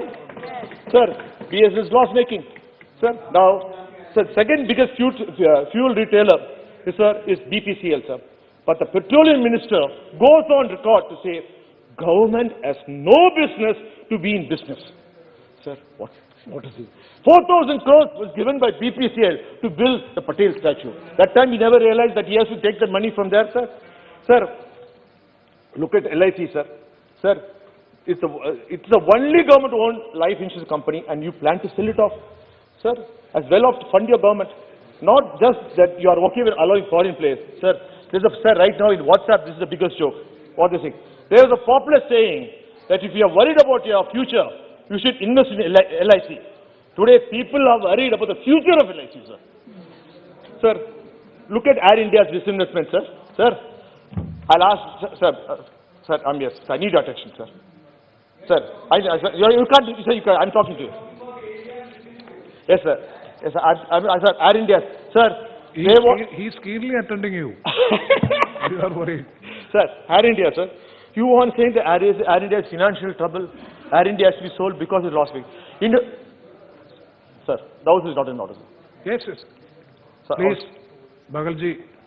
Sir, you are saying Air India is in very bad shape. We can't rescue it. We have to sell it. Sir, who came to your rescue at the time of pandemic? Sir, Air India only, sir. No private airline came to lift you all the Indians who were stranded in all the Gulf or any part of the world. It's our Air India. Air India did a fantastic job. And what do you want to do? Now you want to sell. Sir, similar situation happens. Where will you go? Which private airline will you go and fall to the feet? Sir, do understand that, sir. Your policies are all false. Sir, our Prime Minister last year said that in a country of 130 crores, only 1.5 crores people are paying tax. That is nearly 1%. Sir, let me tell you, sir, the 1% may be paying income tax, but sir, the 99% are paying taxes. Sir, indirect taxes, sir. Who's paying, sir? Even if I buy a slipper, I'm paying a tax, sir. Even if I buy anything, even if a woman buys a bindi, she is paying taxes, sir. Sir, and the entire money, sir, the government is estimated to spend 34,83,236 crores during 2021. Of this, nearly a third of money is coming from indirect tax. Sir, collected from the 99% whom the Prime Minister says are not contributing to the tax. The total indirect tax collections are estimated to be 2,000 crores in 2021-22. Of this, government is estimated to raise 30,000 crores from GST. Who do you think they're paying the taxes, sir? Sir, it's the common man, sir. Every time the common man is squeezed and squeezed and squeezed to pay taxes, and he bleeds, sir. Sir, I would also like to say, sir, now we are talking about digital payments, sir. Sir, I would like to ask, sir, when there's no interest, sir, the banking system is all digitalized. We have a system where everything, sir, but that all hidden charges. When you ask me to go digital, there's a hidden charges. Sir, have you addressed the issue? Have you made it simple for us? You have not done anything. Sir, at this time, in this budget, has not addressed the serious question of job creation. So the job creation, this is very important, sir, if it is not there. Sir, I'll also ask you, sir, this budget is not for the common man, sir. Sir, I was surprised. And also, sir, probably the finance minister thought she has to boost the automobile sector when she says that all public vehicles should be destroyed in 10 years and private vehicles in 15 years. So I was thinking, sir, is there any logic? So we are a poor country, sir, and in small middle-class people have vehicles which run for public and trucks owners, which they want, which is come public vehicles. Sir, these trucks have been renewed or been a new engine has been put and be run for 15 to 20 years. So please re-look into the policy. Please do not ape American policies because of your American advisors there. Sir, the biggest announcement for them is that FDI flowed during the pandemic. They said FDI flows into India 13% growth of 57 billion. It is a sign of confidence world in India's economic potential, and that will boost our industries. Sir, what are they talking about, sir? Where do they? And only speaker, sir. So where the FDI come, sir? Sir, while the nation suffered job losses and income drops of historic proportions pandemic, India's billionaires report a rise of 33% of their combined wealth during the same period, sir. Forbes has said this, sir. The super rich of the nation were getting richer, even when the economy still was shrinking by almost a tenth, sir, economists, sir. Sir, while millions of Indians lost their jobs into poverty, the fortune of our country's two richest, sir, Adani, sir, whose rich falls from ports to coals to airports, mines to food, his personal wealth grew more than double to some $32 billion, sir. Sir, next is the big man, Mr. Ambani. Empires sprawling across oil, refining, telecoms and retail, among other things, sir, have grown by 25% to $75 billion, sir. Let me not talk about Anil Agarwal, sir. Also, sir, the share of the wealth of income going to the top 1% of the year was 21.4% of earnings, according to the World Inequality Database. Sir, Credit Suisse, a bank, puts their share wealth at 39%, well ahead of the richest 1% of Americans or Chinese. These are Indians, sir, are Indians, Chinese. And here's the worst part of it, sir. The question is that, listen to the scattering indicted the economist. Most alarming in India is some of the rich have become super rich by using their heft to crush smaller competitors and thus corner multiple chunks of the economy. The tilt in fortune has rewarded not so much technical innovation or productivity growth or the opening of new markets as wielding of the political influence and privileged access to capital to capture the market. Sir, that's a fact, sir. Sir, these people, they never created any new product. Sir, they used their political closeness with the BJP government, with the NDA government to make so much, sir. Sir, we should be careful, sir. There are two kinds of people living in India. One, the super rich and the super poor. Please, sir, please make sure that you do not ignore them. And they are the ones who voted for you, sir. Sir, in this scheme, sir, I would like to say, sir, I'm happy to, sir, first time, sir, I'm very happy because of the elections. The finance minister has made some announcement for Tamil Nadu, sir, after neglecting Tamil Nadu for nearly 8 years, sir. Sir, but when you make announcement for my state, sir, I don't take you very seriously, sir. I take you with a pinch of salt because nothing has materialized in my state, sir. Sir, how can we believe that when you promised 3,500 kilometers of roads in Tamil Nadu? Look at your old promise. Sir, AIMS was supposed to come in Tamil Nadu and Madurai. Yeah, inauguration happened. Till now, sir, there's not a stone put there, sir. This is only a PR stunt, sir. Sir, you say special capital investment to 5 lakhs to 5 to 5, sir. This is very important, sir. Sir, finance minister says that the government is going to spend money on capital expense. And they're going to estimate 5,54,236 crores on capital expenditure. But what do? You take away 7,900 crores of our MP LAT schemes. How can you micromanage? What do you know? What by constitutive way? You want to build a 20,000 crore parliament and a house for the Prime Minister and the Vice President of India. But you don't want to build a toilet in my constituency? All your BJP MPs are asking the same question. Sir, is this the time for a new parliament or MP, Prime Minister's house? Sir, I have a couple of things I have to say. Please, sir. I'm concluding, sir. Please. Sir, the railway, sir. Sir, there's an Elephant Gate Bridge in Tamil Nadu, sir, which is in my constituency, which is connecting North Chennai versus Central Chennai, sir. From 2016, they have been closed and the construction work has been. It's been 5 years, sir. Till, sir, in 2019, I myself personally went and had a witness. We started the work, sir. Work is going snail speed. Sir, please, I request the Railway Ministry to look into it, sir, and do something about it. And similarly, sir, there's a long demand from our train for Jodhpur from Central Chennai to Rajasthan for every day, sir. Sir, this is a basic concern of Rajasthani people, sir. And during the election, sir, BJP comes with all the Hindi-speaking people to canvass for votes. But after they canvass for votes, they never did anything, sir. But I'm the MP, and I think we should do it, sir. I think we should do it. Sir, I should say, sir, in this, sir, before I conclude, sir, the last concluding remarks. Three points. No Sir, point. Sir, right now, sir, condition of Tamil Nadu, sir. Tamil Nadu GDP has fallen by 38% over the last 9 years because the corrupt ADMK rule, sir, dropping from 13.12% in 2010-11 to 8.03. Sir, the per capita income rate of Tamil Nadu shrunk by 40% in the last decade, reducing to 12.9%. Sir, under ADMK, sir, each citizen is forced to pay nearly 5,000 annually towards interest payments and loans taken by the state government, sir. Sir, my leader, MK Stalin, has time and again reminded the central government, sir, to look into issues and make sure, sir, I'm just concluding, sir, Yes, please. Sir, one finds hard to believe. I would like to ask the BJP government, the India government, straight on your face. You say you are against corruption. You say you are anti-corruption. But who is your partner? The AIDMK is the worst corrupt government in the country. Please. Sir, there's a person, sir. Saugadraiji. Let's talk about the past. No, you can reply. Former minister. Sir. Yes, Minister. Rather than giving anything to the BSNL, they have exchanges at their residence. So we know who has done what in the past. Yes. The country knows that. Country will know that.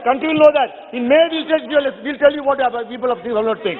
Sir, during the demonetization, sir, one person was too close to the... Janadiji, please.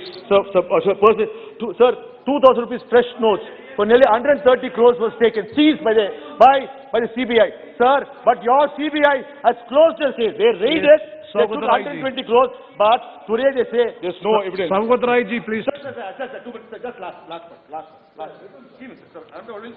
Concluding sentence. Concluding, I have to, sir. Sir, never in the history, there has been a CBI raid in the Secretariat. The Tamil Nadu Secretariat, they have been raided. Sir, people close to the Chief Minister have been raided. CM said there's a case against Chief Minister. Sir, and the Health Minister. Sir, the corruption has taken place even in purchase of masks for COVID masks.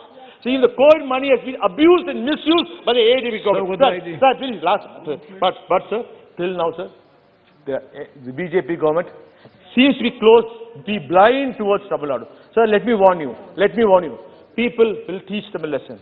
The people will teach the ADMK a proper lesson in the coming election. Thank you. MK Stalin is going to be the Chief Minister of Tamil Nadu, sir. Thank you. And that time, you'll realize that where the people are. Thank you, sir. Thank you so much for the opportunity. Saugadraiji, yes.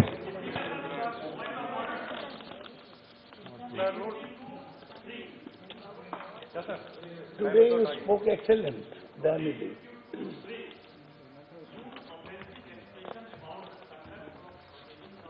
और any state legislature, last जो इनका 3-4 paragraph है sir, वो सब state legislature का है. उन्होंने क्या बिल दिया, कैसे किया. यदि इस तरह के डिबेट को हम अब शुरू करेंगे, Nishikant Dubey has not made any observation about the state legislature. Only again. And he was talking about budget. Budget. No. He was talking about. No, please. Tamil Nadu. No, he was Mentioning the government, state government. Yeah, he can very well criticize the state government. There is no problem. No. Please. Nishikant Dubey, all the legislations are passed in the legislature. That doesn't mean that the legislation cannot be criticized. All the transactions are being passed by the state legislature. That doesn't mean that shall not be criticized. Budget is passed in the name Parliament or in the Assembly. That doesn't mean that budget shall not be criticized. Please. Now, Saugadraiji. No, there is no point of order. Please. No, he can very well, Rabindranath, you can very well respond to it after when your term comes. Please. Sir, after everybody quieted. No, he is not making any personal allegation. Nothing is there. Then electricity is there corruption, sir? No, you can speak when your turn comes. He is ADMK man. Yes, he is son of the... Yes, please, don't refer that, please. Saugat Rai ji, you may Pani please. Silvan. Sir, I rise to speak. What is this? This man has become a habitual heckler. He is heckling. Nishikant Dubey ji, I have already, give a look. please, I have already made the observation of the speaker, chair. You please. Sir, I rise to speak on the budget and in support of my cut motions against the government. Sir, regarding any budget in the world, in the country, Mahatma Gandhi gave a talisman. He had said that when you do something, think of the face of the poorest man that you know and consider whether your step will do anything to wipe off the tear from that man. Now, in that criterion laid down by Mahatma Gandhi, this budget fails because it has not given any sop to the poor, to the migrant labor, to the agricultural laborers, the jobless factory workers. That's why I think this budget is not good for the country. Sir, the finance minister has gone to have a lunch. I don't deny her, but it would be good if she was here. Whereas Anurag Singh Thakur from Himachal, who's their deputy, is here. He is mainly the Hindi translator. I don't know whether he decides on policy issues. Sir, what I want to say at this stage, that this budget, please avoid such observations. Please. It is some. Yes, I do agree. He is the responsible minister in the Council of Ministers. Please. It should be expensed, please. Sir, if I may say that I saw a film by Gurinda Chadha, an English director. The film was known Bend It Like Beckham. Now this budget will be called Spend It Like Sitaraman.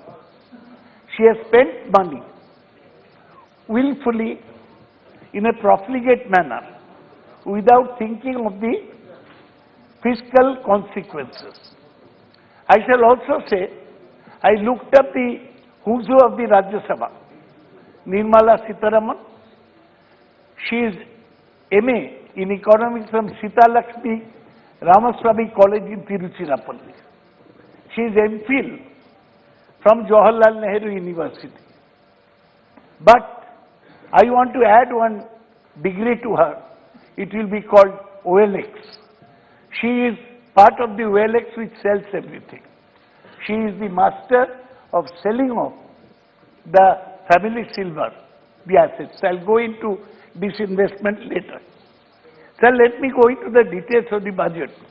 The total budget is of the value of rupees 34.83 lakh crores. It is the same as last year, which was 34.50 lakh crores. So expenditure boost has not been there. Sir, the fiscal deficit is 15.06 lakh crore last year. This year, that is 6.8% of GDP, as compared to 9.5% of GDP. I was in this house when Mr. Jaitley used to give his speech as finance minister. He said, we promise that fiscal deficit will be brought within 3% of GDP. Now, fiscal deficit had gone to 9.5% last year. What does it mean? It means that this will lead to inflation and price rise. which is already happening. Fiscal prudence has been thrown out of the window. And Mrs. Sitaraman said, spend it like Sitaraman. She said, I spent and spent and spent. That's how the budget deficit went so high. Sir, I want to mention that's a good thing that 35,000 crores has been given for vaccines. But may I mention in this house that the government did not lock down at the proper time. Mr. Modi was busy with Trump and with unseating the government in Madhya Pradesh. That's why lockdown was declared 4 days after it should have been declared. It spread. Then the migrant labor, they were given no time to go to their homes. And you have seen the pictures shown on Barkhadat's TV, migrant laborers walking home with their luggage on their head, holding their child and their wife by the hand, dying on the wayside. This is another cruelty by the present government. Earlier cruelty was demonetization, where people died standing in queue. This neglect to migrant labor, declaring lockdown without giving notice to people, was another act of cruelty. Our Chief Minister, Mamata Banerjee, has called the Prime Minister a cruel person. Sir, if I may go into this, that where does the government get the money? If you see, the government is getting most of the money from borrowing. If you see the budget at a glance, you will see that rupee comes from borrowings and other liabilities, 36 paise per rupee. And total tax is much less. So what are they doing? They are borrowing to sustain the budget. And they have not been able to raise revenue sufficiently. And they are depending on disinvestment. Sir, out of this expenditure, 34.83 lakh crores, 1.75 lakh crores will come out of disinvestment. So, Mrs. Sitaraman may call herself something. You know, there are films in Hollywood called Avenger, Terminator. I should call her the great dismantler. She is dismantling the whole edifice of the public sector. Jawaharlal Nehru in Industrial Policy Resolution in 1956 said, public sector will occupy the commanding heights of the economy. This government wants to take the public sector to the bottom of the economy. That is the most unfortunate, that public assets built over time and through the labor and money of our poor people will be sold to cronies of the government. This is the worst form of crony capitalism. You know, sir, some airports have been sold. 6 airports. You know who they have gone to? All of them gone to one family called the Adani. If this is not crony capitalism, what is crony capitalism, sir? Will you tell me? Sir, see, what are the companies that are being sold? What are the companies that are being sold? Sir, you know what is the condition in BSNL. You know, now on the list, on the anvil, Air India, Bharat Petroleum, Shipping Corporation, Container Corporation of India, Concor, LIC. Sir, so every government will roll up its sleeves and then they are going to sell, sir, two public sector banks, one public sector insurance company. Mrs. Sitaraman can go to her party and say, see, you wanted to dismantle Nehru, you are not able to. I have dismantled the public sector. You wanted to dismantle anything built by Indira Gandhi. She nationalized the banks, she nationalized general insurance. I am selling to public sector banks, I am selling one insurance company. This wanton privatization, selling of the family silver. And what else they are doing is more dangerous. They are monetizing all the assets of public sector, which means any land with the public sector that will be sold to fund this budget. You know that the assets of National Highway Authority of India, they will be monetized. All the roads that will be given to private parties. You know the distribution network formed by Power Grid Corporation of India, that will be given to private sector. What remains of the public sector that was assiduously built from Nehru's time? Bajpayee did not dismantle it. This government, under Narendra Modi and under Mrs. Sitaraman, is doing that, dismantling the whole of the public sector. So let me discuss a little about the budget. In fact, there is nothing to discuss about the budget. The economy had contracted by 7.4%. Now there is a Pandit, who is the chief economic advisor. He has said that we are for a, his name is No, his name is, I'll tell you. He is a Pandit. He said that man, the CA, he said that we are in the midst of a V-shaped curve. That is, the curve has gone down like this, it will show rise from now on. This will happen. His name is Krishnamurthy Subramaniam. He is a Tamilian, sir. And he is promising all things to people, that economy will come out of this rut. You know, sir, that the economy has contracted by minus 7.4%. Now, how they propose to revive it? They say that we are spending big on infrastructure. Now, will that immediately solve the problem? It will not, because infrastructure projects take a long time in coming up. So how will it fund the liquidity in the economy?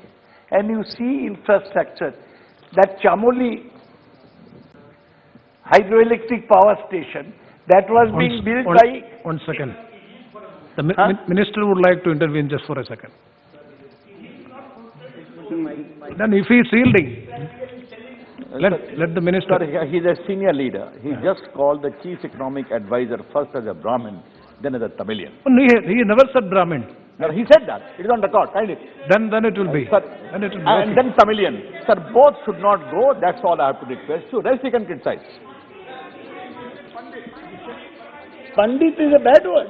Yes, Saugadrai ji. Pandit is a bad word. Tamilian no problem, but the other thing I have to agree. Yes. Sir. So, this... Tamilian, Keralite, Bihari, Madhya Pradesh, is representing particular state, that's all. Sir. No, the other observation, definitely it will be. Definitely. This is the BJP stratagem on the floor, that disturb those who are speaking against the government. Sometimes Nishikant Dubey, sometimes Ravi Shankar Prasad will be put to the job. It doesn't really matter.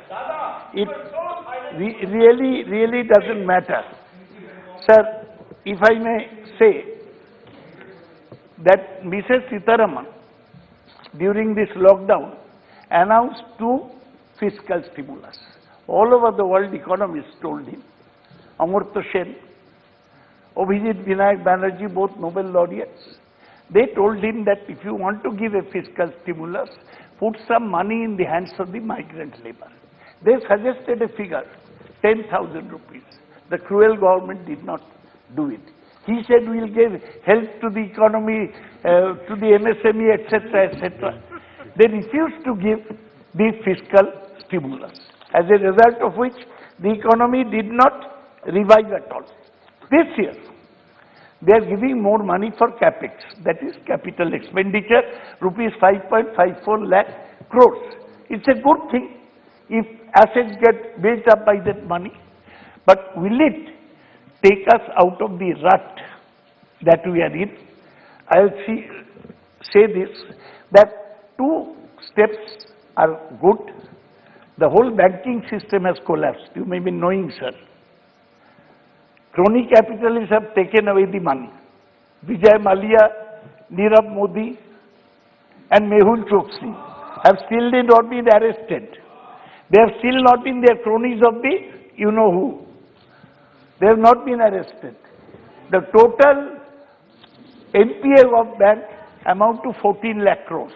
Now they are creating a bad bank. We call it asset reconstruction and asset management company. So to the bad bank, all these accounts will be shifted. Will a bad bank solve the problem? Many people say that they will not, because there are asset reconstruction companies in the private sector now. They are not being able to solve the problem. What if the government suddenly creates a bad bank? The other thing, they are not a bad step. They are creating a development finance institution. For the big infrastructure project, money is necessary, so they are creating that. Sir, this I have already said, that this asset monetization and privatization of non-strategic PSU will create havoc in the economy. Now, they are constantly talking about startups. Startup, stand up, sit down, Hello India, Padho India, ये सब करता है. So startup is not successful in this country, and then they say startups will get a year more to claim tax holiday and an additional year of capital gains tax exemption. I want to have a statement from the government as to what the success of the startup is. So the main thing, I'll tell you, at this stage of the economy, was to put money in the hands of the people to boost demand. This is a simple matter. You increase liquidity in the economy, people will buy things, then economy will come up. They have not, and that could be done through tax cuts for the middle class. Everybody was expecting that this budget would give tax cuts for the poor. They did not. They are very cruel, sir. They know middle class you are expecting, we won't give you. Oh, Kisans, you are agitating, we won't agree to your demand. We have got 303, all this silent majority from our great cow belt of India. They will not let you do that. So, that is what is happening. They did not give the steps, take this step. Sir, so they have given minor relief. And if you see the budget carefully, income tax, certain procedures have been simplified. No income tax cut. Excise, they cannot do anything. That will be under GST. So, she has tinkered with customs, increasing the price of certain things. But actually what has happened ultimately is that despite all this tall talk, if you look at the flagship schemes, you look at NRE-GA. Last year, NRE-GS is the biggest employment creator, must be even in Kollam.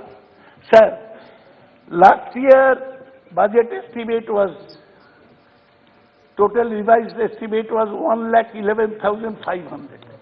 This year it has been cut to 73,000.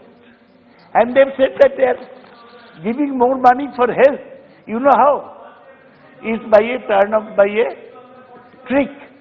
They have added health to Jal Jeevan Mission.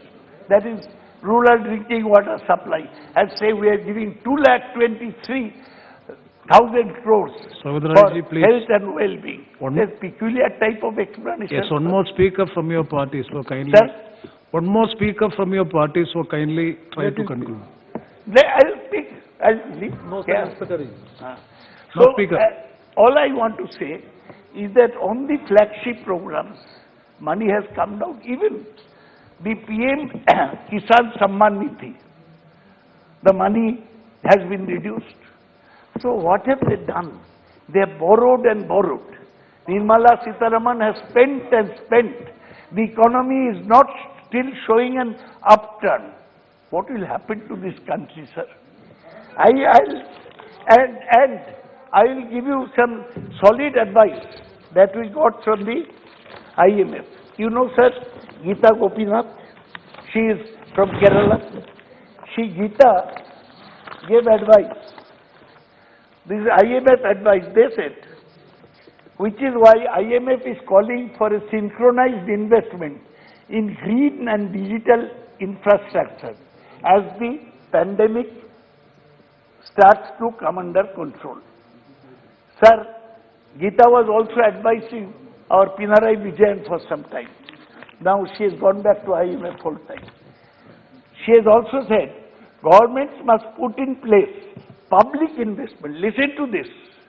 When this government is selling everything, IMF is saying, the International Monetary Fund, American Control Organization, they are saying, government must put in place public investment as well as incentives for private investment that support low carbon and climate resilient growth.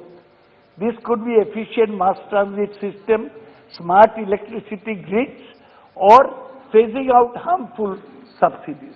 But listen to this, sir. Of course, green and digital investment must also include support for workers as they transition from shrinking to expanding sectors. Increased investment in training, reskilling, and high-quality education will be pivotal to unlocking the potential of a green and digital economy. Does this budget speak about a green and digital economy, which is the need of the hour? Sir,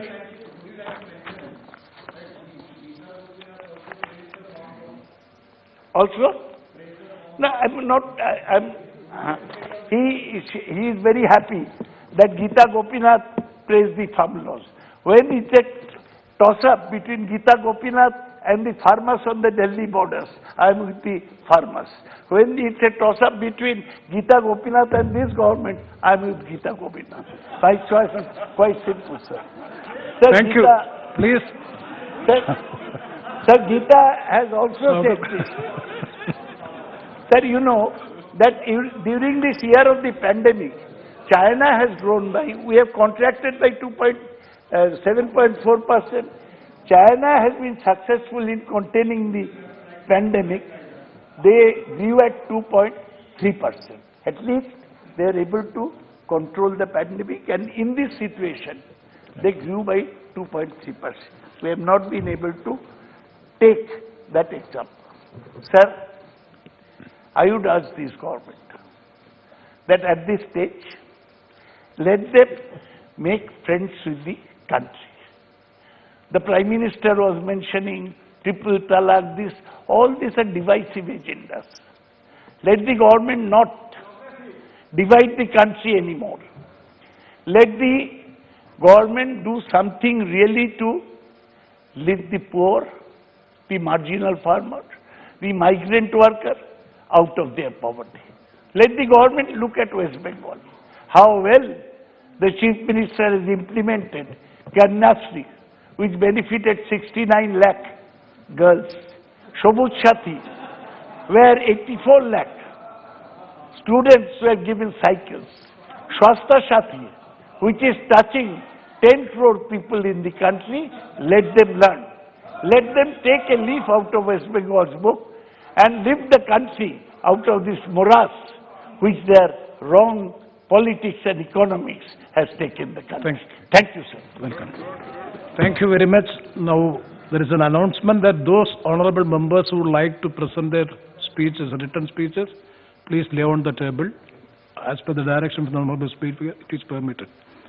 Now, Shri P.P. Chaudhary, sir.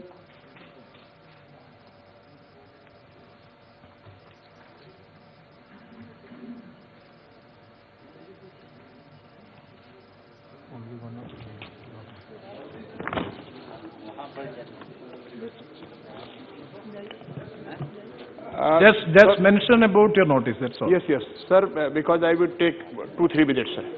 Sir, I have moved a notice for breach of privilege of this House against Susri Mohua Moitra, Honorable MP. While speaking on the motion of thanks on President address, she has made some aspersion. She has cast some aspersion with respect to the conduct of judges. He's just mentioning. With respect to the conduct of judge. He is only just mentioning the notice. Just mention the contents of the notice. So now question is whether with respect to the conduct of the judge can be discussed before this floor of the House or not. Kindly see, I would like to refer Article 121 of the Constitution of India. Only the 3 lines I would like to read. No discussion shall take place in Parliament with respect to the conduct in discharge of its duties. Now, sir, if we see this article, this 4-line, these words, these are 4 ingredients and 4 expressions, and the discussion is completely prohibited in Parliament with respect to the conduct of the judge, conduct of any judge, any judge, and no allegation can be leveled against the judge, whether he is a sitting or whether he is an ex-judge. It will make no difference so far as the wording of the Article 121 is concerned. Yes. Now, kindly see, so far in discharge of duties is concerned, because she has also referred. Please. About the judgment. You know not. Just a minute, sir. No. That matter has already been discussed. Your notice is received. No, but I'm just 1 minute, sir. 1 minute. Kindly permit me. So in discharge of duties, so it includes with respect to the sitting as well as the ex-judges, and it is no doubt the right of the member to speak. It is privilege of the member. But at the same time, it is curtailed by the Article 121 of the Constitution of India. If he speaks against the mandate of the Article 121 of the Constitution of India, then it is a breach of privilege. Yes. So she has conducted herself. No, Chaudhary ji, please. Contrary to and not just a minute, sir. Not. You are only referring about the notice. Just a minute, sir. And not only this is no doubt. I understand that it has been expunged. But it will make no difference because she has categorically stated, and these statement was made by her deliberately, and she has stated that it should shown on the Lok Sabha TV. So she was not concerned about whether it should be expunged or not. So these are it is case of the breach of privilege, and I would also like to make it on the Twitter handle and the YouTube. The same thing is there. So simply because it has been expunged from the record of the Parliament will make no difference. No, please. Because the notice is under the consideration of the Honorable Speaker. Because the breach has been committed, sir. Nishikant Dubeji. Sri Nishikant. Yes, the notice is in the consideration of the Honorable Speaker. Let it be. धन्यवाद सभापति महोदय। ये तृणमूल कांग्रेस के जो सांसद हैं sir, खासकर सौगत राय साहब, इनको सेलेक्टिव एमनीसिया है। अमर्त्य सेन को ये कोट करते हैं कि उन्होंने कहा कि माइग्रेंट लेबर को पैसा चला जाएगा, लेकिन वही अमर्त्य सेन जब कहते हैं कि जीडीपी का कोई मतलब नहीं है तो उसकी मौकरी करते हैं। उसके रिपोर्ट के बारे में भी बता देते। मैं जो अभी खड़ा हुआ हूं सभापति महोदय, तृणमूल कांग्रेस की संसद सदस्य ने जो कहा, जो मिस्टर पीपी चौधरी ने कहा, 2 आर्टिकल है, 121 को उन्होंने कोट किया सर, आर्टिकल 122 को कोट नहीं किया। और मुझे लगता है कि सर आप 122 को पढ़िए, दोनों के बीच में डिवीजन है। जैसे हम जज के बारे में कुछ नहीं बोल सकते, उसी तरह से इस पार्लियामेंट के एमपी के बारे में, या खासकर आप जो अभी चेयर पर हैं, यदि कोई रूलिंग आपने दे दिया, उसके बारे में भी कोर्ट में डिस्कशन नहीं हो सकता। यही कॉन्स्टिट्यूशनल प्रोविजन है सर, 121 और 122। और इसके बाद जो तृणमूल कांग्रेस की एमपी ने जो बातें कही चीफ जस्टिस ऑफ इंडिया के लिए, वो भारतीय जनता पार्टी ने या इस सदन में कभी इस तरह की चर्चा नहीं हुई। आपको यदि ध्यान हो सर, 73 में 3 जज को बाईपास करके चीफ जस्टिस ऑफ इंडिया बना दिए गए मिस्टर एन रॉय। हमने कभी भी, मैंने अटल जी के भाषण को, अडवाणी जी के भाषण को, चंद्रशेखर जी के भाषण को, सोमनाथ चटर्जी जी के भाषण को सुना, किसी ने ये नहीं चर्चा, क्योंकि प्रधानमंत्री ने ये काम किया था सर। हम प्राइम मिनिस्टर के ऊपर चर्चा कर सकते थे, इंदिरा जी के ऊपर चर्चा कर सकते थे, लेकिन हमने कभी भी ये नहीं कहा कि 3 जज को बाईपास करके एन राय को कैसे आपने चीफ जस्टिस बना दिया। लेकिन जो तृणमूल कांग्रेस की मानसिकता है सर, ये कागज देख लीजिए, मुझे लगा कि महुआ मैत्रा एक सांसद नहीं है। तृणमूल कांग्रेस की मेंटलिटी है कि भारत के कॉन्स्टिट्यूशन को खत्म करना। यह किताब है सर 8वां क्लास का, जिसमें खुदीराम बोस और पीसी चाकी जो बम विस्फोट में मेरे इलाके में मरे, मेरे देवघर में मरे, उनको ये लोग टेररिस्ट कहते हैं। जिनको इस तरह से अपने फ्रीडम फाइटर पर, इस देश के कॉन्स्टिट्यूशन पर, इस देश के पार्लियामेंट पर भरोसा नहीं है, वो तृणमूल कांग्रेस है। और मेरा आपके माध्यम से आग्रह है कि महुआ मैत्रा के ऊपर, और ये इंडियन एक्सप्रेस में ये न्यूज छपा है सर, इंडियन, आपने कहा कि एक्सपंज हो गया है, लेकिन इंडियन एक्सप्रेस में ये न्यूज छपा है, सोशल मीडिया में ये जब पूरा वायरल हो रहा है। मेरा आपके माध्यम से आग्रह है कि उनके ऊपर प्रिविलेज किया जाए और उनकी सदस्यता समाप्त की जाए। जय हिंद, जय Bharat. Thank you. See, both notices are under the consideration of the Honorable Speaker. That's One moment on privilege. Sir, all that I am going to say is that there is a certain allowed by the speaker. See, the member is mentioning about the privilege. Please. I will. It is. No, please, Saugadrai ji, the honorable member is making mention of a notice of privilege. The speaker has ample authority to make mention of the contents of the notice. As directed by the speaker, it is being allowed. It is in order, please. Now Sri M. Srinivasalu Reddy.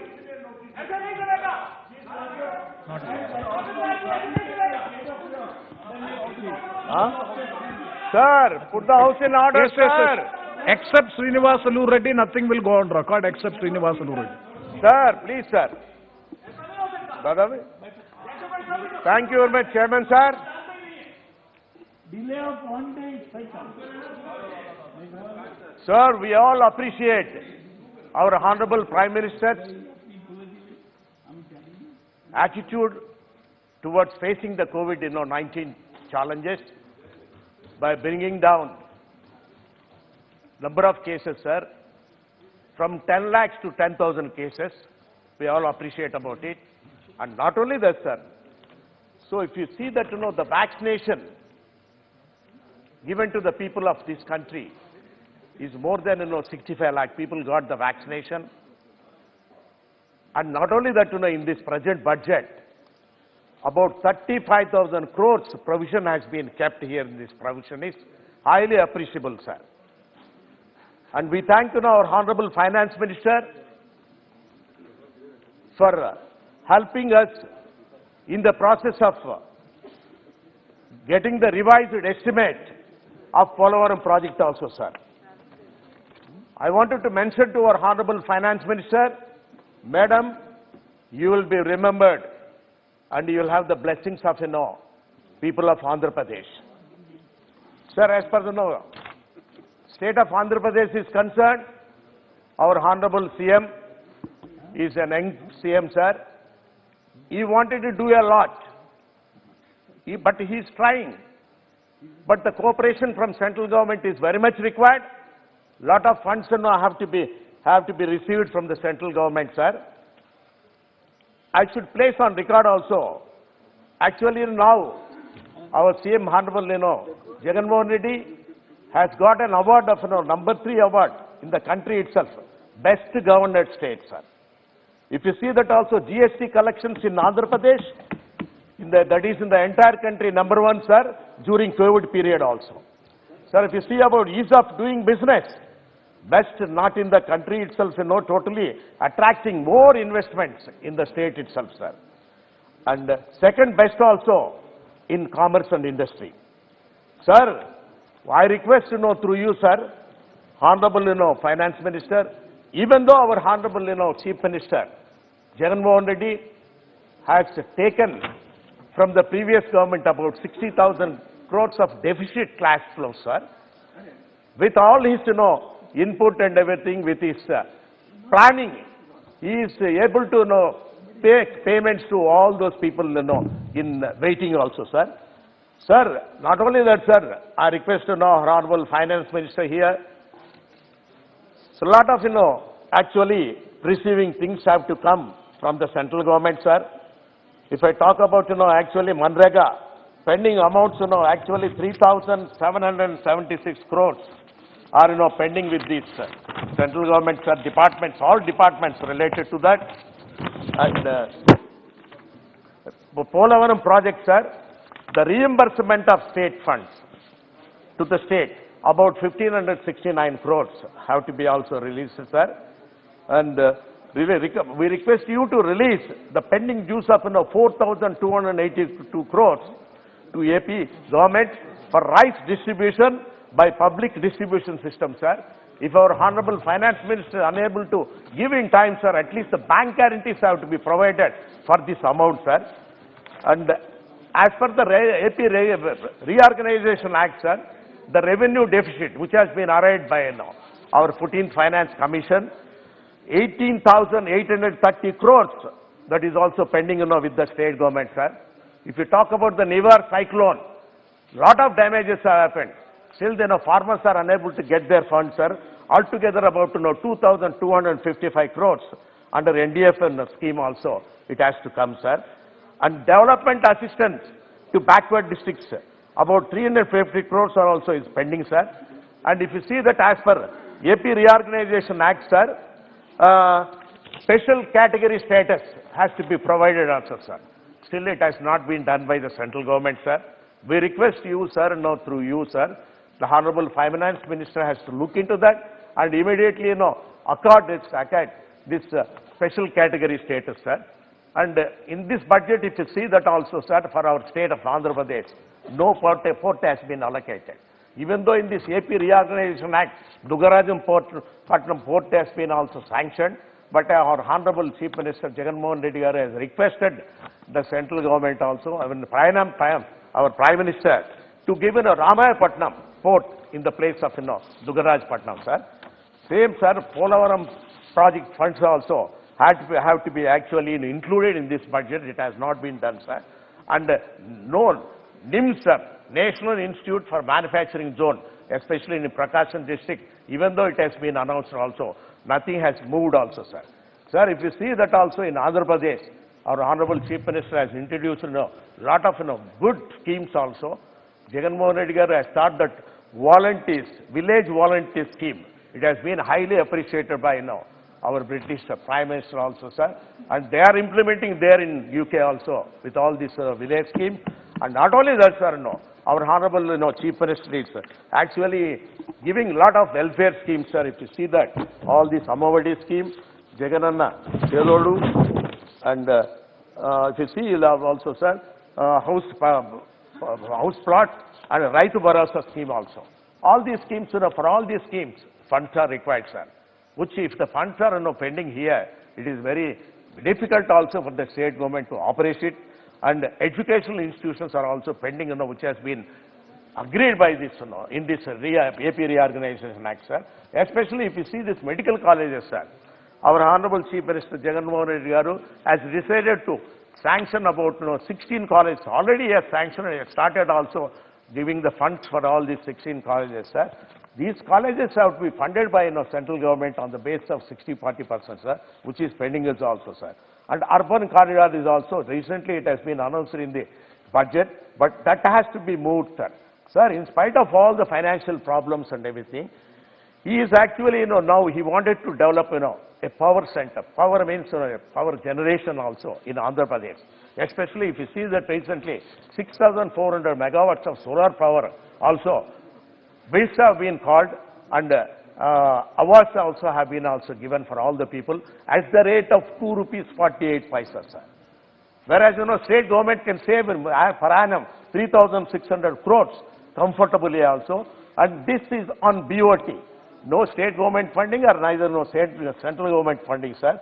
For all these, activities and whatever the welfare schemes he is planning, we request once again also our central government finance minister to fund it also, even though 15th Finance Commission has stated also, southern states, will lose a lot of money with this, planning commission and everything. So those have to be corrected, sir, by way of, giving, some compensation. And we are setting up 8 fishing harbors, sir, there in Andhra Pradesh. These 8 fishing harbors also needs a lot of funds, sir, actually. Those have to be also taken into. Only Vizag harbor only has been, sanctioned by our shipping ministry, sir. And so the valuable, more valuable thing, I must tell you also, sir, now we are all talking about Vizag steel plant. That is disinvestment of Vizag steel plant, sir. This is Visakha Ukku Andhra Hakku. This is the pride of Andhra Pradesh, sir. It has been actually about 50 years back with 10 years of fighting. I was also child at the time, sir, when I started also shouting, Visakha Ukku Andhra Hakku.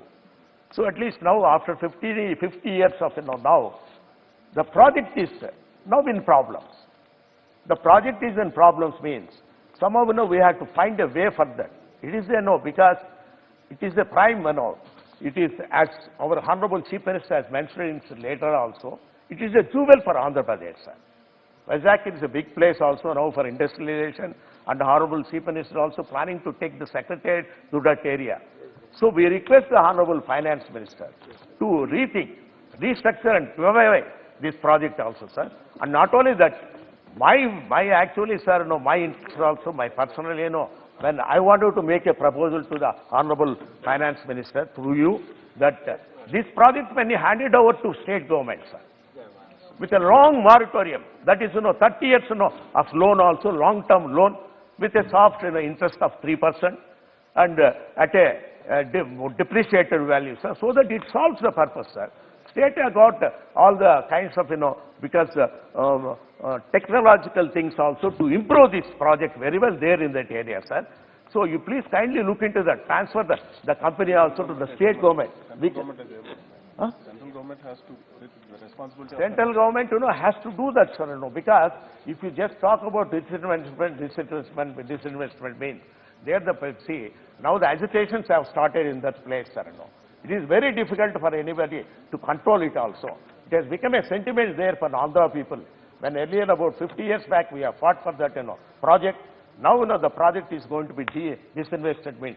Sir, I request through you also, our Honorable Finance Minister, to keep in mind that, at least, central government has to restructure and revive it, or otherwise it has to be given to the state government, so that, captive mines also are there in Andhra Pradesh. We can also try to also, take and everything, sir. Sir, we are all, happy to say, and, sir, I will take 2-3 minutes, sir. Sir, I want to make some suggestions on GST, sir. This tax slab, just one sec, sir. Sir, GST tax slabs, have to be reduced also from 18%. It's very high, sir. And especially to tell you frankly, sir, the contractors' bills, that is GST. The contractors, actually doing work for state governments and central governments. But central and state governments are not paying the bills in time. So they may take 6 months to 1 year also to 2 years and everything. But as soon as you do the contract and everything, raise the bill on the government, the GST has to be paid. This also contractors have to borrow and pay it, sir. How can they do the business also? So some kind of relief is also keeping in mind about the GST also, sir. It has to be done, sir. Sir, when you are talking about Atmanirbhar Bharat packages and everything, sir, MSMEs are in problem only. We think that, you have given actually now the moratorium and everything, installments up to March 21. Then for April onwards, if they have to pay the earlier installments along with that, interest also, they will collapse again, lot of, companies will become NPA, sir. You have to rethink that, how to, because stimulus packages are required, like in other countries, whatever has been also given, sir. Sir, as far as, railways are concerned, new railway lines are also required in Andhra Pradesh. That also, that is not been mentioned in this budget. And RUBs and ROBs, sir, railway underbridges and railway overbridges are also with 100%. Actually, they are asking for 50% contribution from state governments and railways. But we require, especially, this is a newborn state, sir, Andhra Pradesh also, at least 100% contribution is required for all those things. And my sincere thing, the general ordinary bogies, sir, our government and I think railways have decided to stop it also, abandon everything. So that should not happen, sir. No, it is for common man, it should go on also. Sir, individuals income tax now, you know very well also, all middle class and upper middle class are suffering a lot. At least, I request to you, Honorable Finance Minister, when a reply give, otherwise in the finance bill, some kind of relief has to be given, sir. In my view, sir, actually, two types of wealth are there in our entire universe. That is hoarding of wealth and distribution of wealth. Hoarding of wealth means, when the stock market goes up and everything, only few people will get also. The wealth will be increased also, sir, especially in the world, in our country also. But distribution of wealth means retail business has to go on. That is for the individual, if you give the relief, then it will be distributed immediately. They won't hoard it. They want to buy, for their children and everything, sir. This you have to take it also, sir. Sir, my final thing is that MP lakhs, sir. Sir, we are talking about GST collections of more than 1 lakh crores. More than 1 lakh crores when we are getting. Now, 2 years, MP lakhs are for 800 MPs and everything, it will come to 8,000 crores only. If we can able to actually also, sir, through you, I request the Honorable Finance Minister that immediate action is required. Otherwise, with our consciences, sir, nothing, we are unable to give. We are during COVID period also, nothing is possible from an MP. They all expect. Yeah. So MLAs, definitely they will bet because concerned chief ministers also will give more money to them. But the problem is for MPs, sir, nothing is there, sir. So I request you, sir, through you, sir, Honorable Finance Minister, at least, these 8,000 crores will be released also this year immediately, sir. Thank you very much for giving also the valuable time. Thank you very much, Sri Aravind Sawant.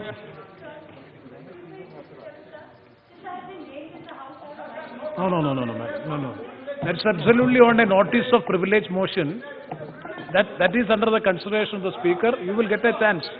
You will get a chance to reply. Consideration of the Speaker and privilege motion is moved, that's all. It's only a notice. Even motion is not moved. They have only mentioned about the notice. The whether and now it is under the consideration of Honorable Speaker. Nothing could be. No, ma'am. There is no procedure. No, nothing.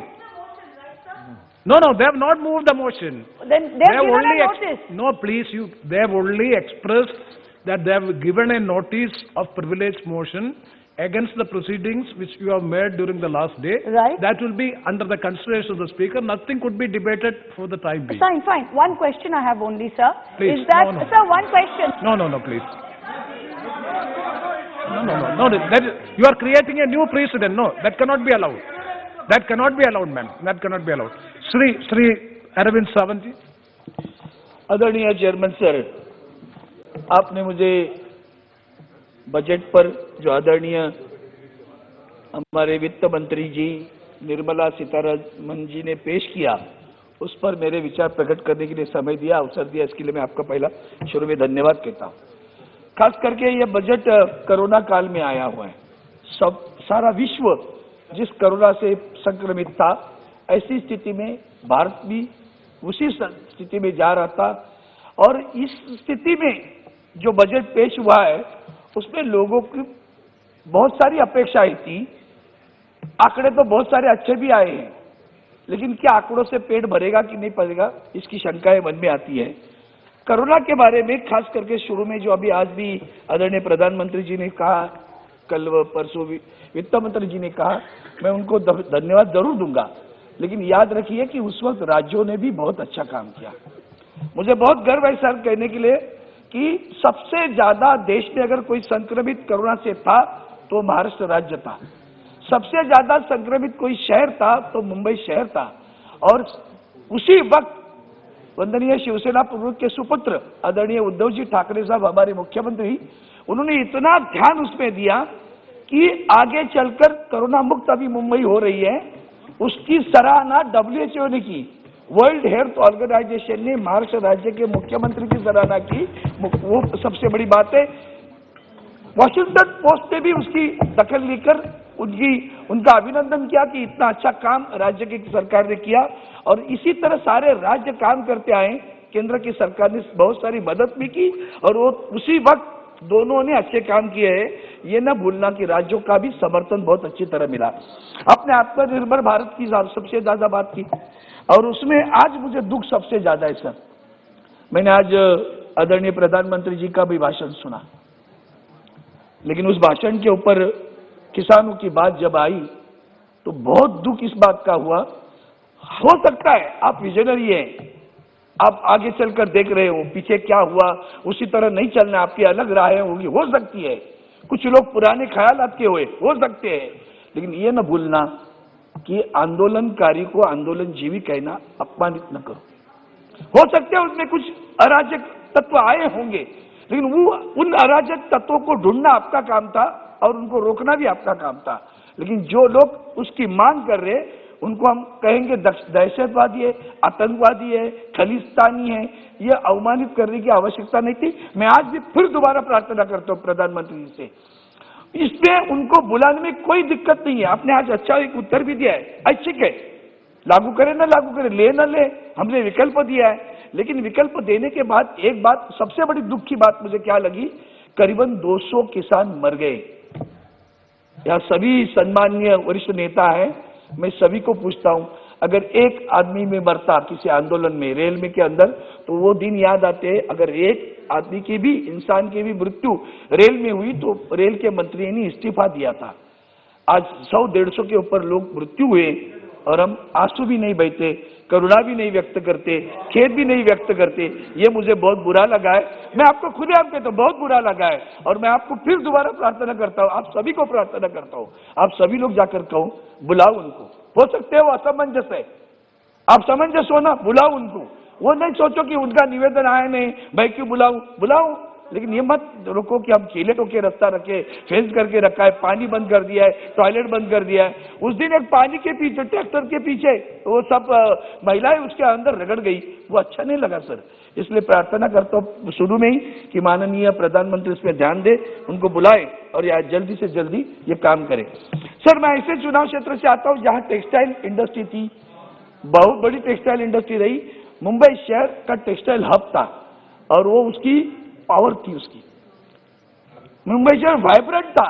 The vibrancy had come from the textile industry and the port, Mumbai port. Those were the workers which brought the vibrancy to the Mumbai city. Today both these things have gone down and almost closed down. But none of the government is not knowing that. Yesterday they announced a textile park. I demand. माननीय निर्मला सीतारमण जी से मेरी प्रार्थना है कि textile park की बात करोगी, मुंबई शहर न भूलना, वहां टेक्सटाइल पार्क की आवश्यकता है। लेकिन उसी तरह टेक्सटाइल पार्क में टेक्सटाइल की जो उनकी बिल्डिंग्स है एनटीसी की, उनकी मालकान हक है और पुरानी इमारतें ढहने को आई हैं, गिर रही हैं, ना उनकी नीति बनती है, ना अनुमति देते, और दोहरी नीति है। कुछ लोग जहां ज्वाइंट वेंचर किया भास्कर नाम के कंपनी से, वो भास्कर लेके बैठा है, कहीं कोहिनूर मिल करके उसमें किसी ने टावर बना के रखा है। तो हम क्यों नहीं करते उन गरीबों को जिनकी चालें अभी गिरने को आई है, तो क्यों नहीं इसके लागे आगे बढ़ते, टेक्सटाइल पार्क बनाते हो। अब प्रधानमंत्री आवास योजना की बात करते ना, तो वो भी करो। उनके कोई मकान बड़े नहीं है, जगह आपके पास है, या तो आप करो, या तो उनको करने दो, या तो ज्वाइंट वेंचर करो। लेकिन कुछ भी न करे, ये कोई सरकार की नीति नहीं हो सकती है। इसलिए मेरी प्रार्थना है टेक्सटाइल के बारे में। आपने मेट्रो रेल की बात की, दुर्भाग्य इस बात का लगा कि अच्छा होगा, हमारे महाराष्ट्र के नासिक को दिया, हमारे महाराष्ट्र के नागपुर को दिया, लेकिन नासिक की महानगर पालिका भारतीय जनता पार्टी की इसलिए दिया, नागपुर की महानगर पालिका भारतीय जनता पार्टी सत्ता पे इसलिए दिया। मुंबई को क्यों नहीं दिया? मुंबई को क्यों नहीं दिया? अब मुंबई की मेट्रो रेल के समय में आप जानते हो कि वहां मेट्रो कार शेड का बहुत बड़ी समस्या निर्माण हुई। वो सॉल्ट पैक की लैंड निकली। क्या केंद्र सरकार बड़ा डील नहीं कर सकती? एक अच्छा तुम विकास, सबका साथ, सबका विकास, सबका विश्वास, तो सबका साथ में क्या आप एक कदम आके नहीं कर सकते? अच्छा काम कर रहे हो, मेट्रो रेल के लिए जगह चाहिए, खाली पड़ी हुई है, सॉल्ट पैन के दे दो, वो कार शेड बनेगी। नहीं किया सर, नहीं किया आपने। मेरी प्रार्थना है ऐसे राजनीति न खेलो। ऐसी स्थिति में आप उनको दे दो। लेकिन आपने धन कैसे बांटा? सड़कों के लिए भी पैसे बहुत दिए, रेल के लिए भी बहुत दिए, लेकिन जहां चुनाव वहां धन का वर्षाव, ये नीति आपने अपनाई है। इसलिए मेरी आपसे प्रार्थना है कि जहां चुनाव है वहां धन का वर्षाव, राजनीति हो सकती है, समझ भी सकता हूं, स्वाभाविक भी समझ सकता हूं मैं, लेकिन दूसरों के ऊपर अन्याय करके न करो, वहां भी न्याय दे दो, उसकी सराहना हो सकती है। सर, आपने एक बड़ी नीति जो अपनाई है प्राइवेटाइजेशन की, 2014 में 7 में था। मैं माननीय राष्ट्रपति के धन्यवाद प्रस्ताव पर भाषण करते समय मेरा पहला भाषण था और मैंने उस वक्त कहा था कि सारे पीएसयू को सुरक्षित करो, सक्षम करो, ताकतवर करो। उल्टा कदम रहे सब, सभी को बेचने का बात है। बेचना आसान है, बचाना मुश्किल नहीं है, लेकिन कुशलता है, वही कौशल्य होगा। वो बचा पाएंगे तो कहेंगे डॉक्टर अच्छा था। बेचना क्या है? मर गया पेशेंट, मर गया तो क्या हो गया बड़ा, लेकिन पेशेंट को बचाना वही कुशलता होगी। आपने जो कदम उठाया है एयरपोर्ट के बारे में, भारतीय विमान निगम कंपनी के बारे में, मुंबई के बंदरगाह के बारे में, जेएनपीटी बंदरगाह भी उसमें है, इतना बड़ा अच्छा बंदर जो पूरे भारतवर्ष में गिना चुना जाता था, उस बंदरगाह पे आपका ध्यान क्या है? प्राइवेट करोगे? करो। कब करोगे? कब रोजगार निर्माण होगा? मैं रविशंकर जी आपको खास के नाम लेकर बोलता हूं, आप हम जब एक सारा निर्णय लेते हैं ना, कभी तो सोचो सोशल इंपैक्ट क्या होगा। I feel my government is never ever thought of a social impact. The moment you close down one industry, thousands of people become jobless. And in middle age, if they are jobless, what will they do, sir? At the age of 40s, neither they can go back nor they can go forward. And what we are giving to them? VRS के पैसे आज भी Mtel के बचे हैं, अभी भी कुछ पैसे बचे नहीं मिला, लेकिन बाकी कंपनी तो चलनी चाहिए कि नहीं चलनी चाहिए? रोजगार निर्माण होना चाहिए कि नहीं? हम रोजगार शब्द का प्रयोग इतना आसानी से करते हैं, नौकरी और रोजगार में फर्क है। आखिर में आऊंगा, अब एक बड़ा रिपोर्ट मेरे पास आया हुआ है, वो इसलिए मैं कहता हूं। उसी तरह बंदरगाह में मछली चलन के लिए आप कर रहे, आप मछली पालन के लिए, लेकिन यही एयर इंडिया थी जो वंदे भारत करके लोगों को लेके आई। आज उसके ऊपर अपना प्यार होना चाहिए। हम आंसू बहाते तो हमारे आंसू दिल के आंसू होते, दूसरे के आंसू नकराशु होते, मगरी के आंसू होते हैं, ऐसा मत सोचो। क्रोकोडाइल आंसू मत कहो। उनको जब एयर इंडिया बेची जाएगी ना, तो मेरे जैसा आदमी को भी रोना आएगा। न कि मैं एयर इंडिया का कभी एम्प्लॉय था, न मैं आज भी हूं, लेकिन मुझे रोना आएगा कि एक भारत का सम्मान था, गर्व था, घमंड था, उसको देखता था एयर इंडिया की, उसको बेचे जा रहे हम लोग, वो अच्छी बात नहीं लग रही है। कुछ तो सोचो सोशल इंपैक्ट क्या होगा। 10-10, 20-20 बरस वहां के बच्चे टेम्पररी करके काम कर रहे, वही तनख्वाह, कुछ नहीं है। और बाद में क्या होगा? Social impact. हम क्या पेंशन देते हैं? 1000 रुपया, क्या होगा उसका? तो सर आधा अधूरा अंधानुकरण चल रहा है हमारा पश्चिम राष्ट्रों में। वहां सर अमेरिका में अगर रिटायर्ड हो गया तो पेंशन भी मिलती है, स्वास्थ्य की सारी जिंदगी भर जिम्मेदारी सरकार उठाती है। हम करते हैं? हमने 75 वर्षों वाले हमारे बुजुर्गों के कह दिया इनकम टैक्स की रिटर्न भरने की आवश्यकता नहीं है। अच्छी बात है। कितने लोग हैं 75 वर्ष वाले? बताओ तो सही।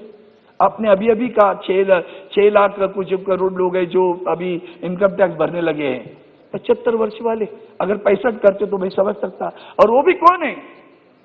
क्या पेंशन मिलती है उनको? कोई बिजनेसमैन होगा उसकी बात आएगी, बाकी लोगों को क्या मिलता है कि जो इनकम टैक्स भरेगा? तो इसके ये सब सुपरफिशियल है जो एड्रेस है वो अच्छा नहीं लगता। मछली की पालन की बात कर रहा था, 4300 मुंबई में बोट्स अभी डॉकिंग हुए, 2000 करोड़ की मछली पड़ी हुई है। चाइना वॉज दी उनका बड़ा ग्राहक था। मुंबई और western coast, even Gujarat, they were exporting around 50% of the fish to China. Now that issue I can understand as a national spirit, but then what is the solution for them? हम अपने मछुआरों को क्या कर रहे हैं? उनको सुरक्षित कैसे कर रहे हैं? उनको कोई सहाय दे रहे कि नहीं रहे? बजट में कहीं भी उसका जिक्र नहीं है। ये मेरी आपसे प्रार्थना है। अपने राष्ट्रीय शिक्षा नीति अपनाइए, अच्छी बात है ना? हाल ही में पता है आपको राष्ट्रीय नीति अपना मछुआरों के लिए क्या कर रहे हैं? बताओ, जो वो बता देना, आप जवाब देना, अच्छी बात है। हमने जैसे मैंने पीयूष की बात की, हाल ही में सब अध्यक्ष मोदी चेयरमैन सर 18,000 करोड़ रुपया एचएएल को देना था। यहां से जाना है, अभी तक गया नहीं। और डिविडेंड देने के लिए भी एचएएल को 1,000 करोड़ रुपया कुछ लोन लेना पड़ा। It's not fair. This money has to go to that. That is also a public sector company.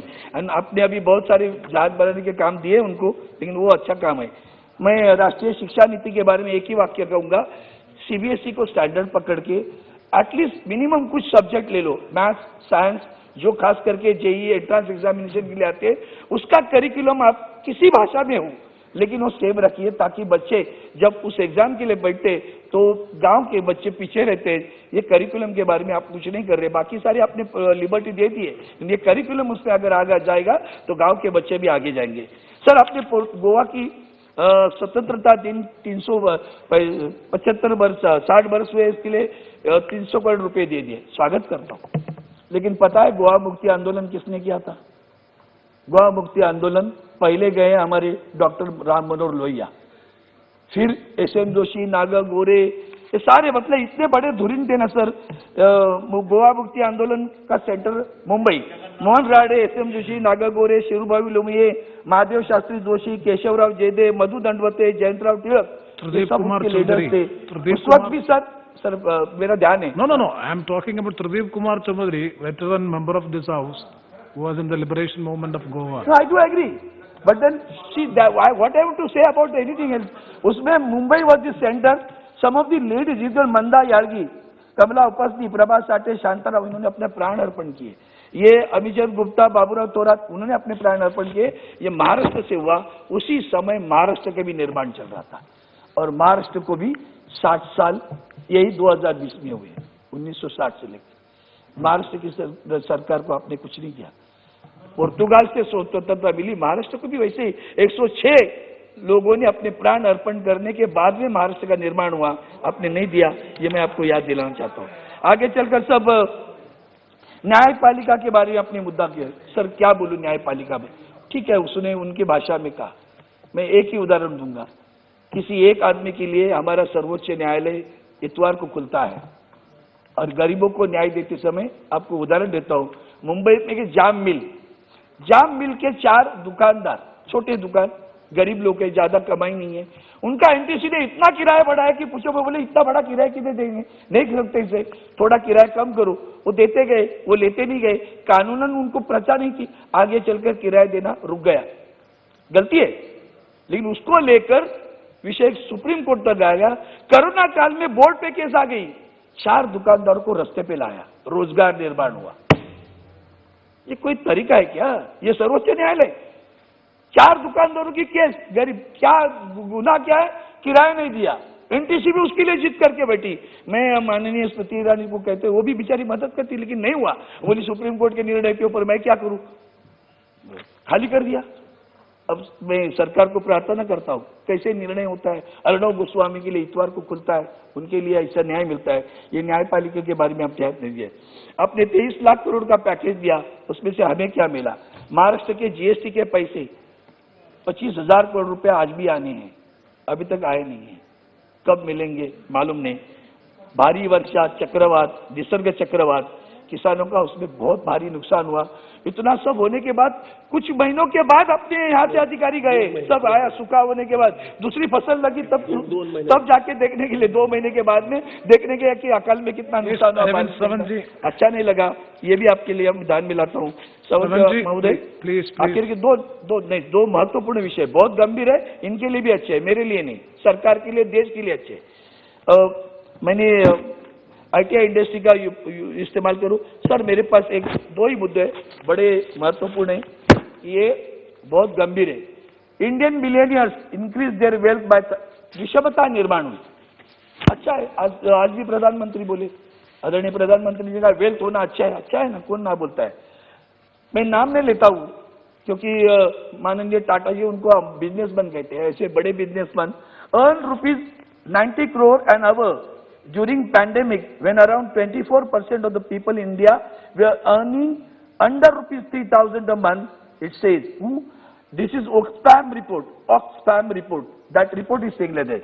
Indian billionaires increased their wealth by 35% during the lockdown to ₹3 trillion, ranking India after US, China, Germany, Russia and France. Out of this, the rise in fortunes for the top 100 billionaires since the lockdown in March is enough to give everyone of the 138 million poorest Indian people a check of rupees 94,045 each, according to Oxfam Inequality Virus Report released on the opening day of the World Economic Forum in Davos. Yes. The wealth of the top 11 billionaires during the pandemic would easily sustain the Manregas. It recommended reintroducing the wealth tax and effective one-time COVID-19 cess of 4% on taxable income of over rupees 10 lakh to help the economy recover from the lockdown. It's good for you. The report also delves deeper into different forms of inequalities, including educational, gender and health, which meant that the facility to wash hands and maintain distance, essential to prevent the spread of coronavirus, was impossible for a majority of the people. According to the report, only 6% of the poorest, 20% have access to non-shared sources of improved sanitation. Yes, Arvind. Compared to 93.4% of the top 20%, 59.6% of India's population lived in a room or a less, which means that protocols necessary to prevent the spread of COVID cannot be followed. No, please, sir, please. एक और एक report है वो भी एक please don't just tell the point. 2 minutes 2-3 minutes You just tell the point. Don't read it. For God's sake, it's very important. Till October, it's a very serious thing. Till October, 32 crore students were hit by closure of the school, of whom 84% resided in rural areas and 17% attended government school. Oxfam India surveys across 5 states said that close to 40% of the teachers in government school feared that the prolonged school closure might lead to a third of the students not returning once school reopened. अभी last का एक ही sir एक international please sir एक बात आपको भी मैंने जैसे एचएल का कहा अरे भाई पूरा करने दो अरविंद जी जवाब देना you have already exhausted the time please and one more member from your party please sir arbitration का एक जजमेंट क्या it is very important please for God sake within 1 minute I'll come. Sir, Change Energy threatens to enforce arbitration award against Indian assets overseas. अभी Indian assets को Keynes company, अरे भाई बहुत गंभीर आपके लिए बता रहा हूँ, बोलिए अपनी इज्जत जाएगी प्लीज। केन्स कंपनी ने इंटरनेशनल कोर्ट में अभी जो उनको अवार्ड मिला आर्बिट्रेशन से, that award is Crane Energy has begun to take steps to identify Indian assets overseas against which it can enforce the $1.2 billion award it won last month in a treaty arbitration case against the South Asian nation, according to a letter seen by Reuters. Thank you. Now this is very important, sir. अगर ये पैसा आपने नहीं दिया, वो उसने France भी सारे राष्ट्रों को संपर्क किया, अपने हवाई जहाजों को, अपने शिप्स को वो अरेस्ट करने जा रहे हैं, अपने एसेट लेने जा रहे हैं।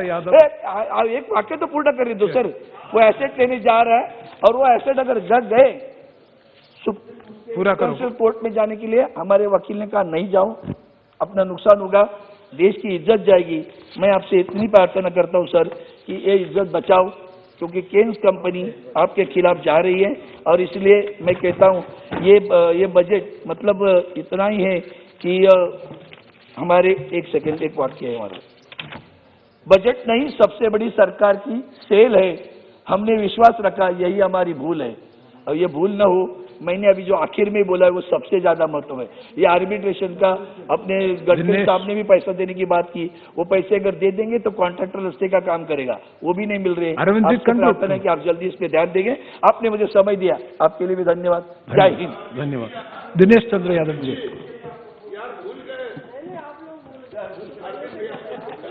सभापति महोदय, आपने मुझे आम बजट 2021-22 पर चर्चा में भाग लेने की अनुमति दी, इसके लिए धन्यवाद। महोदय, वर्ष 2020 महामारी का वर्ष रहा है और अब भी हम लोग पूर्णतः इस कोविड-19 की महामारी से उबर नहीं पाए हैं। संकट अपने देशवासियों तक ही सीमित नहीं है, यह तो विश्वव्यापी संकट है और हमारे माननीय प्रधानमंत्री जी एवं बिहार के माननीय मुख्यमंत्री जी जिस बखूबी से इस संकट का सामना किए हैं वह तो तारीफ़े काबिल है। यूएन भी भारत की भारत के कोरोना से लड़ने में माननीय प्रधानमंत्री जी की काफी सराहना की है। इस संकट के दौर में देश के नागरिकों को काफी परेशानियों से जूझना पड़ा है। ऐसी परिस्थिति को देखते हुए हमारी माननीय वित्त मंत्री जी का यह बजट काफी उम्दा रहा है। उन्होंने अर्थव्यवस्था को पटरी पर लाने के लिए हर संभव प्रयास किया है। गरीबों के अनाज, मध्य वर्गों को समुचित राहत, उच्च वर्ग को भी राहत और साथ ही साथ उद्योग धंधे में जान डालने के लिए आर्थिक पैकेज सब प्रकार से मंत्री जी सभी सेक्टरों की ओर ध्यान दिया है। इसके लिए उनका धन्यवाद। महोदय, प्रधानमंत्री गरीब कल्याण योजना में 2,76,000 करोड़ रुपए का प्रावधान कर जरूरतमंदों पर पूरा ध्यान लॉकडाउन में रखा गया। बजट से पहले ही 4 बार आर्थिक पैकेज की घोषणा, आत्मनिर्भर भारत के लिए धन की व्यवस्था, यह सब कार्य काफी सराहनीय है और देश को आर्थिक मंदी से उबरने के लिए बहुत ही अच्छा कदम है। सभी सेक्टरों में बजट की सराहना हो रही है। शेयर मार्केट तो उछाल पर है। महोदय, सरकार द्वारा आत्मनिर्भर भारत में राज्यों को भी सहायता देने का प्रावधान है। विशेषकर बिहार जैसे आर्थिक रूप से कमजोर राज्यों के लिए सरकार क्या कर रही है, इसे वित्त मंत्री जी अपने जवाब में बताने की कृपा करेंगे। महोदय, पीएम आत्मनिर्भर स्वस्थ भारत योजना की शुरुआत हो रही है। इस विषय पर भी बिहार जैसे गरीब राज्यों को किस प्रकार और कितनी धनराशि उपलब्ध कराकर वहां मिशन को सफल बनाने की कार्य योजना पर भी माननीय वित्त मंत्री जी बताने की कृपा करेंगे। महोदय, सरकार द्वारा जल जीवन मिशन शहरी लॉन्च किया गया है। इसमें बिहार एवं राज्यों के शहरों के नाम की भी घोषणा की जानी चाहिए। महोदय, गंगा सफाई अभियान की सफलता पर लोगों में कुछ शंकाएं हैं। जिस प्रकार इस मिशन को लॉन्च किया गया, अब तक गंगा की अविरलता को पूर्णतः लाने की बात भी नहीं हो पाई। मेरा सरकार से आग्रह होगा कि गंगा की अविरलता को पूर्णतः वापस लाया जाए और इससे बिहार को जो प्रतिवर्ष नुकसान हो रहा है उस पर कार्य योजना बनाई जाए। फरक्का बांध के कारण जो बिहार की नदियों में खास करके गंगा में सिल्टिंग हुआ है, उसको साफ करने के लिए कई बैठक हो चुकी है, किंतु किसी भी प्रकार की कार्य योजना नहीं प्रारंभ हुआ है। अगर सिल्टिंग की समस्या का समाधान हो जाता है तो बिहार में गंगा नदी से प्रतिवर्ष बाढ़ के कारण हो रहे भयंकर नुकसान से लोगों को बचाया जा सकता है। बिहार के माननीय मुख्यमंत्री श्री नीतीश कुमार जी का इस मिशन पर काफी फोकस रहा है। उन्होंने इस पर सभी बैठकों में अपनी दिलचस्पी दिखाई है, अतः केंद्र सरकार इस पर ध्यान देगी, ऐसा मेरा आग्रह है। बिहार को 2020 में बाढ़ से हुए नुकसान के लिए जो रिपोर्ट सौंपी गई है, उस सहायता राशि को अभी तक केंद्र सरकार निर्गत नहीं किया है, उसे भी निर्गत किया जाना चाहिए। महोदय, 15वीं वित्त योजना में अभी अंतरिम रिपोर्ट आई है, अतः उसमें विशेषकर बिहार राज्य को केंद्रीय सहायता के लिए जो योजना एवं राशि के प्रावधान की अनुशंसा किया है, उससे भी सरकार देने का काम करे, यह मेरा सरकार से आग्रह है। महोदय, किसी राज्य का विकास केंद्र के ही सहयोग पर हो सकता है और बिहार औद्योगिक विकास की दौड़ में अन्य राज्यों से काफी पिछड़ चुका है, अतः केंद्रीय कर, इनकम टैक्स और जीएसटी में विशेष छूट देकर बिहार में औद्योगिकरण करने की आवश्यकता है। सरकार इस योजना पर बिहार एवं अन्य कुछ पिछड़े राज्यों की मदद करे। महोदय, सरकार 7 टेक्सटाइल पार्क स्थापित करने की योजना बनाई है, उसमें एक टेक्सटाइल पार्क बिहार में भी स्थापित हो, यह हमारी मांग है। महोदय, सरकार राष्ट्रीय हाइड्रोजन मिशन की शुरुआत कर रही है, यह बहुत ही सराहनीय कदम है। इससे प्रदूषण नियंत्रण में काफी मदद मिलेगा, पेट्रोलियम पर निर्भरता कम होगी, विदेशी मुद्रा की बचत होगी। इसके लिए मैं सरकार को बधाई देता हूं। महोदय, सरकार सिटी गैस डिस्ट्रीब्यूशन नेटवर्क पर कार्य कर रही है। मैं सरकार से मांग करता हूं कि 1.5 लाख से अधिक आबादी वाले बिहार के सभी शहरों को इस मिशन में शामिल किया जाए। सरकार द्वारा भारतीय कंपनियों में विनिवेश की योजना आम लोगों को उचित नहीं लग रहा है, इससे लोगों में असंतोष है, अतः इस पर पुनः विचार करने की आवश्यकता है। मेरा सुझाव है कि उक्त सभी बीमार संस्थानों को पुनः चालू किया जाना चाहिए। महोदय, माननीय पेट्रोलियम मंत्री जी ने बेगूसराय जिला के बरौनी में तेल शोधक कारखाना के शोधक क्षमता का 6 मिलियन टन तक विस्तार की घोषणा की थी और वहां 25,000 करोड़ के निवेश के अपने संकल्प को भी दोहराया था। साथ ही बरौनी में पेट्रोकेमिकल्स कॉम्प्लेक्स की स्थापना किए जाने की घोषणा की थी। मैं आशा करता हूं कि पेट्रोलियम मंत्रालय की विकास योजना के मध्य में जो राशि आवंटित की गई है उसमें बरौनी तेल शोधक कारखाना और पेट्रोकेमिकल्स कॉम्प्लेक्स की स्थापना के संबंध में जो घोषणा की गई उसको जरूर शामिल किया गया होगा। मैं आपका ध्यान आकृष्ट करना चाहता हूं कि ये बिहार के जनता की पूरी मांग है और इसकी अपेक्षा नहीं की जानी चाहिए। बिहार के बरौनी में एक उर्वरक कारखाना है, उसे चालू करने की घोषणा बहुत दिनों पहले की गई। उसे चालू करने की गति काफी धीमी है। पूरी क्षमताओं के साथ इस कार्य को कराया जाए। रोहतास के डालमिया नगर का रेल कारखाना को भी चालू किया जाए। इस वर्ष के बजट में मात्र 5 करोड़ रुपए के आवंटन से क्या वह कारखाना चालू हो सकेगा, विचारणीय प्रश्न है। इस पर सरकार को ध्यान देने की आवश्यकता है।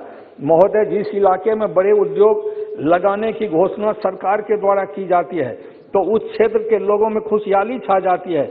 उसे लगता है कि अब वहां के बेरोजगारों को रोजगार नौकरी मिलेगी।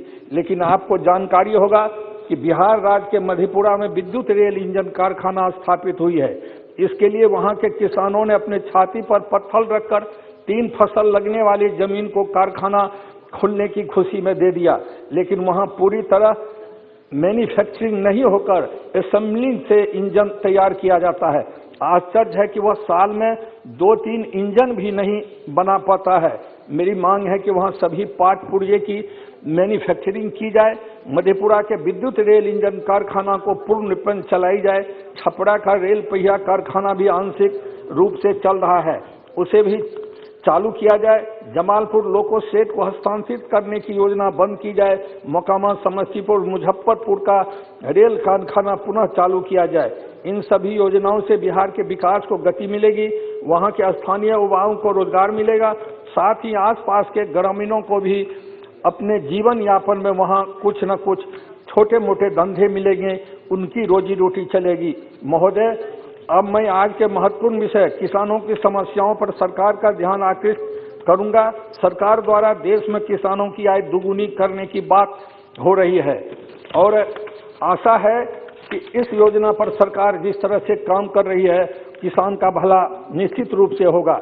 किसानों को समुचित सिंचाई की जरूरत है, समय पर उत्तम बीज चाहिए, खाद उचित मूल्य पर मिले, कृषि के औजार और यंत्र क्रय करने के लिए सरकार ब्याज मुक्त ऋण मुहैया करे और फसल तैयार होने पर उसके फसल का तय एमएसपी दर से क्रय कराए ताकि उसके फसल का उचित मूल्य मिल सके, तभी किसानों का भला होगा। महोदय, बिहार के माननीय मुख्यमंत्री जी किसानों को एमएसपी का पूरा लाभ मिले इसके लिए सतत प्रयत्नशील है।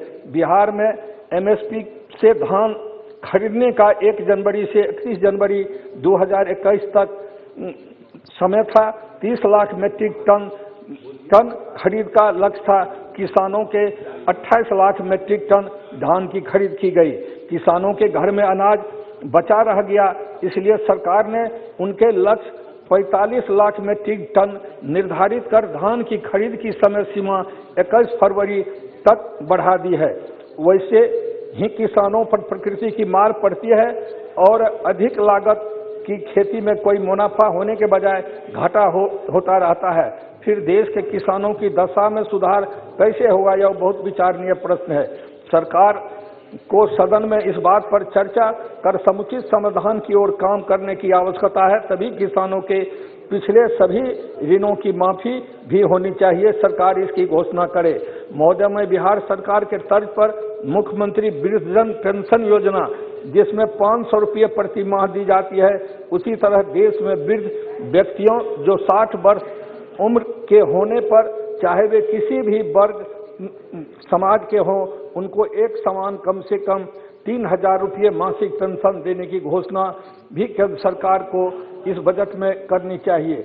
मैं प्रधानमंत्री जी को विशेष रूप से धन्यवाद देना चाहता हूं कि उन्होंने बिहार के मुख्यमंत्री श्री नीतीश कुमार के शुद्ध पेयजल हर घर में नल का जल योजना शुरू किया है। उसकी सफलता को सामने रखकर के 2,86,86 लाख करोड़ घरों को नल से जल पहुंचाने के लिए केंद्रीय बजट में जल जीवन मिशन का प्रावधान किया है। मैं मानता हूं कि इससे देश भर के शुद्ध पेयजल को हर घर तक पहुंचाने में सफलता मिलेगी। बजट में 5 मत्स्य पालन केंद्र को विस्तारित करने की घोषणा की गई है। बिहार राज्य के सहरसा, जहां कोसी नदी के बाढ़ एवं सीपेज के पानी के कारण पूर्वी कोसी तटबंध के पूर्वी हिस्से में 12 महीना लाखों हेक्टेयर खेत में पानी रहने से खेती नहीं हो पाती है। मेरी मांग है कि वहां विकसित मत्स्य पालन केंद्र खोली जाए। महोदय, बजट में 100 सैनिक विद्यालय खोलने की घोषणा की गई है। बिहार राज्य के कोसी प्रमंडल सहरसा अत्यंत पिछड़ा क्षेत्र है। हमारी मांग है कि कोसी प्रमंडल मुख्यालय सहरसा में एक सैनिक विद्यालय की स्थापना हो। बिहार के सहरसा मधेपुरा के क्षेत्रों में बड़े पैमाने पर कैंसर, हृदय रोग, किडनी एवं लीवर रोगियों की संख्या दिन प्रतिदिन बढ़ रही है। सरकार उन कारणों की भी जांच कराए। उस इलाके में काफी गरीबी है, जिसके कारण लोग बाहर जाकर इलाज भी नहीं करा पाते हैं। हमारी मांग है कि सहरसा में नया एम्स की स्थापना सरकार करावे। महोदय, मैं अपने संसदीय क्षेत्र मधेपुरा में केंद्रीय विद्यालय की स्वीकृति करने की मांग करता हूं। महोदय, इसमें एक विडंबना है कि जहां केंद्रीय विद्यालय खुलती है तो भारत सरकार उसके जमीन के लिए राशि का प्रावधान नहीं करता, इसीलिए उन जगहों पर विद्यालय नहीं खुल पाता है। इसीलिए उस पर भी निर्णय सरकार को लेना चाहिए। करोड़ों रुपए की लागत से भवन बनता है, अन्य चीज बनता, और कुछ पैसे देके यदि जमीन अधिग्रहण किया जाए तो वहां के जो केंद्रीय सरकार के कर्मचारी हैं, खास करके उनके बच्चों को पढ़ने में काफी सहायता होगी। अंत में मेरे संसदीय क्षेत्र मधेपुरा जिला मुख्यालय तक वैशाली एक्सप्रेस हम सफर गाड़ी चलनी चाहिए, और इससे नहीं चलने से लोगों को काफी दिक्कत होती है। और सभापति महोदय, अंत में मैं एक सांसद योजना के बारे में बताना चाहता हूं। सांसद योजना छोटी छोटी योजना, अधिकार था सांसद को लिखने का और उसको कार्यान्वयन कराने का, लेकिन सभी लोग जानते हैं कि उसको 2 साल के लिए रोक दिया गया। पहले साल भी जो आधी राशि गई थी, उस राशि में भी जो खर्च नहीं हुआ उसको भी वापस कर लिया गया, और वह राशि भी नहीं मिल पा रही है। इसलिए सभी लोग कहते हैं कि सांसद रोक योजना को रुक जाने से कोई कोरोना पर नियंत्रण नहीं होगा। हजारों हजार करोड़ की योजना चल रही है इस देश में, और कहीं विकास के काम रुके हुए नहीं है। इसीलिए मेरा आग्रह है सरकार से और माननीय प्रधानमंत्री जी से, आप उस योजना पर रोक नहीं लगाइए।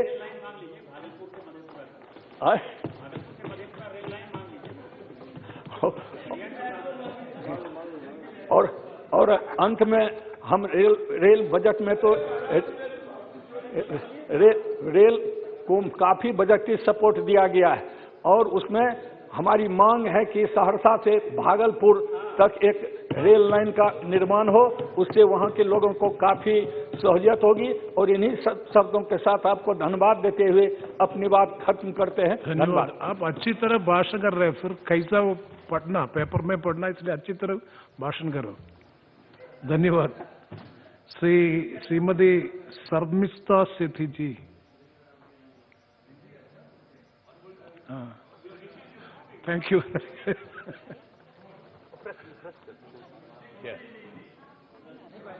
बोलना चाहिए। Okay, thank you. Thank you, sir. Honorable Speaker, sir, I am thankful to you and to my party leadership for giving me an opportunity to speak on the general discussion on General Budget 2021-22. President's address and budget both are important because these two are give disha and dasha of the government. A great historian had said, no text should be understood without context. The Union Budget 2021-22 needs to be understood in the context of the present state of the Indian economy, aspiration of people, and above all the impact of COVID-19 pandemic. Sir, on this background, I am of the view that the Union Budget 2021-22 speaks of a medium to long-term vision for self-reliant India, which is good for the country. Bhavishyatara Atmanirbhara Bharata pai eka Shubhankara budget. But the tone of the budget intends to set can be achieved only if backed by commensurate budgetary allocation in the medium term. I am happy that Union Government has presented the budget 2021-22 in the digital form for the first time. We welcome the Green Initiative. In this context, I would like to say that the Odisha thinks today, what Odisha thinks today, the rest of India thinks tomorrow. Odisha had already switched over to digital mode of presentation of Odisha budget in the last year 2020-21. Sir, there is a famous शायरी, वो छोटी छोटी उड़ानों पे गुरूर नहीं करता, वो छोटी छोटी उड़ानों पे गुरूर नहीं करता, जो परिंदा अपने लिए आसमान ढूंढता है. Such is the vision of our Honorable Chief Minister Sri Naveen Patnaik. Be it the Mamata Yojana to address the issues of maternal and infant undernutrition, Mission Shakti for empowerment of women through SSG, Garima welfare scheme for sanitation workers, Biju Swasthya Kalyan Yojana for financial assistance for healthcare, Utthan and Utkarsh scheme for educational improvement of children, Mukhyamantri Krishi Udyog Yojana for farmers, Khushi scheme for sanitation and hygiene among adolescent girls, Unnati scheme for providing street lights and pipe drinking water, Biju Kalyan Ratna Yojana for improving for education and health of girls' child, Saharanchal Vidyut Karan Yojana for electrification in urban areas, Gram Jyoti Yojana for rural electricity. Every policy of Naveen Sarkar is dedicated to the 4.5 crore people of Odisha. Odisha को एक समृद्ध तथा विकसित राज्य करने नवीन सरकार प्रतिश्रुतिबद्ध. Sir, if the Ujjwala Yojana of the central government has provided comfort to the Grihinis in the kitchen, the schemes of Naveen Sarkar has economically, socially and politically empowered the women. We are happy that central government has taken note of good initiatives of Odisha government and they are now replicating some of our policies. आपण विकास करंतु विकासमूलक प्रकल्प पई ओडिशा सरकार प्रतिबंधक नुहे. आमर slogan होउची समृद्ध ओडिशा सशक्त Odia. In the Union Budget 2021 and 22, we welcome the steps for giving higher priority to health sector and drinking water. Higher allocation under National Livelihood Mission would help generating livelihood in post-COVID period. As I have already mentioned, the centrally sponsored scheme Mission Shakti appears a replica of our initiative, which can further strengthen the women SSG. However, overall reduction in allocation for women and child development sector would affect the implementation. Reduced allocation under National Education Mission does not match with the lofty objectives of National Education Policy. The allocation of rupees 305.5 crore announced in Union Budget 2021-22 is not just lower than the previous budget, which was 340 crore. It is also lower than the actual expenditure in 2019-20, which was 326.5 crore. We appeal to the government to increase the allocation on education. Another positive aspect of the budget is its focus on capital investment and MSME sector. We wholeheartedly support this move. This has potential to help the revival of economy and employment generation. The capital investment should be need-based and not targeted to the selected states. Grants for health sector, as per recommendation of 15th Finance Commission, would help in strengthening the health infrastructure. However, reduction in allocation for Parliamentary Gram Sadak Yojana will impact creation of rural road connectivity efforts. There is need for augmentation of funds for Parliamentary Gram Sadak Yojana. Sir, when the government of India was fighting the battle against pandemic, state governments were, and they are still fighting their own battles as well. Odisha, known for its track record of efficiently handling the natural disasters, has tackled COVID-19 pandemic very efficiently. माननीय मुख्यमंत्री द्वारा दि जाइथिबा मंत्र त्याग संयम श्रृंखला को आधार करी Odisha Covid विरुद्ध रे लड़ाई करिबारे सफल होइछि. Odisha was the first to establish one of the country's biggest 1,000-bedded dedicated COVID hospital in the record time of just 1 week. But I would like to emphasize that the other states, and like the central government, the economy of Odisha was also affected because of the pandemic and lockdown. In this regard, I would like to submit that Odisha would be hit by drastic reduction of share in central tax. Sir, I will take another 2 to 3 minutes or more than that also, sir. Central taxes by about 10,840 crores for the current year. So I have not started yet, so I will take some more time. For the recommendation of 15th Finance Commission to reduce the horizontal share from 4.6 to 9% to 4.5 to 8% for the hour period of 2021 to 26 would handle the central flow in coming 5 years.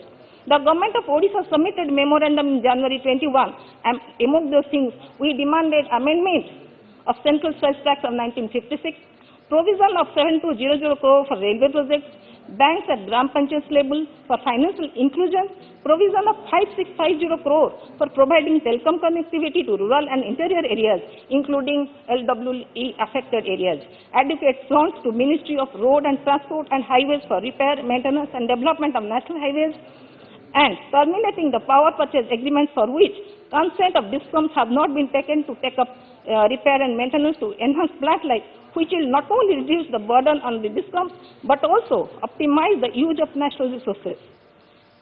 And the sharing pattern in CSS for Odisha are par with Northeastern and Himalayan states. We appeal to Honorable Prime Minister and Honorable Finance Minister through you, sir, to consider our demands which are genuine. Though we welcome allocation of 35,000 crore for COVID vaccine, we expect Government of India to bear the full cost of universal vaccination program against COVID. Another important point is reduction in quantum of transfer to local bodies. This would weaken the third tier of local governance. Further, we are expecting increasing in National Social Assistance Program so that old age pension would have been increased, but there is no change. Next is agriculture. Agriculture sector single-handedly supported to the economy, directly and indirectly, during the pandemic. No, sir, I will take, sir, minimum, sir, 10 minutes should be given to the first speaker. No, already you have taken 9 minutes. No, sir, first 2 minutes. So, sir, 2 minutes are the most important point, sir. You started, agriculture productivity. You started 8:50. No, sir. Please. Sir, 2 minutes, Please. sir. So, important point, sir. Agricultural productivity can increase if technical development like irrigation, cold storage, water housing facilities can have earmarked reforms. Sir, most important one is railways. Odisha generates annual revenue of about 20,000 crore for Indian railways. But yet the rail density in the state is much lower compared to the national average and also to the adjoining states like West Bengal and Jharkhand. Sir, I will... The next most important is financial inclusion, which is the most important area which needs strong coordination between center and state. Financial inclusion has been considered by lack of brick and mortar branches in the state. Out of total 6798 GPs in the state, 4873 GPs do not have any brick and mortar branch. Only 1925 GPs have bricks and mortar branches. Instruction may be issued from the Ministry of Finance, Government of India to all the banks to open bank branches to the identified unbanked GPs. Banks may also be instructed to allow SSGs to act as banking correspondents by infusing adequate liquidity. Our concern is when Honorable Prime Minister is in favor of priority sector lending to SSGs, MSMEs, startups and agriculture, why banks are not following? Why banks are reluctant to give credit to agriculture for agriculture, SSGs and MSMEs? My humble submission is banks may be instructed to remove the hurdles so that true financial inclusion can be achieved. Next is our, sir, national highways. Though, sir, the importance would be given to the quality of national highways in Odisha has deteriorated substantially because of inadequate allocation of funds for improvement, ordinary repair and periodical renewal. Progress of work of several stretches of national highways in Odisha, which has been entrusted with NHI for upgradation to 4-lane standard under NSDP Phase 3 is very slow due to inadequate allocation of funds. Sir, last one is, which is most important for Odisha also, sir. Yes. Sir, now I want to raise an issue that is close to the heart of not only 4.5 crores Odias, but also to all the people living in the different corners of the world. भगवान जगन्नाथ केवल 1.5 कोटी ओडियांकर हृदय एवं आत्मा नुहति बरं से ब्रह्मांडर प्रभु अटंती। जगन्नाथ संस्कृति विश्व को शांति और प्रेमर रास्ता देखाई। ओडिशा राज्य सरकार एवं माननीय मुख्यमंत्री नवीन पट्टनायक पुरी सहर एवं जगन्नाथ मंदिर आखपाखर विकास पर निरंतर उद्यम करछंती। Honorable Chief Minister Sri Naveen Patnaik has written to Censor for setting up Jagannath International Airport in Puri. This will boost tourism. आमर दाबी होउची पुरी आम देशर प्रत्येक अंचल सहित संयुक्त हेबा उचित एवं पुरीर अन्य चारिधाम सहित एयर कनेक्टिविटी रहिबा उचित. Government should immediately start the process. It is a matter of concern that pre-feasibility study is yet to be done. We appreciate that central government for the Udan project and air connectivity to Odisha under this project, but Puri airport works should begin immediately. The Odisha government has sought the central government's approval to pay unemployment allowance to workers engaged under Mahatma Gandhi National Rural Employment Guarantee Act for the job losses caused by COVID-19. We also need more funds under this scheme, sir. Sir, the next one is reduction of GST on Kendu leaf from 18% to 5%. The last one is the multilateral development assistance from World Bank and Asian Development Bank is denominated in US dollar and the interest rate is determined on the basis of LIBOR plus a spread. In this connection, it is pertinent to mention here that reference that of US dollar in INR, which was 43.76 on 4th April 2005, has gone up to 73.16 on 15 January 2021, representing just only 1 minute, sir. Every time you are saying that only 1 Sir, minute. last. Representing an appreciation of about 65% over a period of 16 years.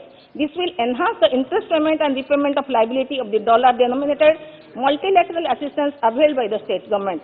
It is therefore urged upon that Government of India to kindly explore the possibility for availing local currency loan in INR instead of LIBOR-based dollar denominated loan from World Bank and ADB, which has inherent exchange rate fluctuation risk and also indicate the comparative advantage and disadvantage of local currency loan over dollar denominated LIBOR-based loan.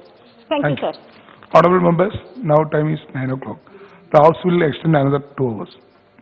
3 hours. हाँ, 12 बजे तक के लिए, 12 बजे, क्योंकि बहुत बोलने वाले. एक अनाउंसमेंट भी करना है कि खाने की व्यवस्था की गई है रूम नंबर 70 में माननीय सांसदों के लिए है और रूम नंबर 73 में जितने भी कर्मचारी और अधिकारी हैं उनके लिए सिक्योरिटी से.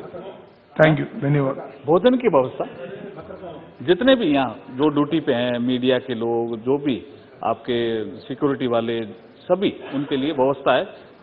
70 में माननीय सांसदों के लिए और 73 में बाकी सब. धन्यवाद. ऑनरेबल मेंबर श्रीमती संगीता आचार्य जी. धन्यवाद सभापति महोदय, जो आपने आम बजट की चर्चा में मुझे अपने विचार रखने का मौका दिया. मैं आपके साथ साथ अपनी पार्टी बहुजन समाज पार्टी की राष्ट्रीय अध्यक्ष बहन कुमारी मायावती जी के भी धन्यवाद करती हूँ, जिनके आशीर्वाद से मुझे यहाँ बोलने का मौका मिला है. अध्यक्ष जी, इस बजट में लोगों को बहुत सी उम्मीदें थी, लेकिन उम्मीदों के विपरीत ये बजट ने आम लोगों को, वेतनभोगियों को, मध्यम वर्गीयों को, गृहिणियों को कोई भी खास सहूलियत नहीं प्रदान की है. इस बजट में टैक्स स्लैब में कोई बदलाव नहीं किया गया है. इस बजट से अमीर और अमीर हुआ है और गरीब होता जा रहा है. अध्यक्ष जी, इस कोरोना महामारी ने देश की स्वास्थ्य व्यवस्था के खोखलेपन को उजागर करके रख दिया है. जब कोरोना चरम पर था, तब देश के अस्पतालों में बेड नहीं मिल रहे थे, वेंटिलेटर्स नहीं मिल रहे थे, और जब सरकार ने बाहर से उपक्रमों को मंगाया, तब कोरोना में वैसे ही कमी आ गई और आज उन उपक्रमों को चलाने वाला कोई नहीं है. अध्यक्ष जी, आप लोगों ने स्वास्थ्य बजट को 137% बढ़ावा दिया है, लेकिन फिर भी आपके द्वारा आवंटित किया गया धन बांग्लादेश, पाकिस्तान और श्रीलंका जैसे छोटे देशों के मुकाबले काफी कम है. मेरी सरकार से मांग है कि इस बजट को और भी बढ़ाया जाए. अध्यक्ष जी, कच्चे तेल की कीमत अंतर्राष्ट्रीय बाजारों में काफी कम है, लेकिन हमारे यहाँ कृषि सेस लगाकर लगातार डीजल और पेट्रोल के दामों में बढ़ोतरी की जा रही है. मेरी सरकार से मांग है कि इस बढ़ती कीमत के कारण मध्यम वर्गीय और किसानों के ऊपर भारी बोझ पड़ा है. मेरी सरकार से मांग है कि इन कीमतों के ऊपर नियंत्रण किया जाए और इसे कम किया जाए. इस बजट में देश के बहुमूल्य संपत्तियों को बेचने के अलावा और कुछ नहीं है. रेल, एयरपोर्ट, LIC, सड़क, बिजली, वेयरहाउस आदि को बिकने के लिए लाइन से खड़ा कर दिया गया है. 37 महीनों में देश की GDP में कितनी गिरावट आई है, इसका कोई उल्लेख इस बजट में नहीं किया गया है। शिक्षा क्षेत्र में देश की जीडीपी को 6% खर्च करने की बात कही गई है, लेकिन शिक्षा बजट की कुल जीडीपी मात्र 0.55% तक ही पहुंच पाई है। पढ़ेगा इंडिया तभी बढ़ेगा इंडिया का मंत्र देने वाली सरकार ने शिक्षा बजट में लगभग 6,000 करोड़ की कमी की है। केंद्रीय बजट में एसटी, एसटी और ओबीसी को दी जाने वाली स्कॉलरशिप में भी कमी की गई है, जिसके चलते 5 में से 1 छात्र को अपनी माध्यमिक शिक्षा के दौरान पढ़ाई छोड़नी पड़ सकती है। यानी 100 में से 20 स्टूडेंट को अपनी स्कूल छोड़ना पड़ सकता है। मैं निवेदन करती हूं कि सरकार एसटी, एसटी, ओबीसी को छात्रवृत्ति और क्षतिपूर्ति में जो बजट की कमी की गई है उसे पूरा करे और इंटरमीडिएट में जो 60% अंकों की बाध्यता बना दी गई है उसे हटाकर छात्रवृत्ति को पुनः पूर्व के समान लागू किया जाए और जो निजी संस्थानों में छात्रवृत्ति देने का प्रावधान को बंद किया गया है उसे भी लागू किया जाए। अध्यक्ष जी, पेंशन जो है कर्मचारियों को स्वावलंबी बनाता है, उनके बुढ़ापे का सहारा होता है। आज आप लोग सांसदों को, विधायकों को, न्यायिक सेवा में लगे लोगों को पेंशन देने का काम कर रहे हैं, तो सरकारी कर्मचारियों को पेंशन क्यों नहीं दिया जा रहा है? मेरी सरकार से मांग है कि पुरानी पेंशन स्कीम को दोबारा बहाल किया जाए। अध्यक्ष जी, मेरे संसदीय क्षेत्र में हजारों लोग रोजगार के लिए पलायन करते हैं।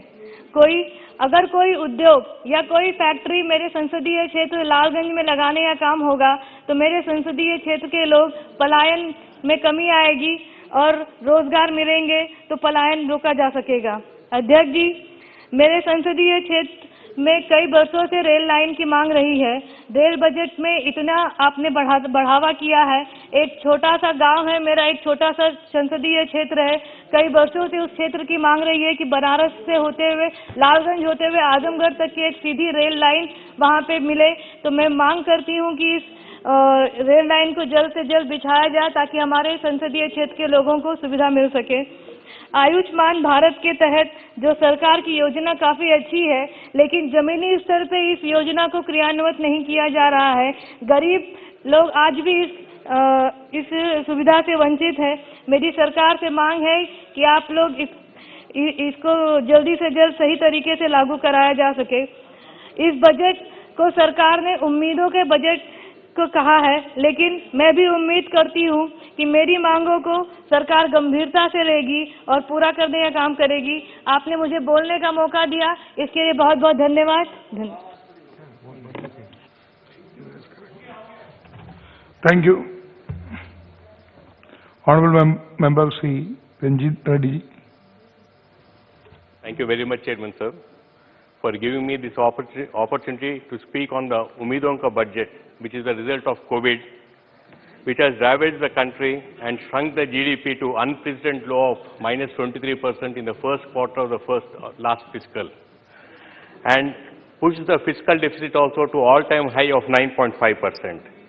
In spite of the prevailing unfavorable conditions, the Finance Minister has painted a rosy picture for the next fiscal and keep it on the pedestal with 6 pillars. Let us all hope and wish the Ministry a good luck. Generally, in our schooling days, a bright student was always patted by the principal, by the teachers, and also the management, because they all felt that the student will get laurels to the school.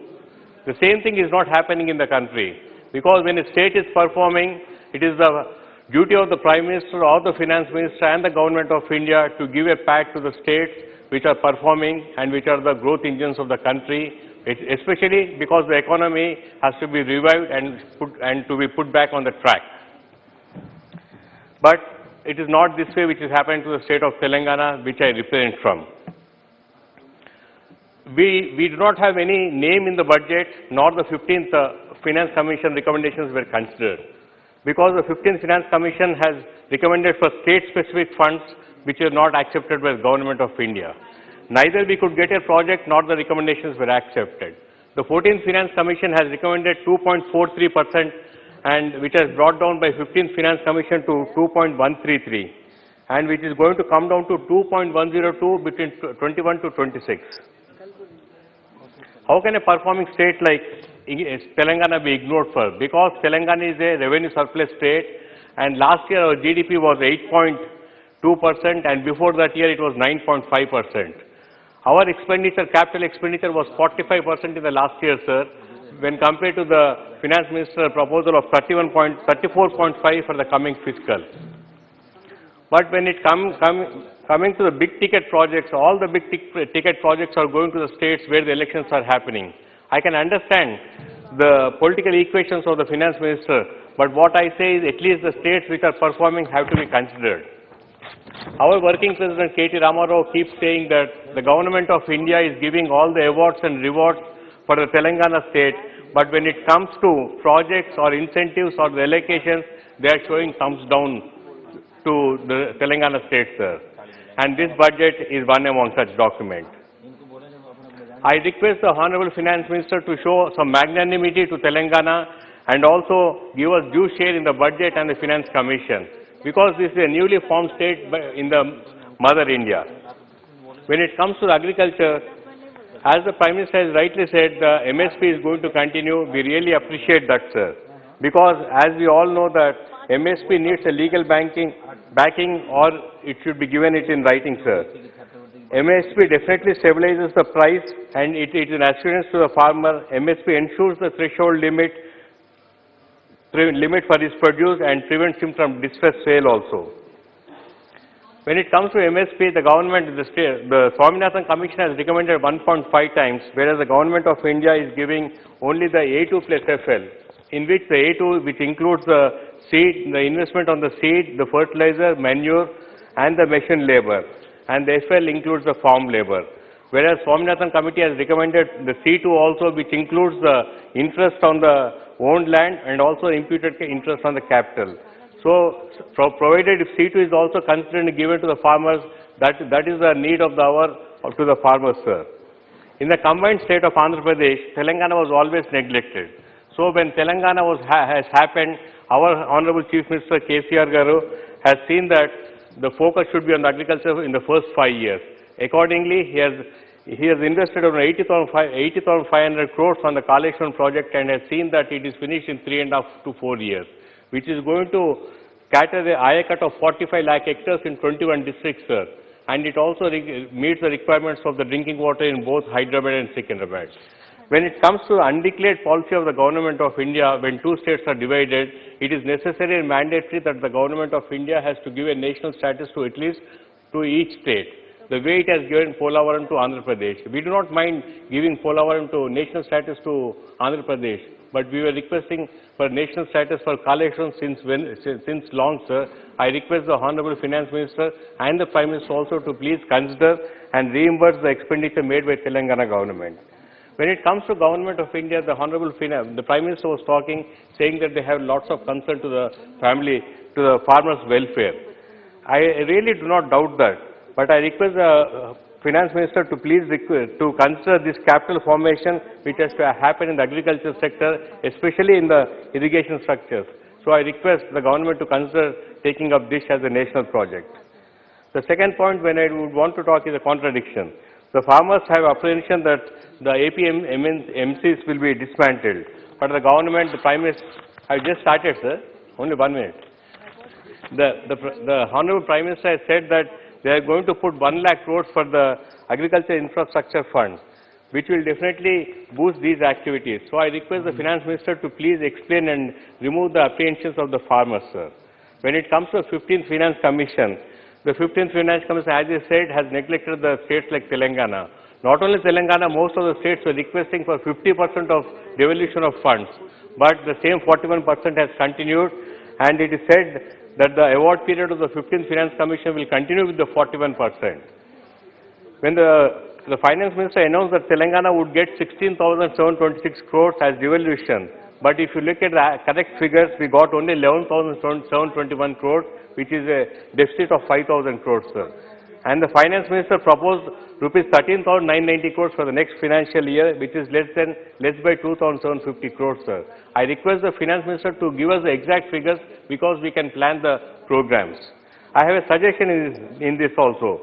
When the government of India cannot give the required allocated devolution funds, I request the Government of India to increase the FRBM limits outside the FRBM limit. I just started, sir, only two. Yeah. You have And to conclude now. we are requesting to give our share in the... May your party have another speaker. You have to conclude. We are requesting for our share in the cess and surcharges, sir. I request the Finance Minister to please consider that also. And I was told that the Finance Minister is going to consider the rationalization of the centrally sponsored schemes. I request not to consider these schemes because they are very vital for poor and downtrodden, sir. The Finance Minister has pegged the fiscal deficit at 6.8% and proposes to reduce this to 4.5% by 25-26, while the states have been permitted to have their FRBM limits at 4% with additional 0.5%, and have asked the states to reduce it to 3% in 2 years. I request the same period, amount of 5 years be given to the states also, and the anomaly in the proposed amendments be corrected. And I also request the FRBM limits to be raised to 4.5% with additional 0.5% with the reform-based conditions, sir. Please. As far as the infrastructure is concerned, there is no doubt the Finance Minister has put a lot of emphasis and pumped huge money into the infrastructure with twin objectives of pushing the growth and also provide employment. When it comes to cities like Bangalore, Chennai, Nagpur, Nashik, metro expansion was considered, but our Honorable Chief Minister was requesting for the second phase of MMTS since very long, and we have requested this extension to Shemshabad Airport and also from Lingapalli to Vikarabad. Neither of these requests were considered, sir. When it comes to my constituency, Chevella, which is a part of Rangareddy district, sir, and Hyderabad, the 15th Finance Commission has pointed out that 52% of the total revenue in the state comes from 4 districts, that is Rangareddy, Hyderabad, Medchal and Sangareddy, whereas funds were not allocated as were requested for the extension of MMTS. The Finance Minister has proposed for 3 freight corridors, sir, to give a fillip to the transportation. Telangana transports huge quantities of cement, coal, granite, fertilizers, in addition to the food grains. I request the Finance Minister to please consider 1 freight corridor. The last one, sir. The Finance Minister has announced the setting up 7 textile parks in the country. I wish to submit that Telangana has a huge potential in producing cotton, and we have a very big section in weaver community. For this, appreciating this, the government of Telangana has proposed a textile park in Warangal district in 1200 acres of land, sir, and they have allocated 1552 crores. I request the Finance Minister to please consider this facility and convert it into a mega textile park so that it can give an opportunity for the employment of 1 to 1.5 lakh people, sir. I request them to consider. And thank you. As only the railway projects in my state were not considered, sir, because Vikarabad Raichur Krishna is the dream of the people of my district of Rangareddy. This the survey, it was surveyed 4 times, sir, but this was not considered. I request the Finance Minister to please consider this line. Last page, sir. Consider this line and also to extend the MMTS from Falaknama to Shemshabad and to Miapur, sir. As far as the health is concerned, the Finance Minister has increased the health budget to 137%. I don't want to go into contesting arguments of how money given for the vaccine, drinking water and sanitation can be clubbed in this. I was told that 4 virology labs in the country, in addition to 9 biosafety labs, are going to be established. As we all know, Telangana is a hub for pharma sector, and one of the vaccine producing companies there in Hyderabad. So I request the government to please consider this virology lab here. As most of the MPs and most of the parties are requesting for MP lab, we also request the Finance Minister to please consider for the MP lab, and also the Kazipet coach factory and the Byron steel plant, which were being requested for n number of years. I request the Finance Minister to please consider. With these words, I conclude my observations on the budget and request the Honorable Finance Minister to be more pragmatic and realistic towards the people and state of Telangana. Thank you, sir. Thank you. Honorable Member, Srimati Supriya Suleji. Thank you, sir. I stand here to speak on the budget. As Professor Saugata Roy at length talks about the fiscal deficit, the way the economy has contracted. I remember since the last 4 or 5 years, continuously, every speech that he makes, which we all eagerly listen to, he's been talking about this government selling the family silver, and consistently, even before the COVID crisis happened, this new word of the V-shaped economy is something new that we have heard in this government. And plus the economy which is contracted, is actually been a huge blow, even before. So COVID really added to all the bad policies which were taken by this government. So it's very unfortunate that we are through this challenge. The whole world is going through this challenge. But India is, of course, economically suffering now because of several of these decisions taken by this government. I always try and speak on the subject. But today, with your permission, sir, I'm going to speak a little bit out of the subject because the Honorable Prime Minister talked about our party's leader today. I could have easily got up and heckled him, but from the culture that I come from and the party rules and regulations, we are not allowed to heckle. And NCP never heckles. It's not that heckling is wrong. I'm not getting into the morality of it. But I would like to put some documents and facts on the paper. Here, the Honorable Prime Minister, with high regard, even if he is a member of the BJP, is India's Prime Minister today. And when he says something on the floor of the House, we must all take it very seriously. He's talked about a letter and respected to a letter of Mr. Pawar. He's written to various state chief ministers at that time when he was the agriculture minister. I won't repeat the words which the Honorable Prime Minister has written, but I would let the 4 lines which the Honorable Prime Minister did not read is what I'm going to read. After the Honorable Prime Minister's where he stopped, it says, I may mention that the Ministry of Agriculture has circulated a draft Model APMC Rules 2007 to all the states for their guidance and adoption as appropriate. Their guidance. So that must be noticed. And I wish to draw your personal attention to this matter to considerable importance of the agriculture sector and well-being of the farmers, and request that suitable direction may be given for the necessary steps without further delays. This is what the original entire letter says. But I would, with full humility, like to bring something to notice because he used the word U-turn. So I would like to just highlight and just take 2 minutes of the U-turns of this government. So GST was brought in by Honorable Manmohan Singh ji. If please, I stand corrected that time the Gujarat Chief Minister had objected to the GST. We brought in the RTI, we brought in the food security, we as in the UPA government, the right to education, Narega, the new corporate law, the company bill, the DTC, the Aadhaar, the land acquisition. All these new bills, I do understand, change is inevitable. We all are for change. We are all. And I come from a state which is for reforms. So we are never against reforms. It's the way they are administered and done is what our objection is to. And while I read out this GST, RTI, food security, RT, Narega, all these when we got, all these were moved by the Honorable Prime Minister then, Sri Manmohan Singh ji, who was absolutely a team player. It went through the standing committee, every stakeholder was invited, feedback was taken, and only then all these laws were made. I would like to talk about a U-turn for this government. Narega, it's on record, and if they would like to place it, I would be happy to get you documents, where the present Honorable Prime Minister has not spoken as well as about he speaks on Narega today. During the COVID time, everybody who lost their jobs in the city went back to their villages, and the only savior there was Narega, and that's how thousands and thousands of families have survived. But this was a U-turn of this government. GST is a U-turn. Aadhaar, I actually do miss him here, is Sri late Anand Kumar ji. He was a friend to all of us, and unfortunately he's no more. But I still remember how strongly that time the BJP had objected. And Yashwant Sinha ji, please, I stand corrected if anybody disagrees with some of my facts, that Aadhaar was rejected by them. And today they are steering Aadhaar, they are praising GST as their program, and they are praising Narega. Now, are these U-turns or left turn, right turn, which turn? I really don't know. So, and the Honorable Prime Minister said intent versus content. Everybody has a good intent. So when they do it, it's intent and content, and when we do it, it's a U-turn. It's a little unfair, especially coming from such a high office. So I would just like to put these things on record, that these things happen, and they are always demeaning institutions. Why do they always need the ordinance route? If they really wanted to bring these laws, why could they not take this?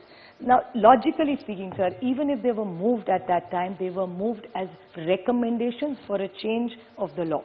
Why were the same route not followed? And if this was written to all the chief ministers, how come there was no agitation in 2004, 5, 6, and for all that decade that Mr. Pawar was the agriculture minister? I'm not here to defend. He's very capable of defending himself.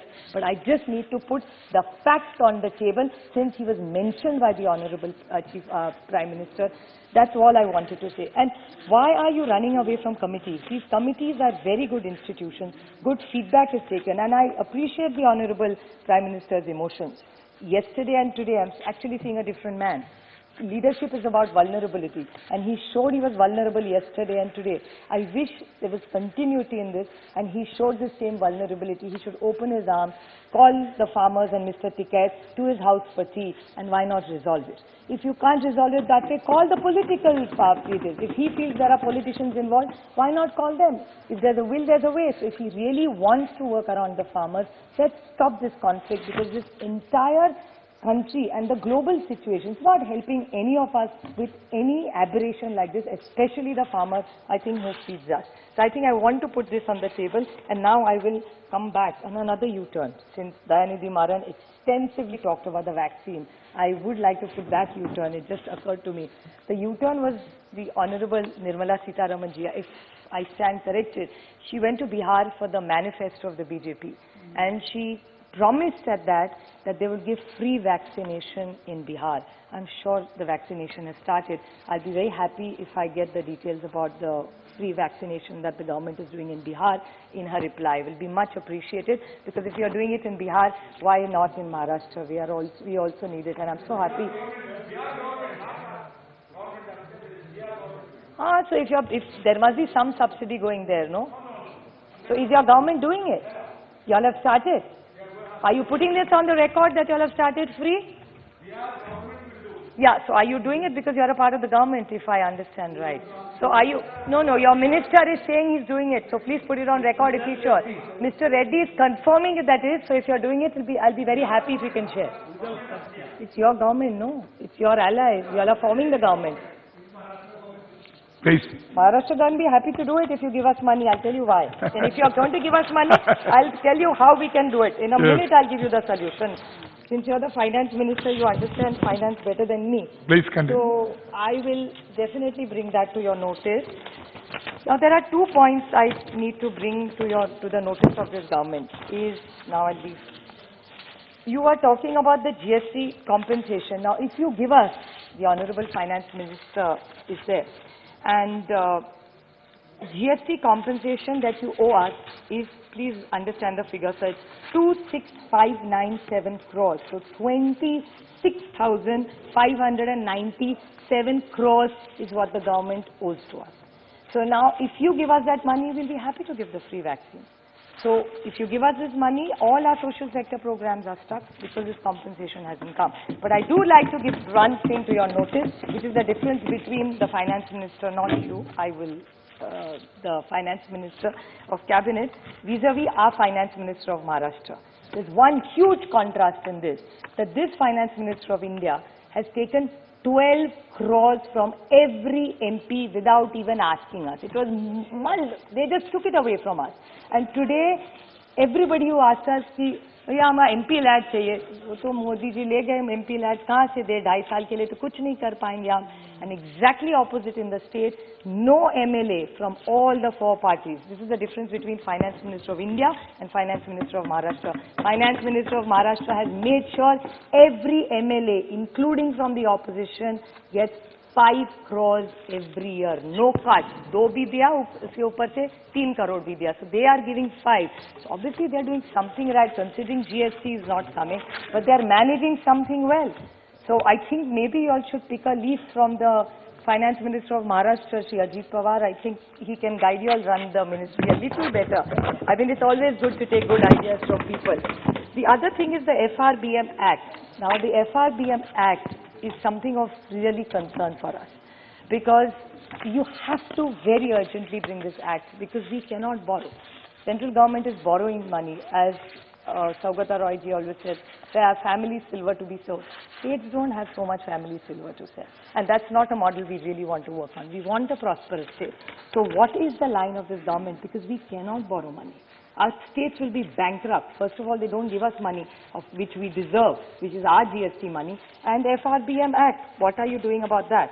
And one absolute pointed clarification I want to ask, that according to the Finance Commission, it's 42% is what is given to us, right? Now, 41 will be given to us now. So from 42, we are come down. Now, my question to you is, because I came across it in some of my reading, because I'm not a finance expert.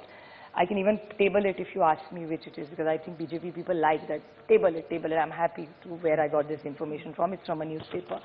And they had analyzed the entire budget, and they said the defense budget is included. So does that mean the states are going to pay also for the defense? Then we will come down to 30 or 35%. So if you could kindly clarify. I'm not a finance expert, so maybe you could clarify to us. So you will not give us a GST money. This FRBM Act, so we cannot borrow, and we have to pay for the defense of this country. Then what are the states left with? And this is what you talk about cooperative federalism. Is this where we really stand? Is this how the states are going to work? Or is there a Raja game plan where the states will be so weak that they'll be completely dependent on you? So I really don't know what this government is thinking about. Want to say something? So I really need to know what it is. Another U-turn of this government is the PMC bank issue. Now the PMC bank issue, you got a Banking Regulation Act. And I remember, I quote the Honorable Finance Minister, she promised me on the floor of this House that she will head the PMC bank, and that's why she has got this regulation, just to help PMC banks. Nothing has happened about it. They've got two banks which they are helping, but PMC bank, which is very unfair. These are poor people struggling. This is their own hard-earned money, and this government is doing nothing, and I'm putting it on the record that they have got this change in this law, but they've done nothing for it. So this is another U-turn for them. About non-performing assets, jobs. Every time, which I think Arvind Savantji extensively talked about, IBC, what have you achieved by it? Even in my speech that time I had said, liquidation is not the solution, resolution. Let's try and make them run better. Get professional help and run them effectively. So this is another thing which I need a clarification, because according to the minister's reply in Lok Sabha, it says 55% of the money is not recovered and given as a haircut to NPA banks. How much money through this has got? It's lost. So I don't know why are you going constantly by this liquidation route. Mudra loans. Now Mudra loans, there is so much mixed reactions. I really don't know what the truth this government is saying. They were for 1920, 2021, there's no data available. Whatever questions were asked were only up to 19. So why is no data coming after that? Non-utilization of cess revenue, another way to ill-treat the states. You collect all the cess, nothing comes to us. Now there's a new agriculture cess. That also won't come to us. So, and the CAG has not flattered this government at all about the cess that is collected. Lakhs, let me give you the exact number. It's a question to Anurag Thakurji by Ms. Ramya Haridas, in which he has said that the entire cess is not even spent. And the CAG report says that whatever monies have come, according to the CAG, more than just 2 minutes, last 2 minutes. Please come. More than rupees 2.18 lakh crores collected by central government assessed for specific purposes as education, sanitation, infrastructure has either not fully been transferred to the dedicated fund or remains unutilized. This is what the CAG is saying. So I think you owe it to the states. You don't even give it to the states. You also don't use it. So where is the money going? There is absolutely, you talk about transparency, and the Honorable Prime Minister talked about it. Talking about health, or you talked about health. Yesterday, Prakash Zavadekar, I think Tejasvi Surya is in the House. It was his question that he asked. And Honorable Prakash Zavadekar ji answered, and he said, oh, it's a continuous process. Monies will keep coming. There's nothing in the budget. And he said 600 crores is more than enough for students' education, online education. How much money really went, even to J&K? There was no 4G available, so how did the kids study? So 600 crores is clearly not enough.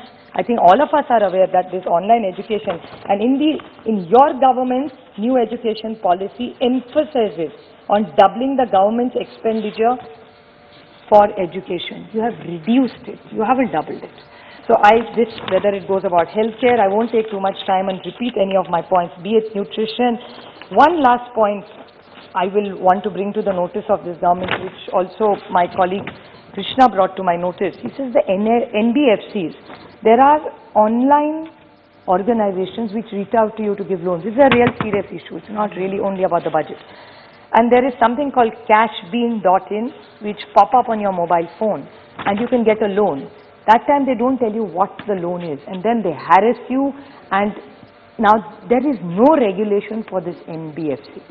So what is this government going to do about this? And these pop-ups are going to come, repayments, and they have the company size. I am not concerned about what the name of the company. There may be many companies. It's not a personal thing at all. But doesn't the RBI regulate this? And the company size has become 1,300 crores in 1 year. It's unheard of. I don't see anybody growing at this rate except the pharmaceuticals in the last 1 year. So I request the Honorable Finance Minister to look into these NBFCs which are coming. Sir, it's a challenging year, I do understand. And I do understand the Finance Minister has had his own challenges with COVID. They are trying to make it as positive and happy as it is, but the situation on the ground is exceptionally grim. Be it the farmers' issue, be it the unemployment. I urge this government to get its act together, put in the right policies in place, take all political parties in confidence, and I'm sure we can lead this nation to being one of the most robust growth nations in this country, in the world. Thank you. Thank you. Honorable Member Shri Tejasvi Surya. Thank you, Speaker Sir, for this opportunity to speak in support of the Union Budget. Sir, the first budget of this decade may well go down in history as the budget which finally puts India into a double-digit growth trajectory. This will be remembered as a budget which will lay the foundations of a new India, which, unshackled and bound, will go on to create prosperity for 1 billion Indians. Sir, this budget makes the highest allocation ever made in the history of independent India towards infrastructure development and capital asset creation. The budget promises to create the 21st century infrastructure needed for New India. This budget has made the highest allocation ever to the health and well-being of Indians. New India will not only be the youngest nation of the world, but this budget promises to make it the healthiest nation as well. Sir, this budget has also increased funds to buy new equipment and aid the military's modernization by a whopping 19%, the highest capital outlay for for defense modernization in the last 15 years. This new India budget promises to make our armed men and women more efficient and capable. So the push for digital payments, digital census, hydrogen fuel research, support to the National Research Foundation, space exploration, and such other measures in this budget will make New India a leader in frontier technologies and future ready. Most importantly, sir, all of this is achieved in this budget without increasing any direct tax to any Indian taxpayer. For this reason alone, the Honorable Prime Minister and the Finance Minister must be congratulated. Sir, many commentators of the political economy have often commented that good economics makes for bad politics. We have heard this quite often. But this time around, Prime Minister and the Finance Minister have shown that good intentioned politics ought to make good economics. Sir, this budget was presented in truly extraordinary times. A once-in-a-century pandemic tested the resilience of our human spirit, the strength of our institutions, and the conviction of our leadership. It's a tribute to the inherent vitality of this ancient civilization that despite these tall challenges, we have emerged only stronger. Sir, the way our country has handled the COVID pandemic is a testimony to the character, the strength of the character of 1 billion Indians. However, like always, many friends both inside as well as outside the country did not believe in India's capacity. Like always, they did not hide their contempt as well. A cursory look at some of the headlines from a few prominent publications is revealing, sir.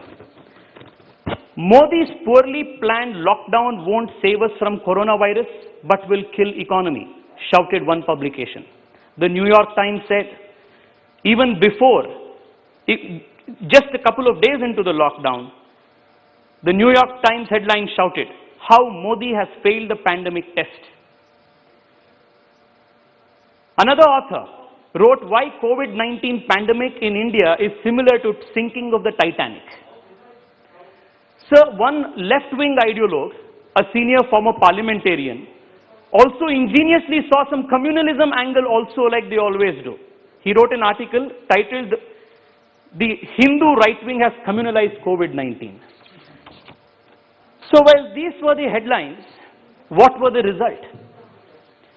Sir, today, the Indian model of handling COVID-19 is considered to be one of the best models in the world. Let me just state a few numbers which will demonstrate this. Sir, India today has the lowest death per million population in the top 25 countries with the maximum number of cases. India is amongst the lowest countries, having the lowest case fatality rate of 1.4% compared to the global CFR of 2.1%. Sir, India today is the second highest, is the country with to have conducted the second highest number of tests of more than 20 crore 25 lakh. Even as wealthier countries, sir, like Netherlands, is even today struggling to convince its people to abide by lockdown rules, India prevented more than 35 lakh additional infections and more than 1 lakh deaths because of successful and timely implementation of the lockdown. Sir, India's economic stimulus value in dollar terms given during the lockdown, amounting to about 13% of our GDP, is more than the collective GDP, is more than GDP of about 149 countries. From wholly dependent on PPE and N95 mask imports to building capacity to not only service a domestic demand but to export it in a matter of 3 months is no mean feat. The only country to have done this today is India. So we have the distinction of repatriating the largest number of our stranded citizens from the highest number of countries during the global lockdown. So one of the few countries that have indigenously developed and manufactured COVID vaccine is India. Sir, countries manufacturing the largest number of vaccines as we speak, earning the goodwill as the vaccine capital of the world. So we have distributed vaccines, supplied vaccines to 15 countries, from Burma to Barbados, and 25 more countries are in queue at different levels. Sir, we are also the fastest country in the world to reach the 4 million COVID vaccine mark, an incredible feat in a country as diverse and as vast as ours. Sir, at this time, I also want to congratulate the Finance Minister for giving 35,000 crores towards vaccine distribution, towards vaccine development in this budget. Sir, in the course of the remarks, Dayanidhi Maranji very sarcastically expressed doubts on the credibility of the vaccine. He asked, why is the Prime Minister not the first person to take the vaccine? Sir, perhaps if this was old India, the politicians would have been the first people to take the vaccine, sir. This is the new India where the frontline workers, our doctors, our Safai Karamcharis, these people are being given importance, sir. So perhaps if this was old India, maybe the family of Dayanidhi Maranji, his grandmother, grandfather, Stalinji, Udaynidhiji, all of them, maybe they would be the first people to take vaccines, sir. This is new India. Therefore, we are not allowing politicians to take any privileges out of turn. The ones who are fighting for this country, the ones who are frontline workers, they will be prioritized in giving the vaccine, sir. Sir, at the same time, sir, I would also want to say, sir, a big question that needs to be answered today, sir. Sir, even in the face of such difficult challenges, if a country has shown the kind of strength, resilience to stand up to these challenges, if we are so blessed with such immense natural and human resources, so what kept the country so spectacularly poor for so long? Why did India, rather how did India manage to remain so poor for so long? So the answer to this question is very simple. India did not remain poor by chance. India remained poor by choice. So India did not remain poor by default. We remain poor by design. We remain poor by policy. Sir, the most potent condemnation of this ingenuity of our erstwhile policymakers, of deliberately perpetuating poverty as a state policy, comes from the most eminent lawyer, Nani Palkhiwala. Sir, speaking in 1990 on the occasion of India's 43rd independence year, he remarked, and I quote, "The Economist rightly remarked in January 1987 that socialism as practiced in India had been a fraud. Our brand of socialism did not result in transfer of wealth from the rich to the poor, but only from the honest rich to the dishonest rich. We built up state-owned enterprises called the public sector in India. The sleeping sickness of socialism is now universally acknowledged, but not officially in India. No fewer than 231 public sector enterprises are run by the union government and 636 by the state governments. These public sector enterprises are the black holes, the money guzzlers, and they have been extracting an exorbitant price for India's doctrinaire socialism. There is a tidal wave of privatization sweeping across the world from Bangladesh to Brazil, but it has turned aside in its course and passed India by. The most persistent tendency in India has been to have too much government and too little administration, too many laws and too little justice, too many public servants and too little public service, too many controls but too little welfare. Every segment of the people's enterprise is festooned with red tape. From the very first decade of the Republic, the steel claws of the license permit quota Raj were laid upon the national economy, and even today their grip continues with insignificant relaxation. Sir, the quote ends here. So the one-point focus of our Prime Minister from the first minute in office has been to reverse this perverse ideology of perpetuating and distributing poverty and ushering in growth and prosperity for all Indians. Towards that end, sir, this government has embarked on a root and branch reform, transformation of India's political economy. From sanitation to space exploration, from coal to new generation fuels, from agriculture to artificial intelligence, from soil to oil, employment to education, solar energy to diesel deregulation, aviation to railways, the Modi government has positively transformed every aspect of India's life. Sir, our government, even in this budget, has continued the pace of reforms in a very furious manner towards the larger ideal, the larger promise of the Prime Minister of maximum governance and maximum governance and minimum government. Sir, even traditionally, India had always frowned upon the practice of government being in business. The popular Hindi idiom, Raja Vyapari to Praja Bhikari, was a clear indication. This budget, sir, for the first time, uses the word privatization, is unapologetic about the fast-paced disinvestment and asset monetization. It was high time, sir, that our government stopped the disastrous socialist practice of putting good taxpayer money into badly run government businesses. Sir, this country, especially the young generation of Indians that I so proudly represent here, sir, is extremely grateful to our Prime Minister for stopping this very wrong practice and charting a new economic course of prosperity for this country, sir. We needed this badly. We should have done this 70 years ago. We are belated, but this Prime Minister has achieved this for us. Sir, a lot of talk has been going on family silver.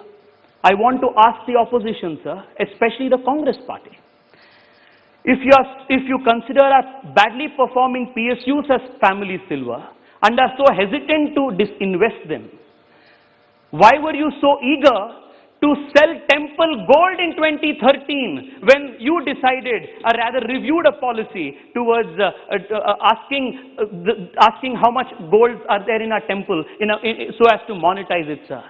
Sir, even our most vile opponents cannot accuse our government on going slow on reforms. So this is a government that gets things done. This is the most reformist government in the history of India. A small example of the reforms. I'm not giving an exhaustive list. Sir, deregulation of diesel was a long pending reform. We did it. Commercial coal mining reform pending from the 17th, done. FDI in defense, long pending, done. FDI in insurance, long pending, done. Real estate sector reforms pending from 2 decades, done. IBC code pending from 1 decade, completed and done. GST, the biggest tax reform of independent India, done. Labor reforms pending from 4 decades, done. Review of the code on wages pending from 4 decades, done. FDI in railway operations pending from God knows how long, done. Corporate tax rate, making India one of the most competitive destinations in the world, done. Faceless assessments, faceless appellate tribunals, pre-filled returns, all making the life of a taxpayer easy, done. Recapitalizing our public sector banks, done. Reforming our public sector bank administration is done. Forming global scale public sector banks, done. Change in definition of MSMEs, enabling them to grow and get more capital, pending from more than 2 decades, done. Lowering the tax rate, increasing the tax base, done. National education policy, pending from last 4 decades, done. Sir, this is a government that gets things done. Our Prime Minister is therefore known as the man who gets things done. Sir, therefore the common Indian says, Modi hai to mumkin hai. That's the strength of this government, sir. Sir, what has all these reforms achieved for the country? Sir, India has improved its ease of doing business ranking by 79 positions in the last 5 years. In the recent World Bank Ease of Doing Business report, the country jumped to 63rd position among 190 nations. India also figured among the top 10 performers on the list for the 3rd time in a row. I would want to rather pause a moment here and ask, sir, these ease of doing business, these jumps in this, the growth of the GDP, double-digit trajectory, reforms, what does all of this mean to a common poor Indian unless it gives him 2 square meals a day and raises his standard of living? What have these reforms achieved in that regard? Sir, as a result of all of these reforms, the size of the economic pie has increased and has empowered the government to lift a large number of people out of poverty. Sir, it gives me immense joy and pride today, sir, to stand here and say that under Prime Minister Narendra Modi, India has lifted the highest number of Indians out of poverty in the shortest period of time. And as a result of this, from 2019 onwards, India is no longer the country having the most number of poor people, sir. I want to tell my Congress friends, remind them, this is how Garibi Hatao is done, not by sloganeering, through dedicated perseverance and hard work. We have lifted, sir, I would repeat again, we have lifted, sir, the highest number of poor people in India out of poverty in the shortest period of time. For this reason, Narendra Modi is considered the messiah of the poor people in India. Sir, for a long time, inane and meaningless debates have gone on in this country for a very long time, sir, on pitching growth against distribution, what should be the right economic ideology. Sir, pro-welfare in microeconomics and pro-market in macroeconomics. This has been the hallmark of Narendra Modi's style of economy. A third way, a unique model of economic development that the world is very keen to follow. Sir, while we are here, I would also want to dwell a couple of minutes on how difficult pushing all of these reforms have been. Take the farmer reforms, for example, sir. So from the time I have been in school, and people of my generation, all of us have read in our textbooks, sir, that the Indian farmer is subject to the vagaries of monsoon, they're exploited by bloodthirsty money lenders, that they have very little small land holdings. My elder brother studied it, I studied it, and my younger cousin is also studying it today. Neither did the fate of the farmer nor the textbook material both change in the last so many years. Sir, in the name of the farmer, however, lot of self-styled farmer leaders enriched themselves while the farmer was in a perpetual vicious cycle of debt, poverty, loan, and the only escape route out of it was suicide. This was to the brink this was the desperate situation to which we had pushed the farmers of this country. Sir, like the term secularism, protecting farmers' interests is one of the most abused words in this country, sir, which has stalled all progressive farm reforms which would have otherwise benefited the farmer. Sir, what has been the political shortcut for farmer welfare? To announce loan waivers once in 5 years during elections and forget about the farmer for the next 5 years until the next elections. This has been the exact practice. But we are a government that is neither irresponsible nor believes in taking shortcuts. Sir, while the opposition invested in protests, we invested in the Indian farmer. While they were busy running that India is intolerant, we issued 22.41 crore soil health cards to our farmers. While the opposition was preoccupied in Shaheen Bagh, we built 10.75 crore toilets for the poor of India in villages from 2014, sir. While the opposition was lost in the Tukde protests in JNU and AMU, we ensured that no person in the country, no villager in the country, no farmer in the country will remain in dark, and we ensured 100% electrification of India's villages.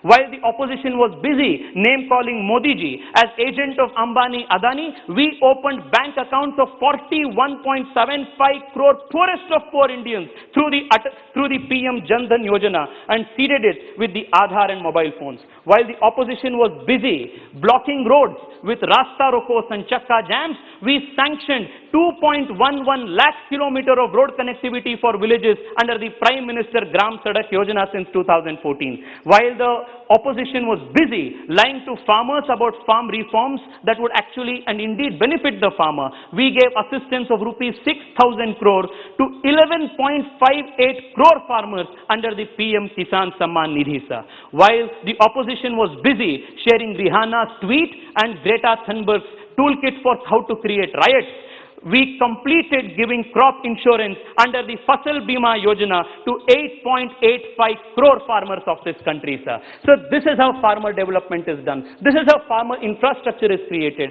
And this is how the trust of farmers is earned.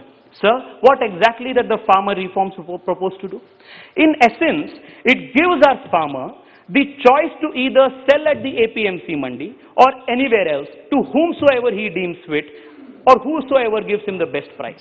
It neither removes the APMC nor compels the farmer to a particular entity. What can possibly wrong in giving our farmers choice? Sir, I wanted to ask Rahul ji. Of course, he does not have the habit of attending Parliament, sir, but through you, I want to make this request. Sir, I want to ask Rahul ji. While Rahul ji must have the choice to contest from Wayanad in Kerala, because he thought that he had better chances of winning from Kerala than in his home constituency of Amethi. Why should the farmer in Amethi why should the farmer of Amethi not have a choice to sell in Kerala if he thinks that he gets better choice, better price? Sir, this giving of choice, this empowering the farmer, Indian farmer with choice to sell where he wants cannot be in any measure deemed to be anti-farmer, sir. Sir, this budget rightly focuses on agricultural infrastructure. Just I want to correct it. Rahulji is regularly attending the Parliament session.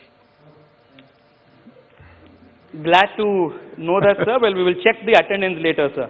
This budget focuses on agricultural infrastructure, agricultural development cess, which is going to be used for development of this infrastructure. Sir, there are two other important areas that this budget has highlighted upon. Sir, this budget promises to create the 21st century infrastructure for India, the highest ever capital expenditure made in any budget till now. Sir, my government, under the Prime Minister, has built 1/3 of all national highways in India in just the last 6 years. How the space at which we have been building infrastructure, sir, is unprecedented. The outlay for the Ministry of Road Transport is enhanced in this budget to rupees 1.18 lakh crore, sir. In the same way, sir, I want to congratulate Railways. The Honorable Minister for Railways is here, sir. Under his leadership, India has achieved a 371% increase of electrification while compared to UPA, sir. 371% increase of electrification compared to the UPA years. Sir, by 2024, all of Indian railways will be set to be 100% electrified, leading to fuel savings of about 14,500 crore per annum. Sir, our trains have become faster, safer, and more punctual under the Prime Minister's leadership. The National Rail Plan for India 2030, projected in the budget, supported in the budget, will bring our trains on par with the best in the world. Sir, this budget has also stressed and given importance to creating urban metro rail. So I come from an urban constituency and know how important urban infrastructure, transport infrastructure is. Sir, as a country, traditionally we have grossly underinvested in creation of urban infrastructure. One point on this while we are here, sir. While the London Underground was started in 1863, the New York subway was started in 1904, the Moscow metro began its operations in 1935. We were irresponsibly and cruelly late, sir, by almost 100 to 70 years.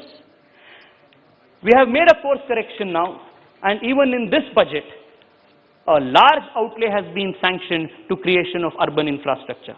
I thank personally, sir, the Honorable Finance Minister for sanctioning rupees 15,000 crores to Bengaluru Metro Airport line, starting from my constituency in Silk Board to the metro, sir. Any Bangalorean will know what a difficult journey it is to reach the airport, sir. The metro line will definitely help us in that regard.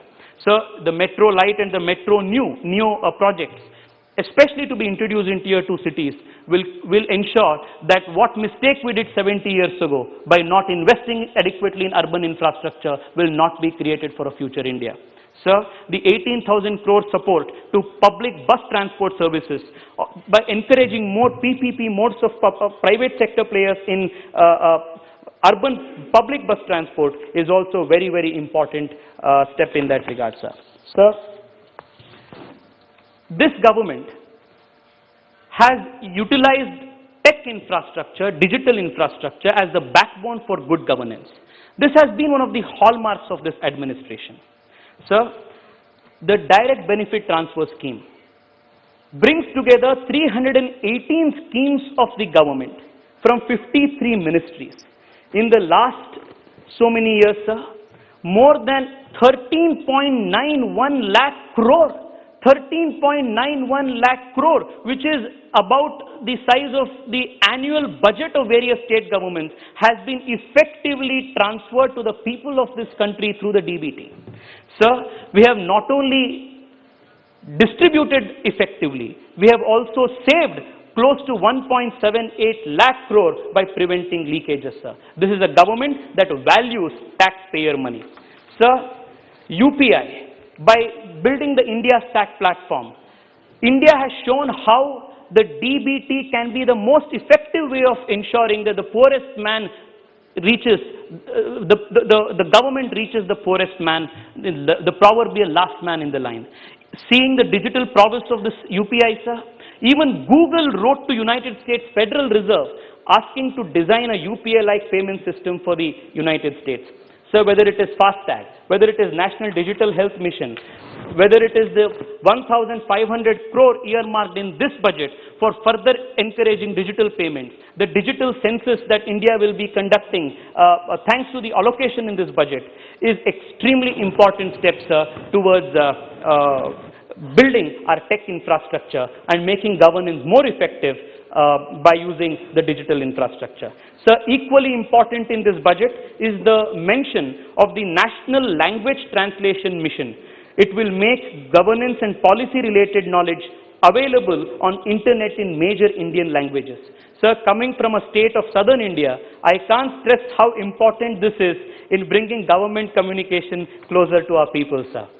Sir, the other very important structural reform, using a digital platform that has been proposed in this budget, which will have wide-ranging ramifications on a rural economy, is the Swamitwa project aimed at digitizing rural land records. Sir, this scheme will provide digital property cards to our rural citizens. This will go a long way in helping them financializing their assets as well as reducing chances of disputes and distress. So the Peruvian economist Hernando de Soto, in his celebrated work, The Mystery of Capital, states that developing nations must recognize and protect the property that poor people have created, but which is currently of uncertain legal validity, and thus is of little use in securing the loans necessary to invest in personal or business development. Giving them proper legal titles will mobilize the entrepreneurial vigor and the hidden wealth of the poor. Sir, seen in this light, the reforms under the Swamitva Yojana, by giving digital recognition of property titles, will play a very, very important role, sir. Sir, just one very important issue before I conclude, sir. I come from the startup capital of the country, Bengaluru, and this budget has given adequate stress and thrust to the startups of the country. Sir, from abolishing and resolving the issue of angel tax, to setting up of commercial courts, to enabling direct listing of Indian companies on foreign exchange, or the Startup India program, the Prime Minister has supported Indian startups. Sir, the budget this time mentions that one-person companies will operate without restrictions. This is going to create a great amount of jobs by enabling more young people to incorporate companies easily, test their business ideas, scale them up, and employ more people. Sir, the National Research Foundation has been allocated 50,000 crore rupees, sir.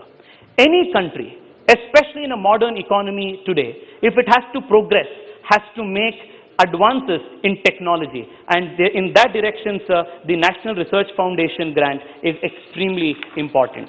Sir, this budget is futuristic also because this budget speaks of and gives support to green energy, sustainable growth, and energy security.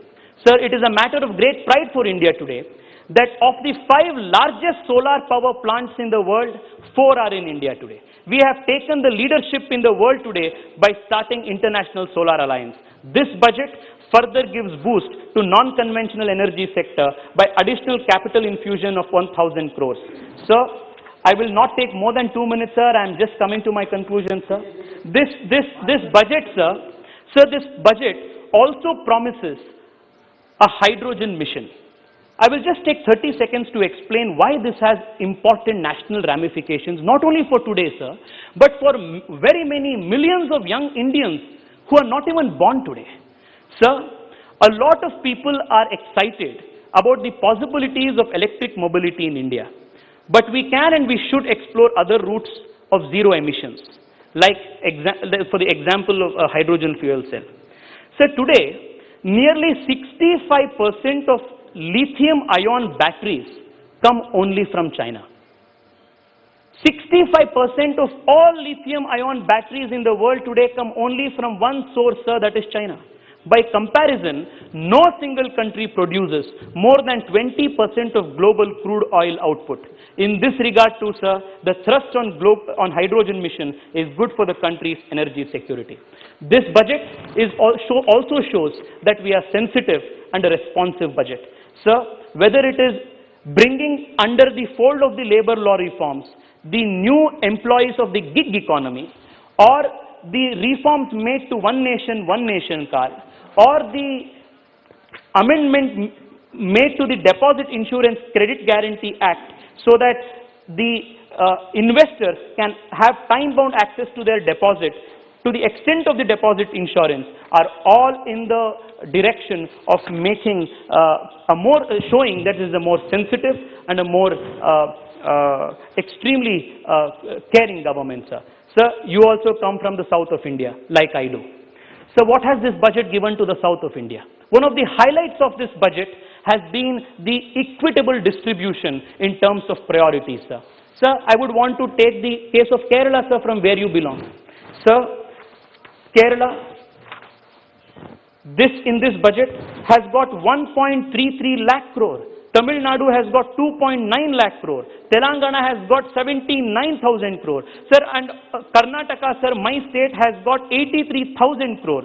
Sorry, 1.76 lakh crore. So all of these states have got the highest allocation of budget compared to any of the previous budgets, sir.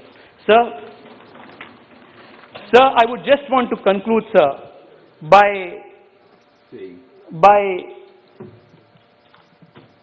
understanding the importance of the Atmanirbhar Bharat.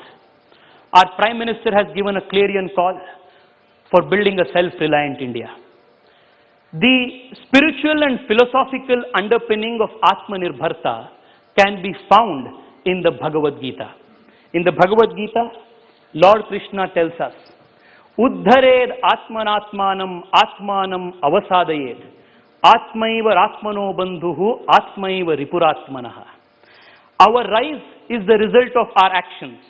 Our fall is the result of our actions. We are our own friend. We are our own enemy. We are the makers of our own destiny, sir. Sir, together, let us build a prosperous India and let us make a self-reliant India, which is the hallmark of India's new generation. I once again thank the Honorable Finance Minister and our dynamic Prime Minister for this forward-looking, futuristic budget, which will secure the future of new India. Thank you so much, sir. Thank you, Tej. Next, Honorable Member C.M. Arif. Thank you speaker sir. Lok Sabha में इस वक्त budget पर चर्चा चल रही है। Budget पर चर्चा आज लोकसभा के कामकाज के करीब सेकंड हाफ में शुरू हुई और इसे कांग्रेस के सांसद डॉक्टर शशि थरूर ने शुरू किया और उन्होंने सरकार पर कॉरपोरेट घरानों की मित्र होने का आरोप लगाते हुए बजट की आलोचना की। बीजेपी की तरफ से सांसद मीनाक्षी लेखी ने सरकार के पक्ष में बहुत सारे तर्क रखे, बहुत सारी चीज़ें समझाई और काफ़ी देर तक अपनी बात कहती रहीं। अभी बेंगलोर से बीजेपी के युवा सांसद तेजस्वी सूर्या सरकार की शान में कसीदे काट रहे थे, बहुत सारे फैक्ट्स लेकर के आए थे, बहुत सारा डेटा लेकर के आए थे और अपनी बात रख रहे थे। तमाम अन्य दलों के सांसद भी बजट पर अभी तक अपनी बात रख चुके हैं। आज भी देर रात तक चर्चा होनी है बजट पर। इसके पहले आज दिन में राष्ट्रपति के अभिभाषण पर धन्यवाद प्रस्ताव पर प्रधानमंत्री नरेंद्र मोदी ने जो चर्चा हुई उसका जवाब दिया और प्रधानमंत्री ने किसानों के आंदोलन से लेकर के देश प्रगति के रास्ते पर कैसे जाएगा, कोरोना काल में देश ने कैसे पूरी दुनिया को दिखाया कि उनकी जो आशंका थी भारत के प्रति वो निर्मूल साबित हुई है, कैसे भारत 130 करोड़ लोगों की मदद से कोरोना जैसी महामारी से करीब करीब बाहर निकल चुका है, सबसे कम नुकसान हुआ है। उन्होंने आत्मनिर्भर भारत का भी हवाला दिया। प्रधानमंत्री के भाषण के दौरान कांग्रेस के सांसदों ने नारेबाजी भी की, टोका टाकी भी की। खासकर कांग्रेस के नेता लोकसभा अध्यक्ष नरेंद्र चौधरी ने कई दफे प्रधानमंत्री को टोका, जिस पर थोड़ा सा हंसी चुहल भी हुई, लेकिन बाद में मामला गंभीर हो गया और अंततः कांग्रेस ने वॉकआउट कर दिया। आपको बता दें कि जब बजट सत्र की शुरुआत थी तो पहले दिन राष्ट्रपति के दोनों सदनों के संयुक्त अभिभाषण का भी विपक्ष ने बहिष्कार किया था, जिसमें कांग्रेस प्रमुख थी। आज भी कांग्रेस ने प्रधानमंत्री के राष्ट्रपति के अभिभाषण पर धन्यवाद प्रस्ताव पर जो जवाब था उसका बहिष्कार किया, वॉकआउट कर गए। प्रधानमंत्री ने अपने भाषण में करीब करीब 2 घंटे तक देश के लोगों को बताया सदन के माध्यम से कि कोरोना पर क्या स्ट्रैटेजी रही, युवाओं के लिए कैसे रोजगार नए पैदा करने की तैयारी है, इंफ्रास्ट्रक्चर को लेकर के सरकार की सोच क्या है। किसानों पर प्रधानमंत्री बहुत देर तक बोले और आंदोलनजीवी तो वो पहले ही बता चुके थे। आज उन्होंने एक नई प्रजाति की भी घोषणा कर दी कि कैसे आंदोलनजीवी दरअसल किसानों के पवित्र आंदोलन को अपवित्र कर रहे हैं। प्रधानमंत्री के भाषण के बाद बहुत सारी चीज़ें क्लियर हुई हैं। उन्होंने एक बार फिर किसानों से अपील की है कि आइए टेबल पर बैठिए, बात करके मामले को सुलझाते हैं। कानूनों में ऐसा कुछ नहीं है जो बाध्यकारी है, कानून नए नहीं, सब कुछ पुराना है, बस खाली नया इतना है कि हमने किसानों को ऑप्शन दे दिया है कि वो बाजार में जा सकते हैं, अपनी मर्जी का बाजार चुन सकते हैं। किसानों का सम्मान आदर करती है सरकार, प्रधानमंत्री ने बार बार कहा और ये भी कहा कि उनकी सरकार के मंत्री किसानों से कई दफ़े बातचीत कर चुके हैं और आगे भी बातचीत के रास्ते खुले हुए हैं। बातचीत के माध्यम से क्या किसानों का मामला हल होगा, ये देखना बड़ा रुचिकर होगा। अभी आज के लिए दीजिए इजाज़त, कल हम फिर हाजिर होंगे और आपको बताएंगे कि लोकसभा की प्रोडक्टिविटी कितनी रही, क्या क्या काम हुआ, किन सांसदों ने सवाल किए, कितने सवाल किए और कौन से सांसद सवाल पूछने के मामले में सबसे आगे रहे। आप देखते रहिए पार्लियामेंट्री बिजनेस। नमस्कार।